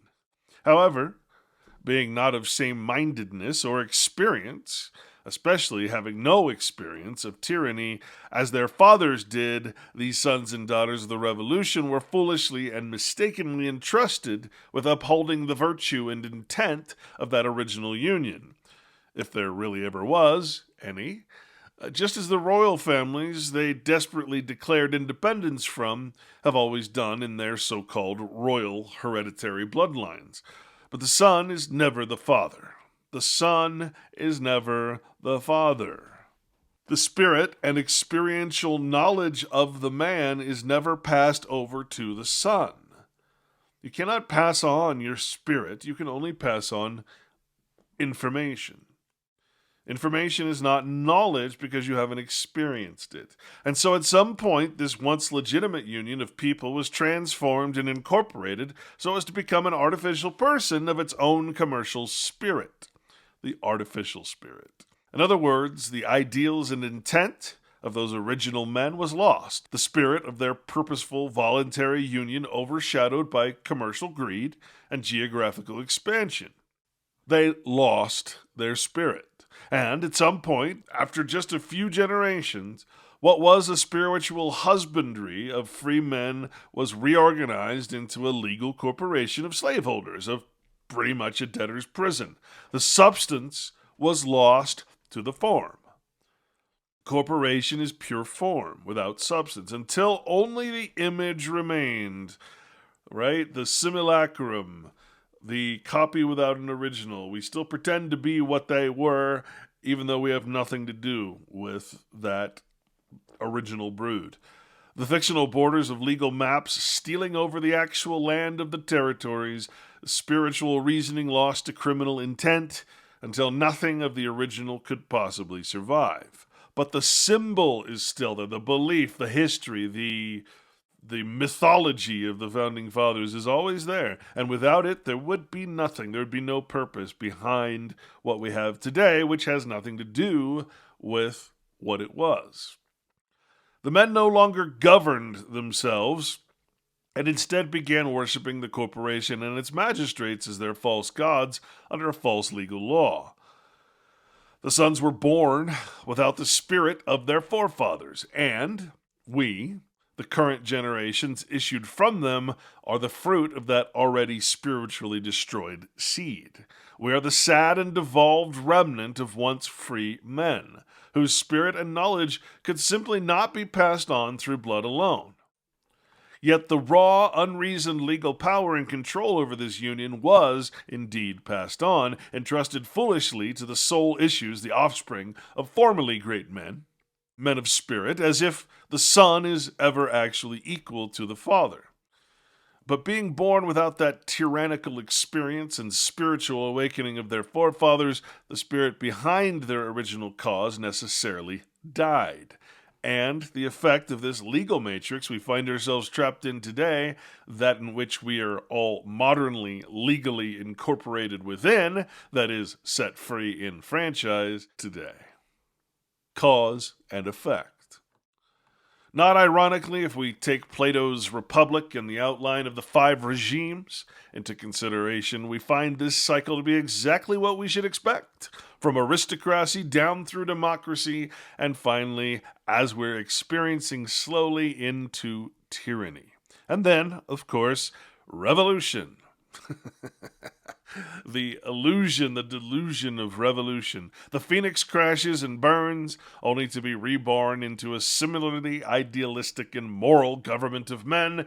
For finally, after so many generations of corruptions, so many bad seeds of greed and deceit, the rightful heirs finally act in trinity of mind, body, and spirit, taking back their right to be self-governing men under God and reinventing a modern incorporation of men to protect the right to remain so. As Plato so crushingly reminds us from his distant place in history so many revolutions ago, a revolution does not stop. It keeps cycling, keeps revolving. And this means that eventually the experiential intent and reasoning behind this union and incorporation of men will be passed on, as always, to the sons of those fathers. And of course, without actually going through the experience of democracy and its inevitable result of utter but short-lived tyranny, as a monarchy is, the new aristocracy created by their fathers begins once again to diminish and cycle through Plato's 5 regimes back into democracy and thus ultimately back into tyranny and subsequent revolution. Let's start again. All because of a lack of spiritual knowledge.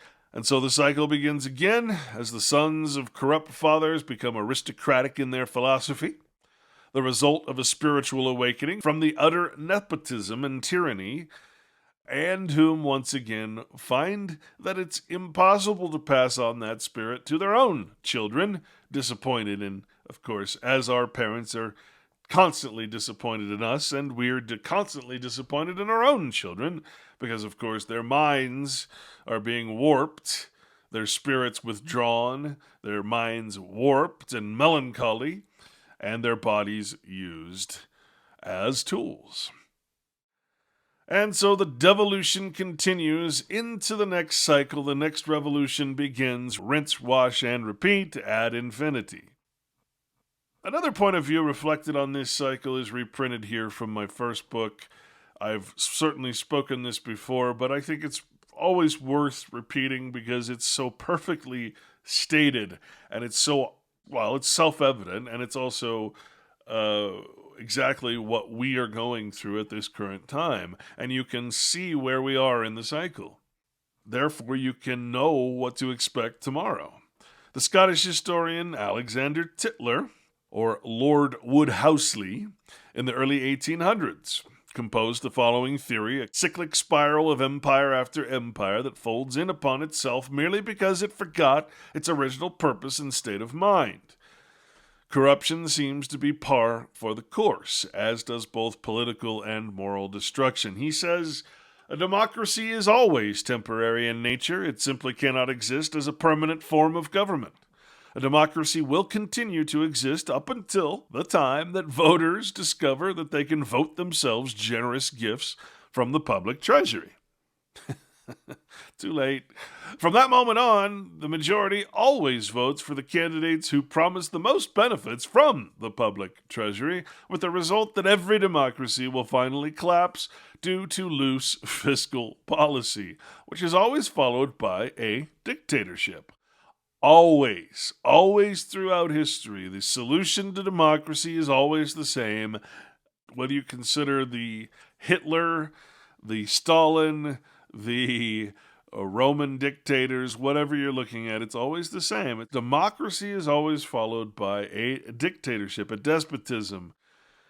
But as Marx and Lenin and all those guys said, they understand this. Remember, this is still coming from Plato. This is still the five regimes that Tytler is speaking of here, right?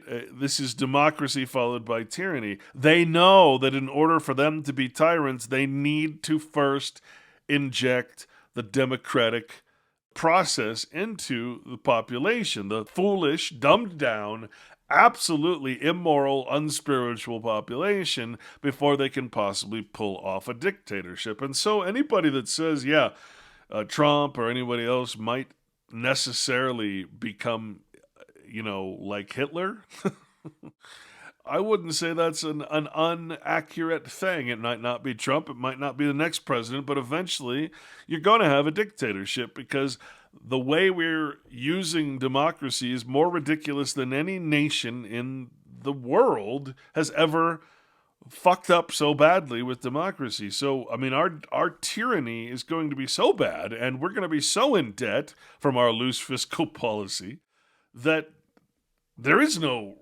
revolving around. I mean, we ourselves, folks, can have a spiritual awakening. We ourselves, but we cannot allow ourselves to wake up in the same system as if it can be transformed or fixed. It cannot. All these men who form these unions, if you will, these sort of, if you will, spiritual incorporations. I know that's a weird way to say it. They're doing so in an establishment of their own inherent rights. It's never that they're giving away rights, right? They're creating these constitutions or whatever, and constitutions are a dime a dozen. There's nothing special about ours. In fact, Washington said it was nothing more, nothing less than the opinion of the day when they wrote the Declaration of Independence. It was nothing more or less than exactly what the spirit of thought was during that time. Nothing original, nothing new. He says the average age of the world's greatest civilizations from the beginning of history has been about 200 years. During those 200 years, these nations always progressed through the following sequence. And this is what I want you to understand, because this is the sequence that we're going through. We're somewhere near the bottom. Let's see if you can figure out where we are. All right. Now, in order to go from tyranny to aristocracy, which is that revolution, we go from bondage to spiritual faith. From spiritual faith to great courage. In other words, we'd have a war. We'd actually fight to the death for our spiritual freedom. Something we might very well find ourselves in very soon. That's kind of why I'm doing this, so that we understand what it is we're actually fighting for. From courage to liberty. The war, or whatever it is, brings to us the liberty we seek, the liberty to actually express our spiritual faith, and practice the law of God, etc. From liberty to abundance, because of course, liberty would bring abundance, because we would be charitable to each other. We wouldn't constantly trying to use the legal system to one-up one another, right? So now we have this great abundance, and here's where everything goes to shit. Because during this time is when we start having our children. We've had our children. They're growing up. We're trying to teach them what we went through when we went from bondage to spiritual faith, from spiritual faith to courage to liberty. But now we're in liberty, and we're having our children, and we're expanding, we're growing our society, and we're trying to keep it bound to the original spiritual faith and courage and liberty. But you see, from here it can only go down, because now we're dealing with kids who have no freaking experience. They've never experienced what it is to be at the bottom of this, which we're going to get to in a second. And so from abundance, we find that our generations start getting into complacency, especially when technology comes along. You know, they say ease, for instance, is one of the greatest sins, that we will do anything to find ease, even force slaves to do our work for us. And so, well, slavery was one of the greatest contributions to complacency. From complacency to apathy. From apathy to dependence, and from dependence back into bondage. Where are we, folks? What did we start this whole tirade with? Tolerance and apathy, right? We are in apathy. We are now pretty much in dependence. That is, not independent. We are we have dependence upon the state, and therefore the only place we can go is into bondage, because, and I say that without any hope of any other goal or place that we can go, because only in bondage can you have the experience that your forefathers did to bring them back into that aristocratic mindset, which is the spiritual faith. And what is aristocracy? Basically, the priest class, the true priest class, becomes the leader, the king, whatever, and there's no public treasury that they're stealing from. That only happens because the children no longer understand why the fathers set up that aristocracy in the first place. And it only lasts a generation, and if you're lucky, two. And then from there, you start falling down into bondage again through all of these, systems, basically, that we allow ourselves to fall into. Apathy, of course, being, complacency, apathy, and independence. What else can happen?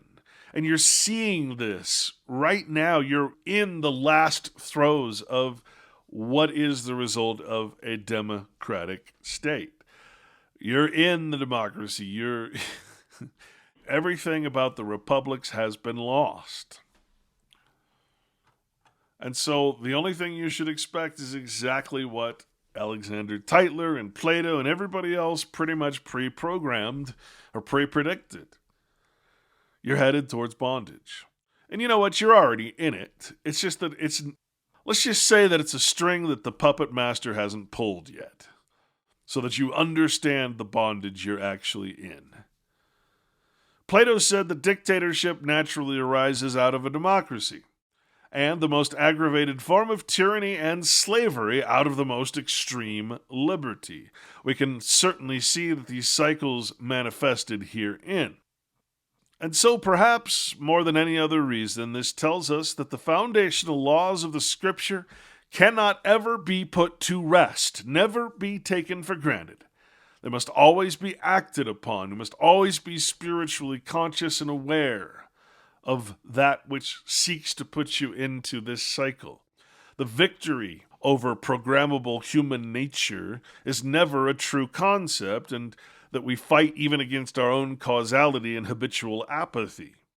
We must therefore worship the Son, the law, the Word of God's nature at all times, never allowing each other to fall into such organizations of ignorance. And remember, we choose to be ignorant. We choose to ignore knowledge, to ignore God and its law. If you haven't noticed, we are well into the dependence category, above looming over a sharp cliff of currently building tyranny due to godlessness. Maybe you haven't noticed. I don't know. The United States Corporation, the district, the jurisdiction, is an open-air debtor's prison for public persons, which are set free and franchised into the causality of commerce. The person is a debtor, and the man assigned to that person must therefore pay the debts of that person. We get to choose our person's job in support of and for mammon, and then spend freely in the franchise of personhood and all the protections thereof, consumerism, consumer protections, at variously titled government-owned corporations that ultimately sell the same thing, company stores that we pretend we own despite the taxes and registration paid to government, imagining our business somehow exists in the real and not in that legal matrix. And we become grocers, users. We become usurious. We prostitute ourselves for the continuity of that legal system to support our business, because that's really what business is. We not only participate in the simulation, in our minds, we become the characters within it. And if you don't know what grocery is, grocery, again, as usury, very, very bad things. Grocery, which we now, again, we take with apathy and tolerance, that we are engrossed at all points, right? Grocery used to be a crime. It used to be a crime because what you're doing is you're buying things up cheaply and then selling them at an outrageous price, which is exactly what our grocery stores do. They don't hide what they are. They are grocers. I grew up thinking that word had something to do with vegetables and fruits. I don't know, what's a grocer? But no, it's actually a criminal activity. And it still is. It's just that we've been grown accustomed to it. It's become part of our legal heritage, if you will. We accept it as normal. We accept usury as normal. 28% interest on a credit card is somehow fucking normal. The fact that you're going to pay twice of what your actual home loan is in interest is somehow freaking normal. It's ridiculous.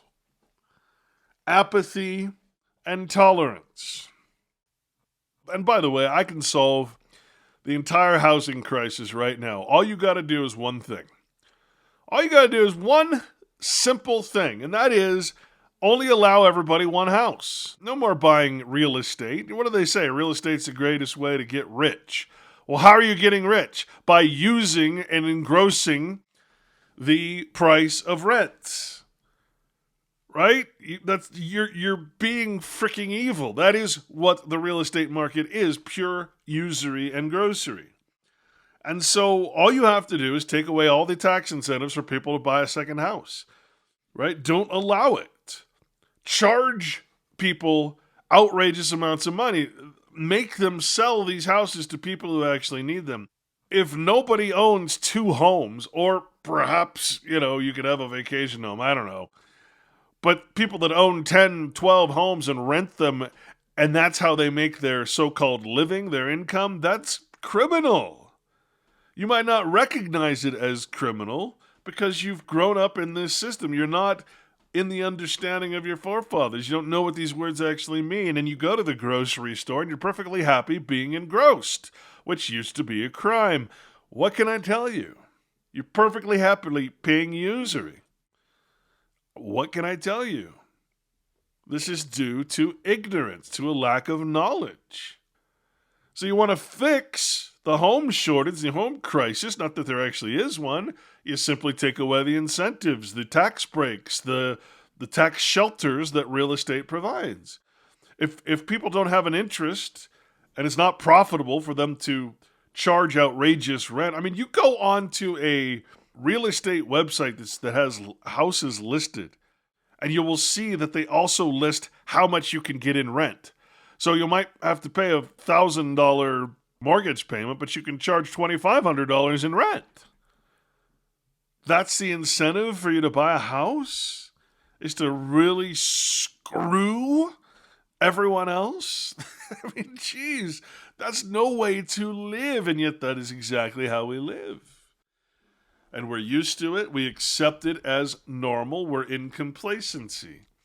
This word free in the legalese language is, like every other word, an inversion of the real, a spiritual deconstruction of any true substance into its mirror image, a purely adulterated idle form. Form without substance. Legal freedom is a corporate franchise. We've already discussed this. A person is legally free and licensed to roam around the districts of the corporation nation, the jurisdiction.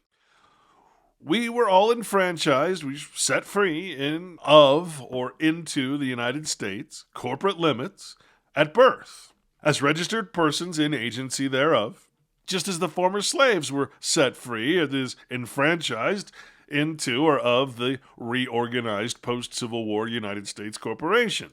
The jurisdiction. This so-called legal freedom represents about as much actual or natural negative freedom as any employees bestowed by its employer, any agent by its principal, to act in the name of the employer as agent, that is, employee.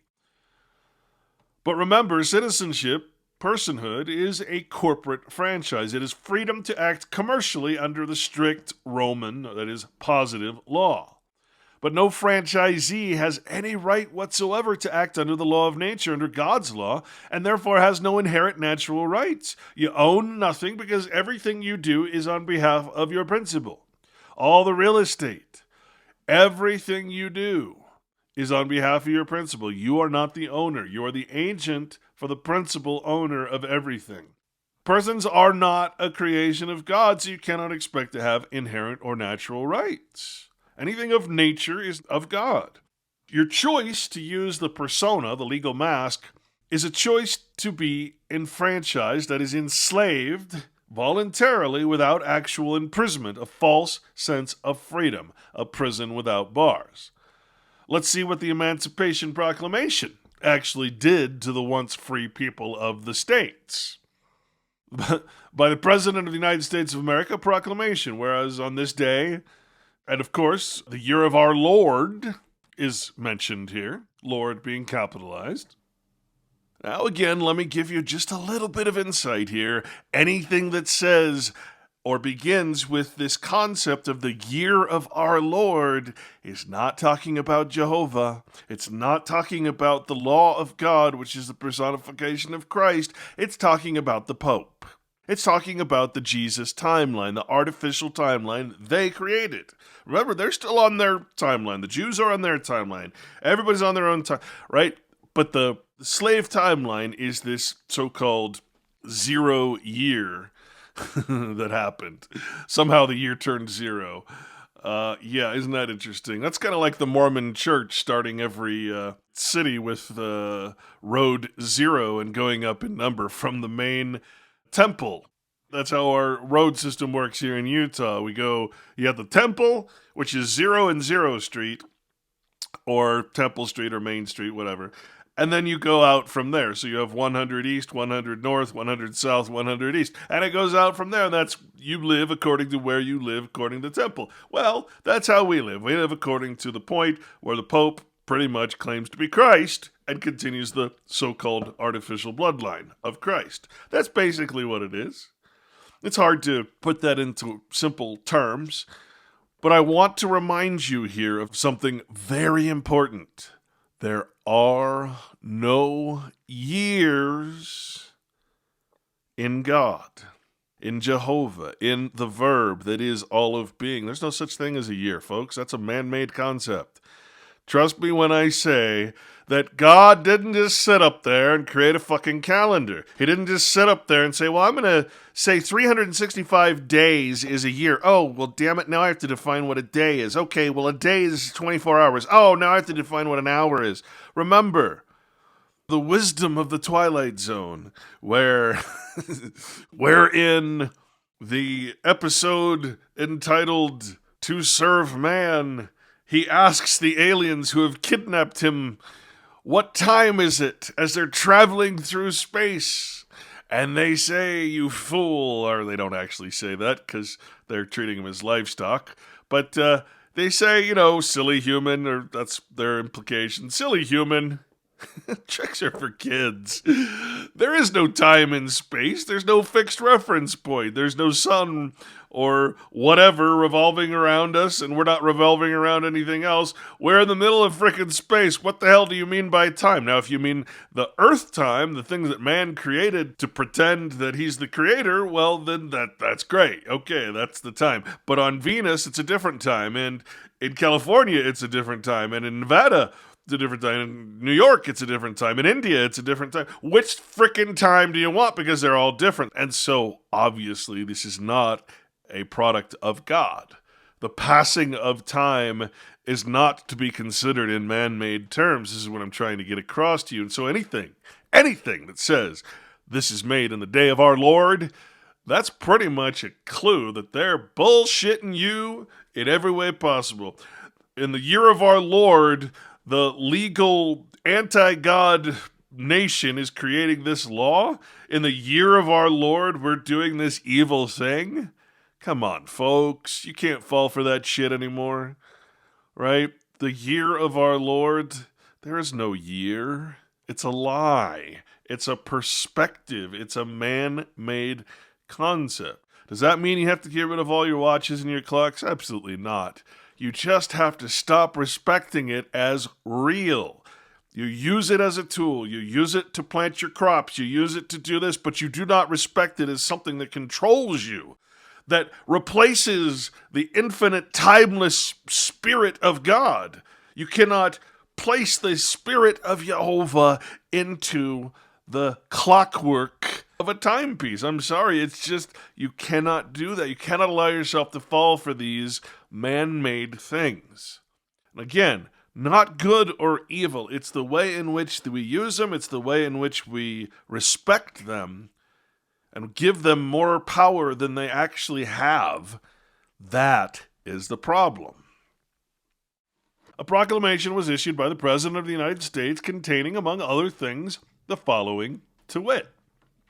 Now listen to this very carefully. That on the first day of January in the year of our Lord 1863, all persons held as slaves within any state or designated part of a state, the people whereof shall then be in rebellion against the United States, shall be then, thenceforward, and forever free. And that means enfranchised. In other words, they are denizened. And the executive government of the United States, including the military and naval authority thereof, will recognize and maintain the freedom of such persons,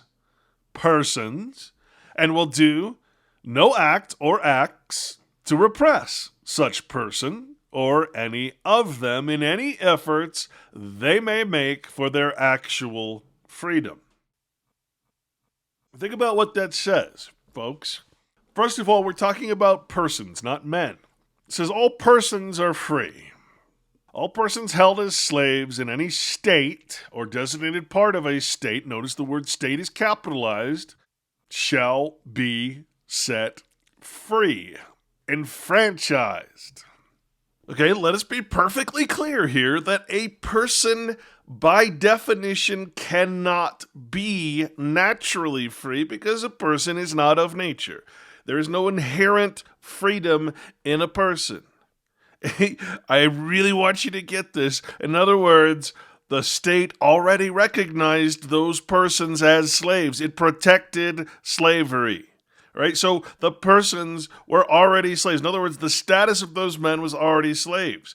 The United States, as a corporation, as a district, cannot do anything to the men themselves other than protect the status, the artificial status, the legal status that has been put on them, which is slave. And now, denizen or U.S. citizen, right? They who cannot hold land, they who are not self-governing. So, by definition, we know this is not freeing men. It is, however, freeing persons from slavery and enfranchising them into the corporation in order to become free slaves. In other words, franchise slaves. But this concept that a person can be free has to be squelched out of existence. This is ridiculous. A person... that's like saying that an employee can be free of its employer, that a trustee can be free of its trustor, that a debtor can be free of its creditor. It's not a possibility because one can't exist with the other. There would be no persons to free if they weren't already recognized as slaves in the first place and protected thereof. That's what protection is. It protects your status. Whether your status is good or bad, it's going to protect it by force. How do you know that's what it means? Because it says the government, including military and naval authority, will recognize and maintain the freedom of such persons. Well, two things here. A person is a status, and a status belongs to the nation, the government. Okay, so automatically you know that they're not talking about the man. They're talking about the status, which was slave. Now it's freeman. And then at the end it says the United States won't do anything to stop them from actually trying to make their own or acquire their own actual freedom. So you have two different types of freedom. You have the enfranchised type of freedom, and you have the actual freedom. And again, what is citizenship, folks? Citizenship is, if you will, a test. You'll either pass it or you won't. You will either become actually free or you will not. Most people want to stay in the matrix, right? Note here that this proclamation took all persons known as slaves controlled by and under the individual several states, the people, the slave holders, and enfranchised them into the federal United States corporation. This did not enslave or make property of men, only the persons of those men who voluntarily accepted and registered as, that is, became surety for, U.S. persons, being surety, that is, a pledge of security thereof, which were thus incorporated as U.S. citizenships, fictional legal vessels in commerce.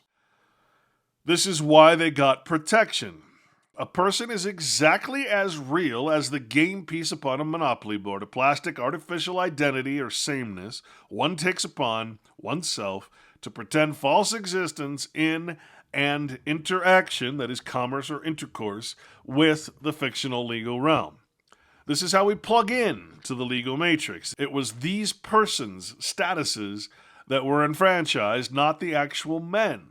For every legal status or persona is an incorporeal property of government.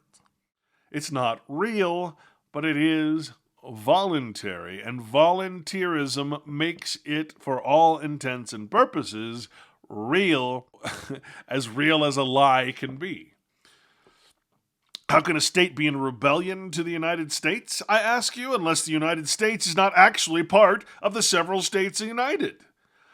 Think about that, folks. How can a state be be against the United States if the United States, the word, the term, the title of the corporation actually meant those actual states. It does not. I cannot say my arm is in rebellion with the rest of my body while it's permanently attached to me without choice, now can I? Only another's arm could possibly be in rebellion to my body, and then only if that arm was first somehow a voluntary or involuntary subject slave of my own incorporation. To be clear, a person, a corporation, an individual, is an artificial body, one without substance, only legal form. It is property of government. And it's important to understand that the plural of person is never the word people, but always and without exception the word persons. People are not persons, and persons are not people. People is a plural in and of itself, as no man alone is a people. This is why states, capitalized, are defined as people, which is, again, that capitonym, and therefore not in capitalism. Capitonyms, again, I think we talked about this already, but just, I'm it's kind of hard when doing this long of a thing. But capitonyms, a perfect example here. A turkey may march in Turkey in May or March. Notice the words that are capitalized. A turkey, well, that's a general term referring to a certain kind of bird. May, a general term in language. March, meaning one foot after the other. But then it says in Turkey, Turkey being capitalized to represent, it's not a general term, it's a capitonym, and it has a specific reference to a territory or a nation, country. In May, well, now we're talking about a capitalized word, so it has a specific meaning, and we understand it to be the month of May. Or March, again, the month of March. Not marching in group, but the month of March, which is capitalized. This is a capitonym, and you have to understand that a lot of the terms in the Constitution, for instance, people, are capitalized, meaning they are a specific group of people, not all people, because let's face it, folks, Constitution would be worthless if it wasn't a select group of people. If it was all people, then everybody in the world would be a United States citizen. I mean, it's that easy. It's that easy to understand. This is why words in the Constitution are capitalized, because they refer to specific things, not the general term. In other words, legal things. Right? Turkey, when capitalized, that's a legal title. It's not real. There is no such thing as Turkey. Okay? In May or March. There's no such thing as May or March. And this goes back to time, even when we go back to the Emancipation Proclamation. It references a specific timeline, the year of our Lord. So we're on the Christ timeline. Well, there's plenty of other timelines. The Jews still follow their own timeline. Right? There's still plenty of timelines out there. We're stuck in the Christ timeline that has nothing to do with the intent or notion or purpose of Christ. It's the legal system. Federal Express, the corporation, the artificial person, is not actually federal. Right? That's a common understanding. It's not national, in other words. China, the country, is not China, the porcelain dishware. Mobile, a municipal corporation city in Alabama, is pronounced differently than the mobile phone currently radiating you and your family. And while the Titanic, the ship, the name of the ship was Titanic, that is gigantic in size, the fact is one is a name and one is an adjective, a general term, and one is a title. Many words in the Constitution are capitalized because they are capitonyms and so must be understood and read in their proper meaning and intent. Examples of capitonyms are seen here. We, the people, capitalized. Of the United States, capitalized. In order. Oh. Forming an order, are we? Order is capitalized. A perfect union is capitalized. Establish justice. Well, that's their brand of justice, so it's capitalized. Ensure domestic tranquility. Well, that's their brand of tranquility, so it's capitalized. It's not general to, this is not for the general people, is my point. It's a certain group of people. A caponym means it's a certain group of people. Welfare, capitalized. Blessings, capitalized. Liberty, capitalized. So what kind of liberty are we talking about here? We're talking about franchise. To ourselves and our posterity. Our posterity is capitalized. Why? Because it's talking about their children, their bloodlines. And they ordain, which is a religious term, and establish this Constitution, capitalized, for the United States, capitalized of America, capitalized, etc. All legislative powers, well, it's their brand of power, vested in Congress. Well, yeah, a specific Congress of the United States, which well consists of a Senate and House of Representatives, all capitalized. And electors are capitalized. And again, people are capitalized. The year is capitalized because, again, it's referring to the specific year. A branch is capitalized. Qualifications, electors, representatives, citizen is capitalized. And this is what's so interesting about this is no person shall be a representative who shall not have attained the age of 25 years and been 7 years a citizen of the United States, and who shall not, when elected, be an inhabitant of that state. Well, guess what, folks? Your first few presidents could not qualify even for their own rules. They were not citizens of the United States because the United States didn't exist. So the first presidents weren't even native. They couldn't be. It was impossible. You can look that up for yourself. I mean, the whole thing is ridiculous. It's all fiction. There is no such thing as a natural-born citizen. It's a lie. You're only born in nature, and nature is of God, not of a nation. Like the Bible, you cannot simply read this Constitution as plain, ordinary, common English. Each capitalized word above carries a specific, predetermined meaning that they define and are capitalized in order to make that legal fact clear. Why do you capitalize a word so later you can define it? Right? Because a capitalized word is not defined. It's either predetermined or defined at a later time when the word is challenged. Well, we created the word, we titled it that, so we get to define it.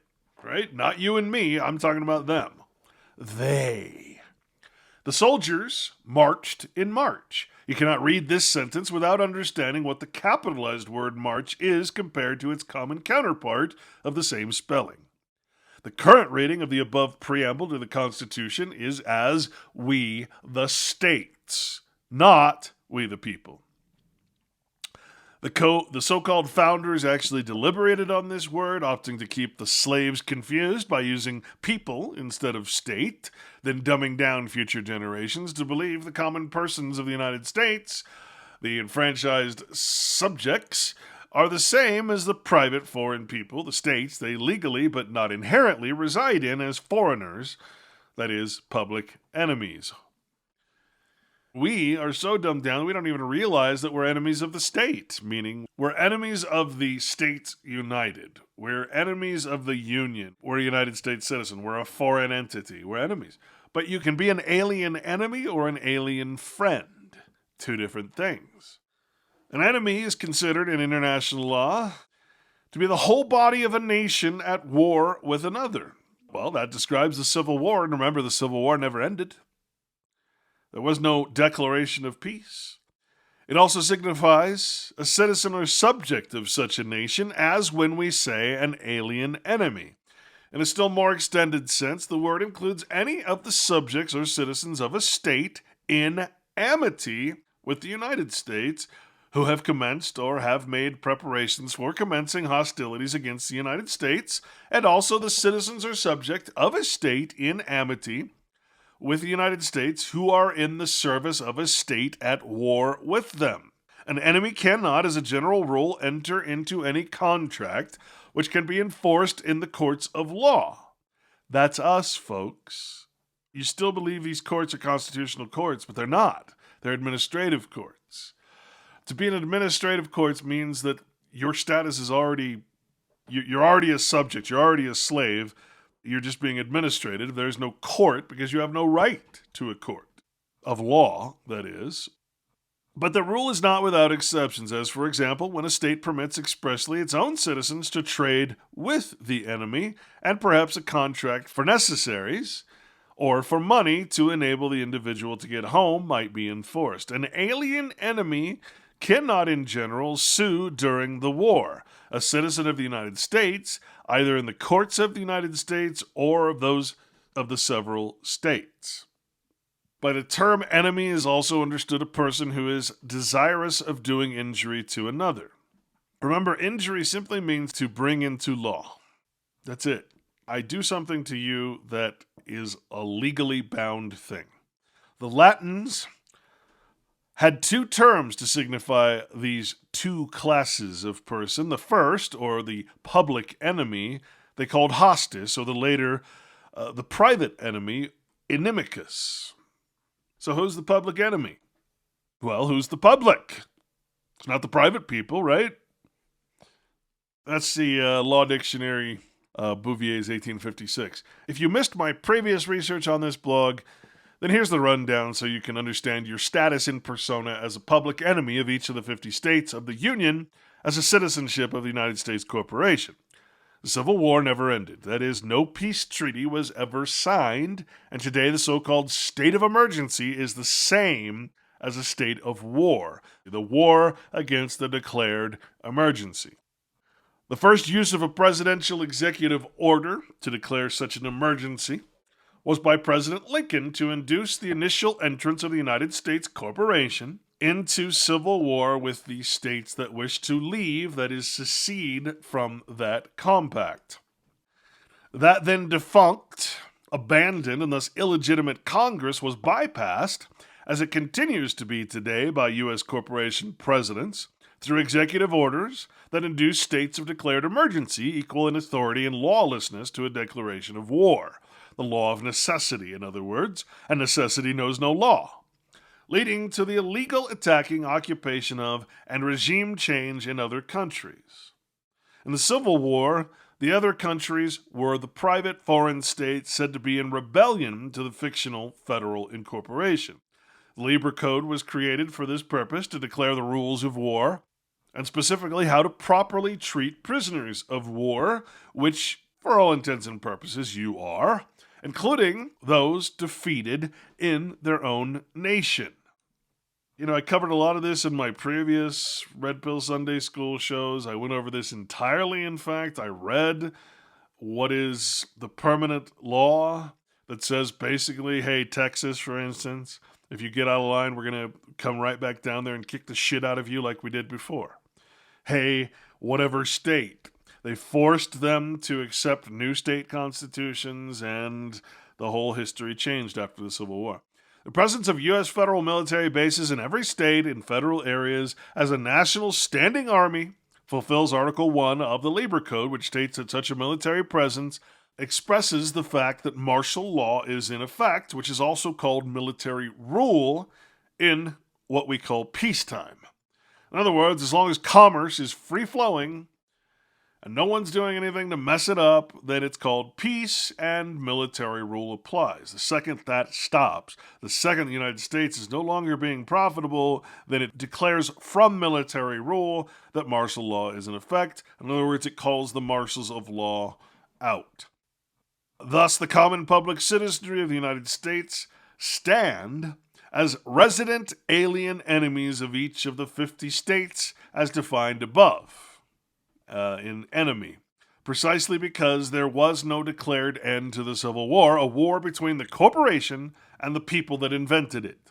A false god, essentially, a nation. In other words, got out of control of its creators, conquering those states that sought freedom from its compact and altering each constitution to accept the new incorporated Union of States, with the current and standing threat that the United States Corporation would once again conquer any state that attempted to part in secession.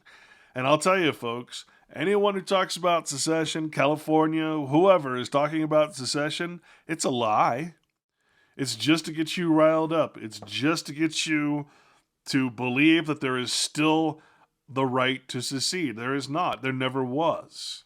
Okay? The Civil War proved that secession is actually theft of U.S. property. That's how it's considered. So no, California is not going anywhere. Unless the powers that be want it to, then that would be a different story. But under no circumstances can California secede from the Union, because the Union became a corporation and California became essentially an agent of that principle.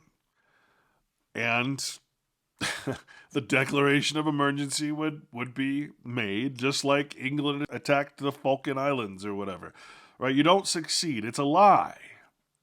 Such an action would, in the opinion of the foreign corporate United States Corporation, be treason and an attempt to steal federal lands or property that was already ceded from the state to the Union, to the United States.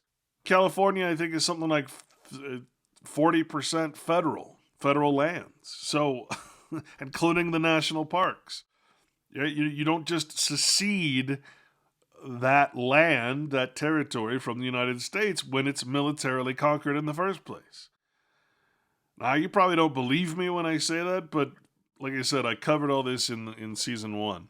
U.S. citizenships are trading with the enemy at all times, for we reside in the states as foreigners. The word enemy is legally much different than its common usage, for the common persons of all nations are enemies of the founding people, the private people. For more information on this, I recommend, of course, the first season of Red Pill Sunday School, copies of which are posted here on YouTube at my Red Pill Sunday School channel. The actual history of the Civil War and what was behind it is very different than the romanticism that you've been led to believe. And they know that without this foundational, false, fallacious story of the birth and reconstruction of the nation, the corporation that is the nation could not rule. You must believe it is the hero. You must believe that the South was the evil and the North was good, etc. We must be made to believe in the legitimacy of the nation despite its well-known state of de facto illegitimate standing compared to the de jure or legitimate states, the actual people. This is no different from any nation, any country or tribe or any church, for they all have trumped-up stories on why those that rule continue to rule today merely by respect of their bloodlines. The common word Trump is certainly not the same as the caponym Trump, the last name Trump, though many have apparently been trumped by Mr. Trump. Let us be very clear as to how a U.S. citizenship is legally considered as a legal alien in the perspective of each of the 50 states, the people, which themselves stand as alien friends, foreigners to the external United States, the corporation, the foreign corporation located only in Washington, D.C., and not actually in any of those states.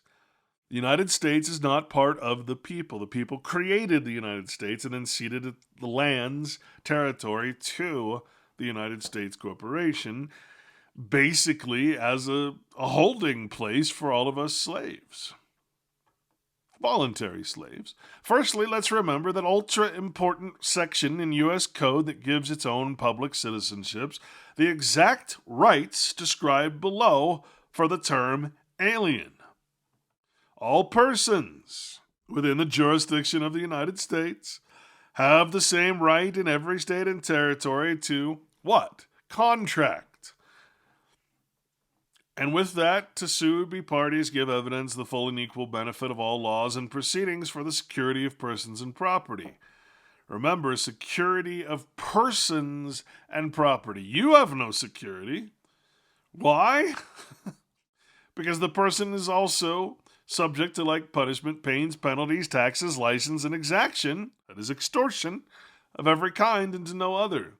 And who's responsible to pay for that? You are. Because you're the agent. You're the one acting in person. You're the one bound to it. But you see, there's more to this. I know we've mentioned it a couple times. For the purposes of this section, the term make and enforce contracts includes the performance, the making and the performance, the modification and termination of contracts. and the enjoyment of all benefits, privileges, terms, and conditions of the contractual relationship. Well, what are the terms and conditions? That you be subject to like punishment, paying penalties, taxes, license, and extortion. It's real simple. But more importantly is the last part. And this is the part where you really understand you are not part of the state. You are a United States citizen, a ship, a vessel, a commercial vessel, resident only in the state, in part of the state that is already ceded to the United States as public lands, etc. All right? This is how you know you're not part of the state, because the rights protected by this section are protected against impairment by the non-governmental discrimination and impairment under color of state law. Folks, I don't know how many times I've warned you against this.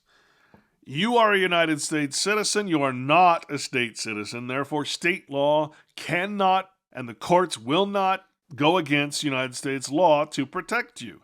The state cannot protect you. The state, the people, in other words, you are not part of them. They will not protect you. You're under a foreign law. You are an alien to them.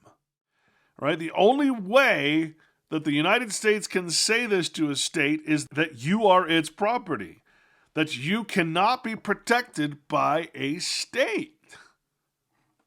And this brings in all the notions of transferring prisoners, which are U.S. citizens, from one state to the other, because you're actually transferring them from one federal territory to the other. You see, the states cannot protect the constituted people, the cabinet, they cannot protect you. You are, for all intents and purposes, their servants.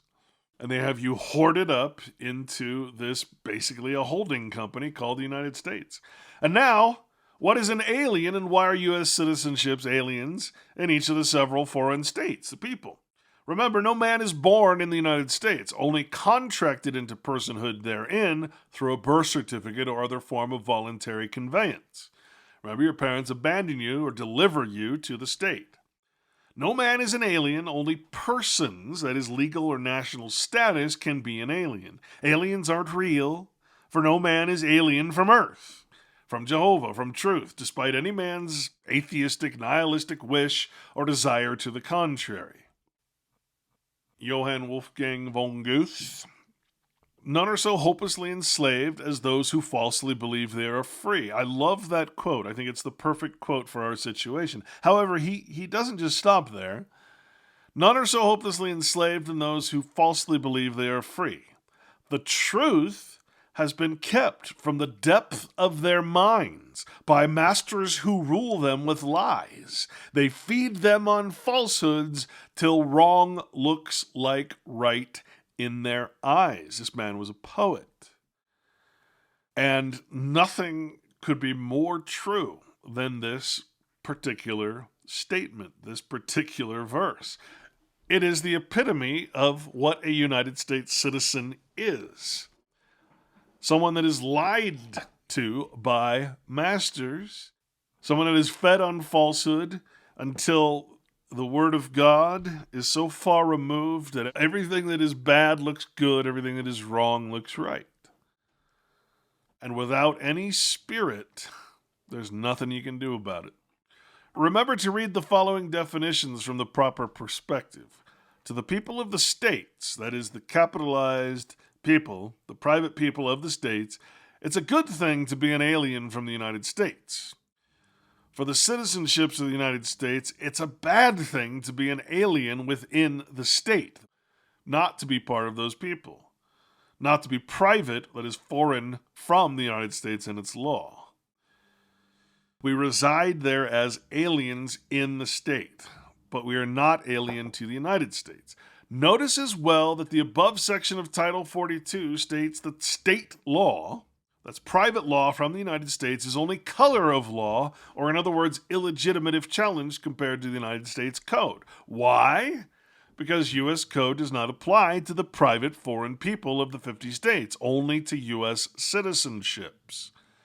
In other words, those in interstate commerce. But the state governments are required to obey that code as applies to U.S. citizenships, that is, resident aliens. To be clear, a U.S. citizenship is a resident alien in whatever state it, that is, the person, resides, but not in the United States itself. Perspective is everything. Once this perspective is understood, you as a U.S. citizenship, that is an alien, can now understand why you don't actually own anything, including land, automobiles, and your own children, but are permitted to hold title only, that is paper, worthless paper, and therefore be taxed, exacted, extorted, etc. Users, that is alien U.S. citizenships and resident within these private states, are taxed by the private landholders through compact with the United States, just as any character or persona upon a monopoly board. But you say, no, I'm a natural citizen. I was born here. Born where, folks? You're born in Jehovah. You got to understand that. You're not born anywhere but nature. Nature has no borders, no fences, no contracts, no constitutions. Therefore, what does it mean to be naturalized? You're not going to like this. Naturalization is the act of investing an alien with the rights and privileges of a native subject or citizen. What does native mean? Native means to be a slave. Naturalization in Great Britain is only by act of Parliament. In the United States, it is by act of Congress, vesting certain tribunals with the power. Now again, what is an alien? It's a person. One born out of the jurisdiction of the United States, who has not since been naturalized under their constitution and laws. Well, that is you. You've been naturalized. All right, an alien is one born out of the jurisdiction of the United States who has not since been naturalized under their constitution and laws. Okay, private citizens, state citizens, are not citizens of the United States. That status was created after the Civil War, that United States citizenship through the 14th Amendment. To this, there are some exceptions, as the children of the ministers of the United States in foreign courts, etc.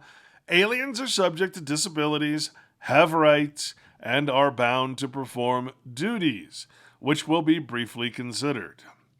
Now, let's be absolutely clear here so that we understand nobody is actually born in the United States.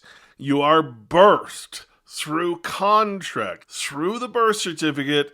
A person is created on your behalf, a status is created in the United States, and therefore you're called naturalized. You were not born in the United States.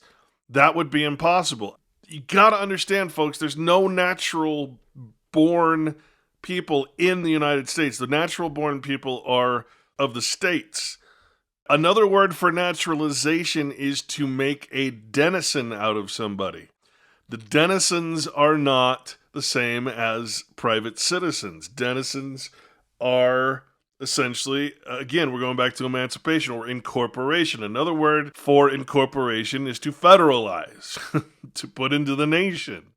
I really want you to understand, you are not born into the United States, the district in Washington, D.C. Just because you're born in one of the states, you're born a natural man, a real man, not the legal term natural, which means idiot. But then your parents, who are idiots, and you, who are idiots, because you're made that way, not by any fault of your own. And remember, idiot has a whole meaning in law that doesn't mean what you think it does out here in Slangville. You're not able to self-govern. You abandon your children. And only an idiot would do that because, again, it means you're not able to self-govern. You're not fit to be a parent. You're admitting that. You're informing government of that. That's why you're listed as the informant on the birth certificate. So you really have to understand this to get the fact that you are born in the state, but then you are transferred, incorporated into the union. You are a naturalized alien, making you a resident alien in each state. So you're now an alien to the states because you never claimed your privacy there, right? You were just forced into this system, and now the states view you as a foreigner. Because remember, the United States is foreign to all states, and all states are foreign to each other. This has to be understood for you to really comprehend what's happened to you, how you've been incorporated, that is, made into a denizen or naturalized. These are not good terms, folks. He's talking about the lowest possible class. Again, that class created for slaves to protect them, essentially, against the private people harming them, right? Hanging them up from the nearest tree. And by the way, this was the greatest complaint of the South. You're telling me you want to take our slaves and you want to just throw them you just want to set them free without giving them any kind of status, any kind of protections, any kind of, all the protections that we get today, basically. That's what you want to do. They were actually protective of their slaves because they had to take care of them. Again, not justifying slavery, I'm just saying this is the true history that you're never told. And so they created this system because remember, before the Civil War, you gotta always remember this, folks, the Union, the corporation, the United States made slavery completely legalized in all states. Right? There was no more restrictions on slavery. That was the 13th Amendment before the Civil War. And then after the Civil War, they created this recent 13th Amendment, which again basically says that all citizens are slaves, right? Voluntary slavery is allowed. So you can join the United States in servitude, voluntary servitude. Read the 13th Amendment, folks. That's what it says. It says involuntary slavery no longer allowed. But voluntary doesn't say anything about voluntary servitude, voluntary slavery. Nothing about volunteerism is mentioned in the 13th Amendment. It does not outlaw voluntary slavery, and all you need for voluntary slavery is ignorance. That's how you destroy a people and enslave them. By words. The ignorance of words. That's it. That's all you got to do. Now, I want to go to the bottom of this first because it says aliens are either alien friends or alien enemies. What is an alien friend and what is an alien enemy? It is only the alien friends who have the rights above enumerated. So let's go back up here. What does an alien friend have the right to do? Because that's essentially technically that's what you are to the state. Aliens are subject to disabilities, have rights, and bound to perform duties, which will be briefly considered. Disabilities mean that an alien cannot in general acquire title to real estate by the descent or by the mere operation of law. That describes U.S. citizenship trying to acquire land in a state. You cannot. And if you purchase land, he may be divested of the fee upon an inquest of office found. In other words, you don't have fee simple. You cannot. You're a U.S. citizen. You cannot hold the land. You can only hold title to the land. A deed pledge, a mortgage. An alien, even after being naturalized, is ineligible to the office of President of the United States, as I've told you, and in some states, as in New York, to that of governor. He cannot be a member of Congress till the expiration of 7 years after his naturalization.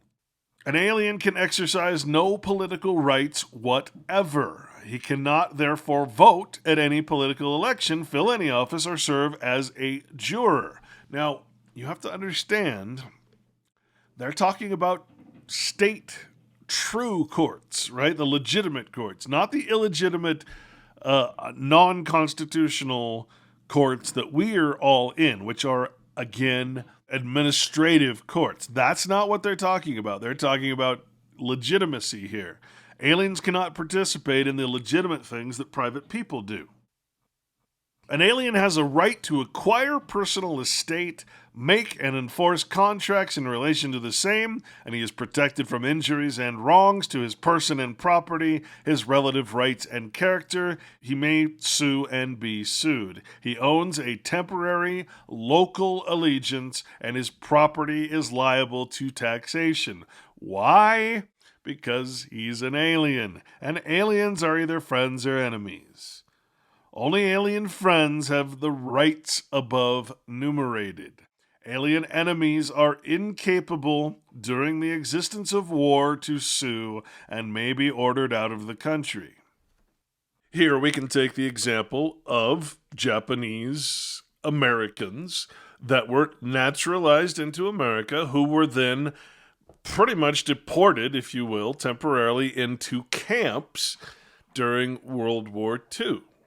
We were at war with Japan. The alien friends now became alien enemies, and the American government, in a state of war, declared the Japanese Americans, who were naturalized, they weren't natural born, in other words, they weren't part of the states united, they weren't the people, in other words, the private people, they're just like you and me, they are to be interned. Their rights were stripped from them. The fact that you actually have been led to believe that your rights can't be stripped from you at any time, all of those rights being given to you by government, the fact that you actually believe the Constitution protects you in any way is, at this point, I mean, it's laughable. And these Japanese American U.S. citizens are the perfect example. You have no higher status than they did. You have to understand that we're all birthed somehow into the nation, right? For them, they had to fill out some paperwork because they were citizens and owed allegiance to another country, another bloodline, in other words. So they came here and gave their allegiance to America. I don't know what to tell you, folks. You're in the same boat as them. It's just that it hasn't been used yet. The marshals of law haven't been declared. Understand that U.S. citizens are considered alien friends in federal territories of the states. An alien is a foreigner, one born abroad, a person who owes allegiance to a foreign government. Well, again, United States, the corporation, is a foreign government in Washington, D.C. It is not one of the states. It is a foreign entity. In this country, a person born out of the United States and unnaturalized under our Constitution and law. Okay, that's describing the private people of the states. In England, one born out of the allegiance of the king, etc., etc. To alien, now you have to understand, this word contains the word lean in it. So alien is also to alien, to transfer or make over to another. Now, I want you to think again about the birth certificate process, the delivery, the abandonment process. To transfer or make over to another, to convey or transfer the property of a thing from one person to another. To alienate, usually applied to the transfer of land and tenements. But I want you to understand, this is the basis of selling your labor, too. Right? The product of your labor in childbirth is obvious, the child.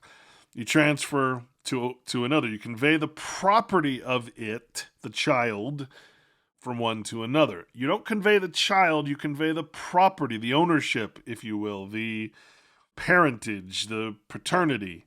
You're saying that I don't own this child. It is my child.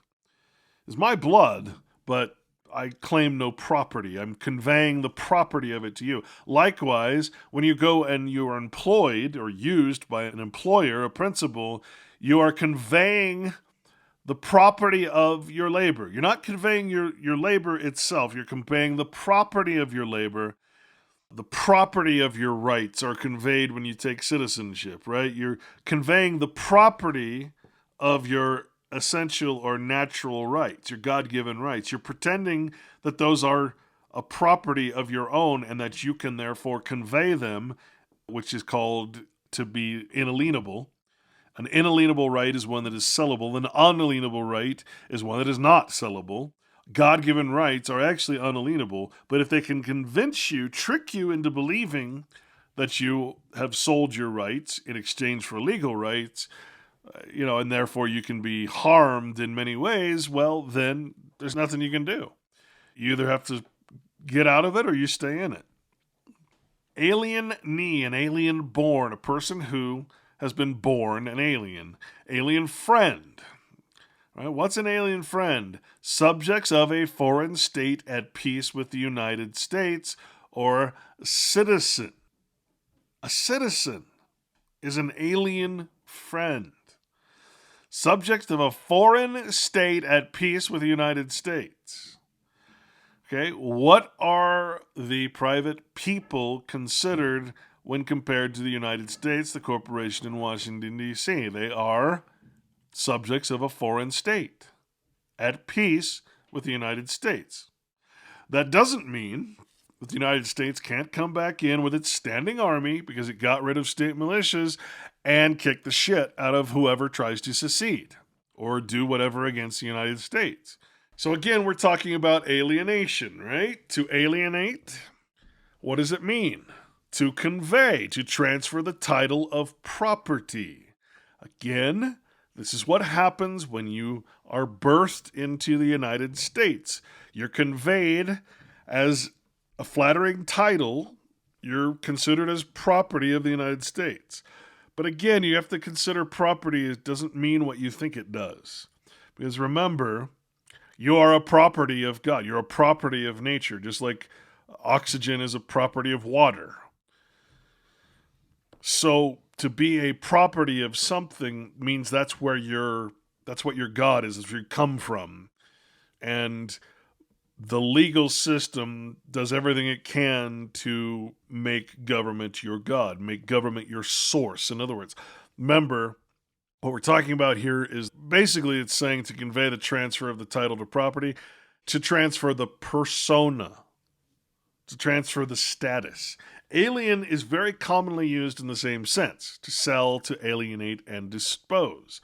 When I sell something to you, I'm alienating, I'm conveying it, I'm transferring the property, and therefore it's disposed.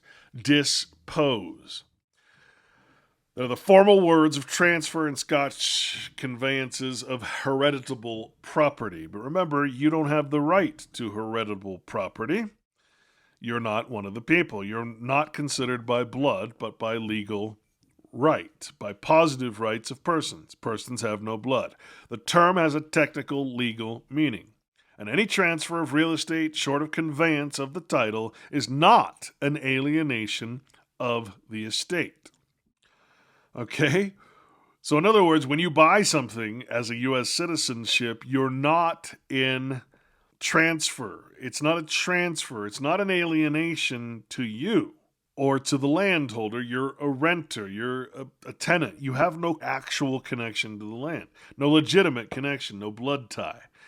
But the word has been defined as to convey or transfer to another as title, property, or right, to part voluntarily with ownership of property, and in the widest sense, property is alienated when transferred from one person to another in any way, but generally, alienating is restricted to transfer of title to property by the act of the owner, as distinguished from transfer effected entirely by operation of law.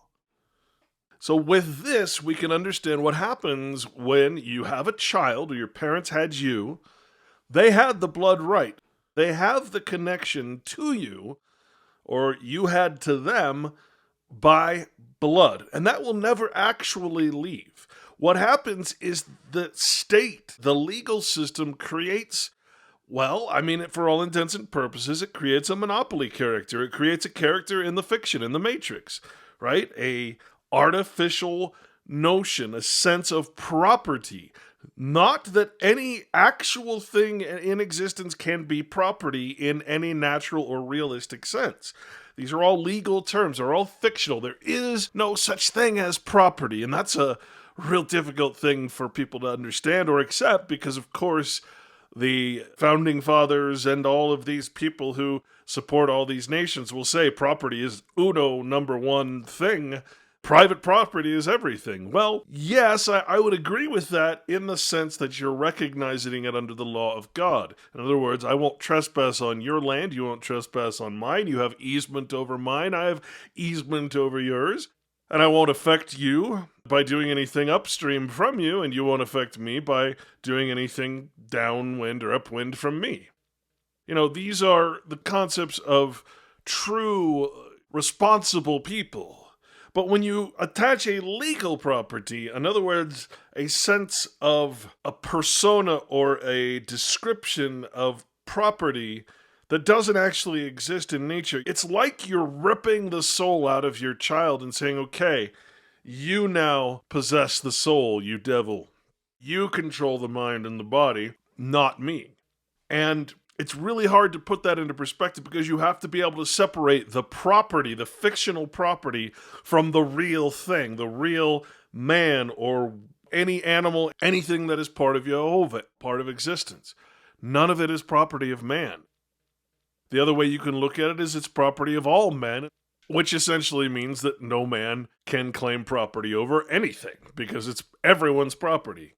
So the legal system, what it does is it creates this artificial construct, this digital representation made of words only, right? Property is nothing more, nothing less than words on a paper, a flattering title that says this is property, or I am this, or I am that.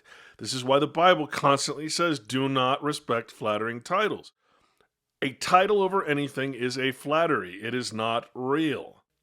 And so, if you can be made to believe that that Monopoly piece is real, that the artificial virtual reality person that you pretend to be online is actually you, then you can actually be convinced that if you kill someone online, you're actually committing a true crime in reality, and therefore should be punished in reality because you're the surety, you're the controller of that property, that status, right? You have to understand this in order to understand why we've all been trapped in this system. If you cannot separate this concept from the real, the fiction from the real, the lie that is property from the reality that is essentially a property of God with what is a property of the state, which is always fiction. It is always made of words.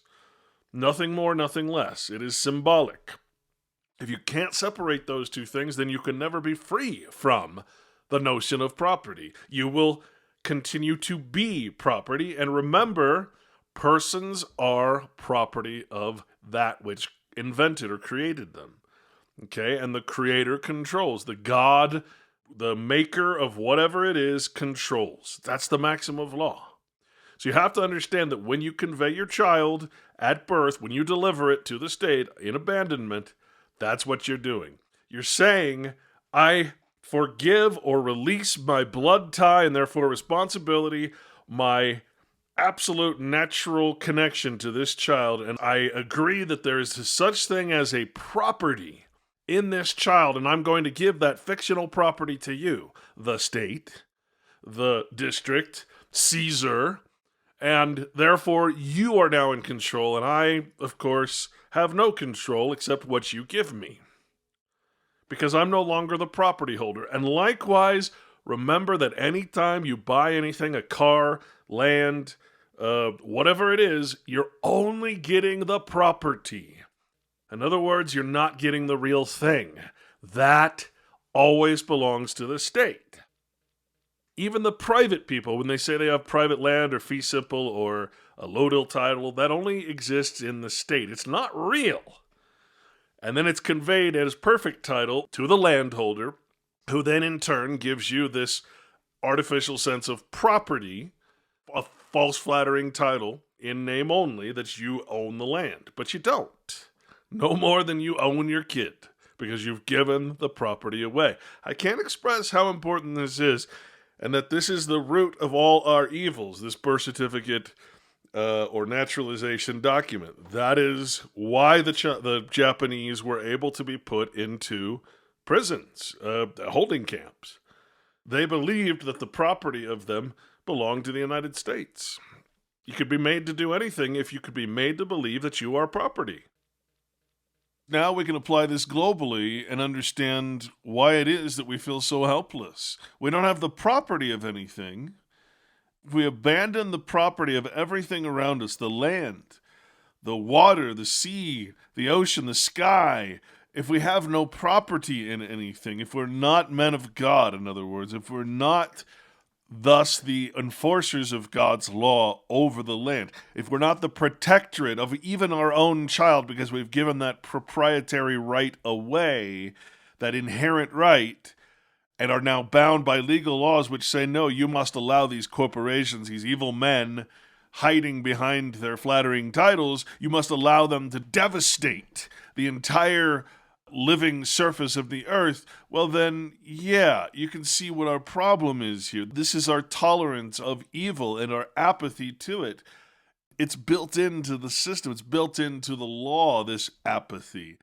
We're just simply not allowed to protect anything, including ourselves and our children. I really want you to understand this, folks. This is the situation we are in, and you know that it's true. You know that it's true. When CPS comes knocking at your door, you especially know that it's true. When a warrant comes for your arrest, when you get a ticket and you have to pay it, you know that this is true. All of these things, when you see these horrible people doing horrible things and you can't do a thing about it and you feel helpless, it's because you don't have a proprietary interest in it anymore. You've abandoned it. Therefore, this is like saying that you've abandoned the spirit of the earth. You've abandoned the spirit of existence, which is Jehovah. You've abandoned and left the capability of acting in that Spirit of God. You can no longer do anything about it because you're bound by the legal law. Now, I don't know if that's clear to you folks. I don't know if you're understanding what I'm saying. What I'm trying to tell you, again, is that this is a spiritual war, a war against your spirit, my spirit, everyone's spirit, the Spirit of God, the Spirit of existence, the Spirit of nature, and its law. That is what this war is. It is a war against principalities, against men who not only use, but then offer flattering titles upon others, namely persons, which are corporations, and those corporations are then allowed, tolerated to do horrible things. We are dead. We are spiritually dead, and it is time to wake up. Remember, you cannot harm a fiction. You cannot actually harm a corporation. The only way that that can be established is if you can be proven to be in surety to a person. And then we're into the legal law, and persons can indeed harm other fictions. Fictions can harm fictions. But you as a man of God cannot harm a fiction. You cannot harm a flattering title. You cannot do any harm to anything that is evil. And by evil, I mean artificial. Something that is out of tune and not following the law of nature. You cannot harm such a thing because that thing is the very definition of harm, incorporated harm. And because you have been incorporated, set free within the legal realm, the matrix, you are now the very definition of harm. Harm to yourself, harm to your child, harm to the land, because you're tolerant and apathetic. Again, I'm just telling you the truth. Don't kill the messenger. All right, look at yourself, not me, not anyone else. Look at yourself. Is this your truth? Is this how your life has turned out? And I know already that the answer is yes, or I wouldn't be doing this. And with that, folks, I'm going to pause here and call this show number 4. Part 3, again, of my reading of my latest book, Strawman Logic, A Choice Between Two Evils. Folks, I want to take this opportunity here at the end to thank everybody who made donations to me above and beyond what I would have thought was still possible with all the censorship and stuff that's happened to me. The amount of people flowing to me from the internet have gotten so small. So, anyway, I thank you so much for your donations. All the books have been sent out thus far, except for the last 5 boxes or so. Really appreciate your gifts. Thank you again. And if you find value in this work, of course, I would just ask you to keep me going until the end of this season, which is another 60, 70 hours worth of content, dealing with my second vaccine documentary, which is actually on the entirety of the medical profession, going back to unbelievable things, and also this new COVID documentary that I'm working on, which will be next. But for now, I'm going to finish up this series here with the Strawman work, and then we'll move on. Thanks so much for listening, guys. I really, really do hope that this has shed some light on what has happened to us, what this spiritual war is really about, and for the most part, hey, we finally maybe have an understanding of what the spirit is. Something I still can't believe I didn't really quite understand before this. So, with that said, we'll talk to you in about a week or two. Take care.